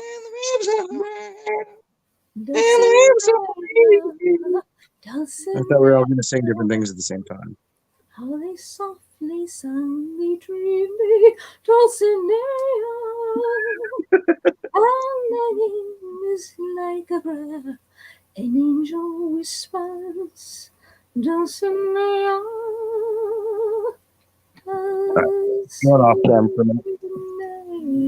But I'm here. I need to work on getting a better Streamlabs avatar.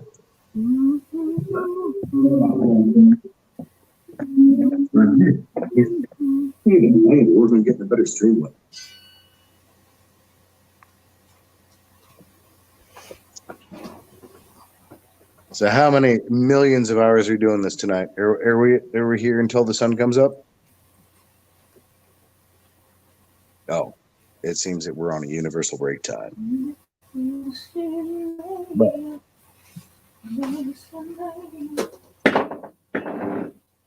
well, since that's the case. So cool. I just have to take advantage of the situation.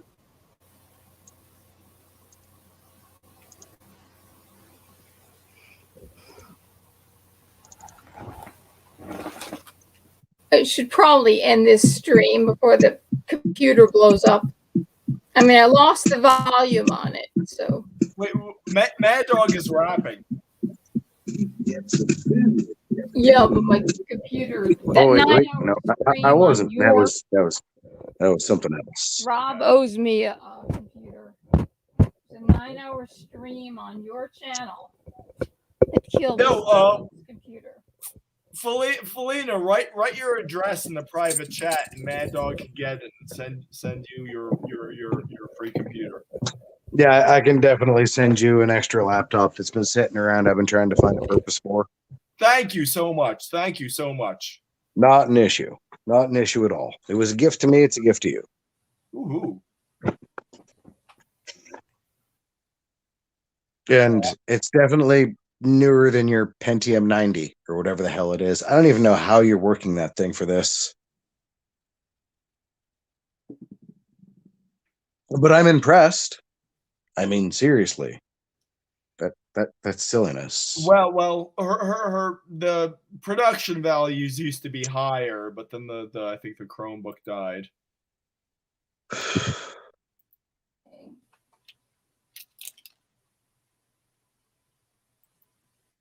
Let's see, I better hit the chat button. All right, private chat. Still just says ahoy in here. There's me. And there's some hey. All right.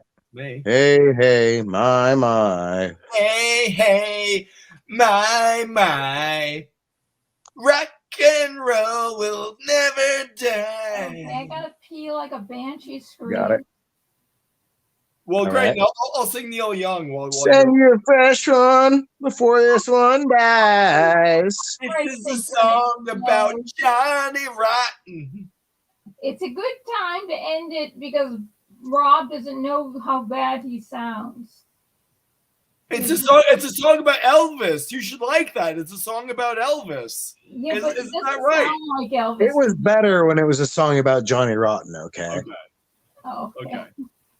Because he's still out there, right? And he's based as fuck. Yes. Like seriously, I love that guy. Like, don't get me wrong, my favorite punk rock band is Crass. Until the end, they're the best band that ever picked up the punk rock moniker is Crass. Can you? But please? Johnny Rotten, man, like, he didn't sell out. and he stuck to his values, and it just turned out the values 180, and he's finally on the right side of it. Thank you. Can you please go to my channel? Here, I'll post the link directly to the video. It's funny that you mentioned Crass because I actually have a Crass poster in one of my videos. Oh yeah, hold on. Whoa, that wasn't what I was doing. Oops. Here, that's the video. All right, No, let's find this thing. Oh, I look so terrible right now. It's great. here you'll actually see a Crass poster in this video. Did you throw me a link? It's in the private chat right below. All right. Yeah, I got it. I will boot it up as soon as the stream's done. When you come into my thrift shop, actually, the first thing you see hanging high above the register is. Hello? He froze. Did he freeze for you, Felina? Yeah, he froze for me too. He disappeared. I think it was too much information.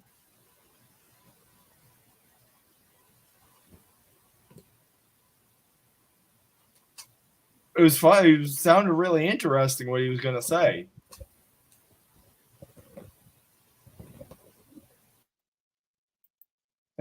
Hello? No, I think Felina's frozen too. So I think the problem was on her end. Everyone, have a good night. I hope you had a happy Halloween. He's out. What can I say? Hope you have a happy Halloween. Stay safe. God bless.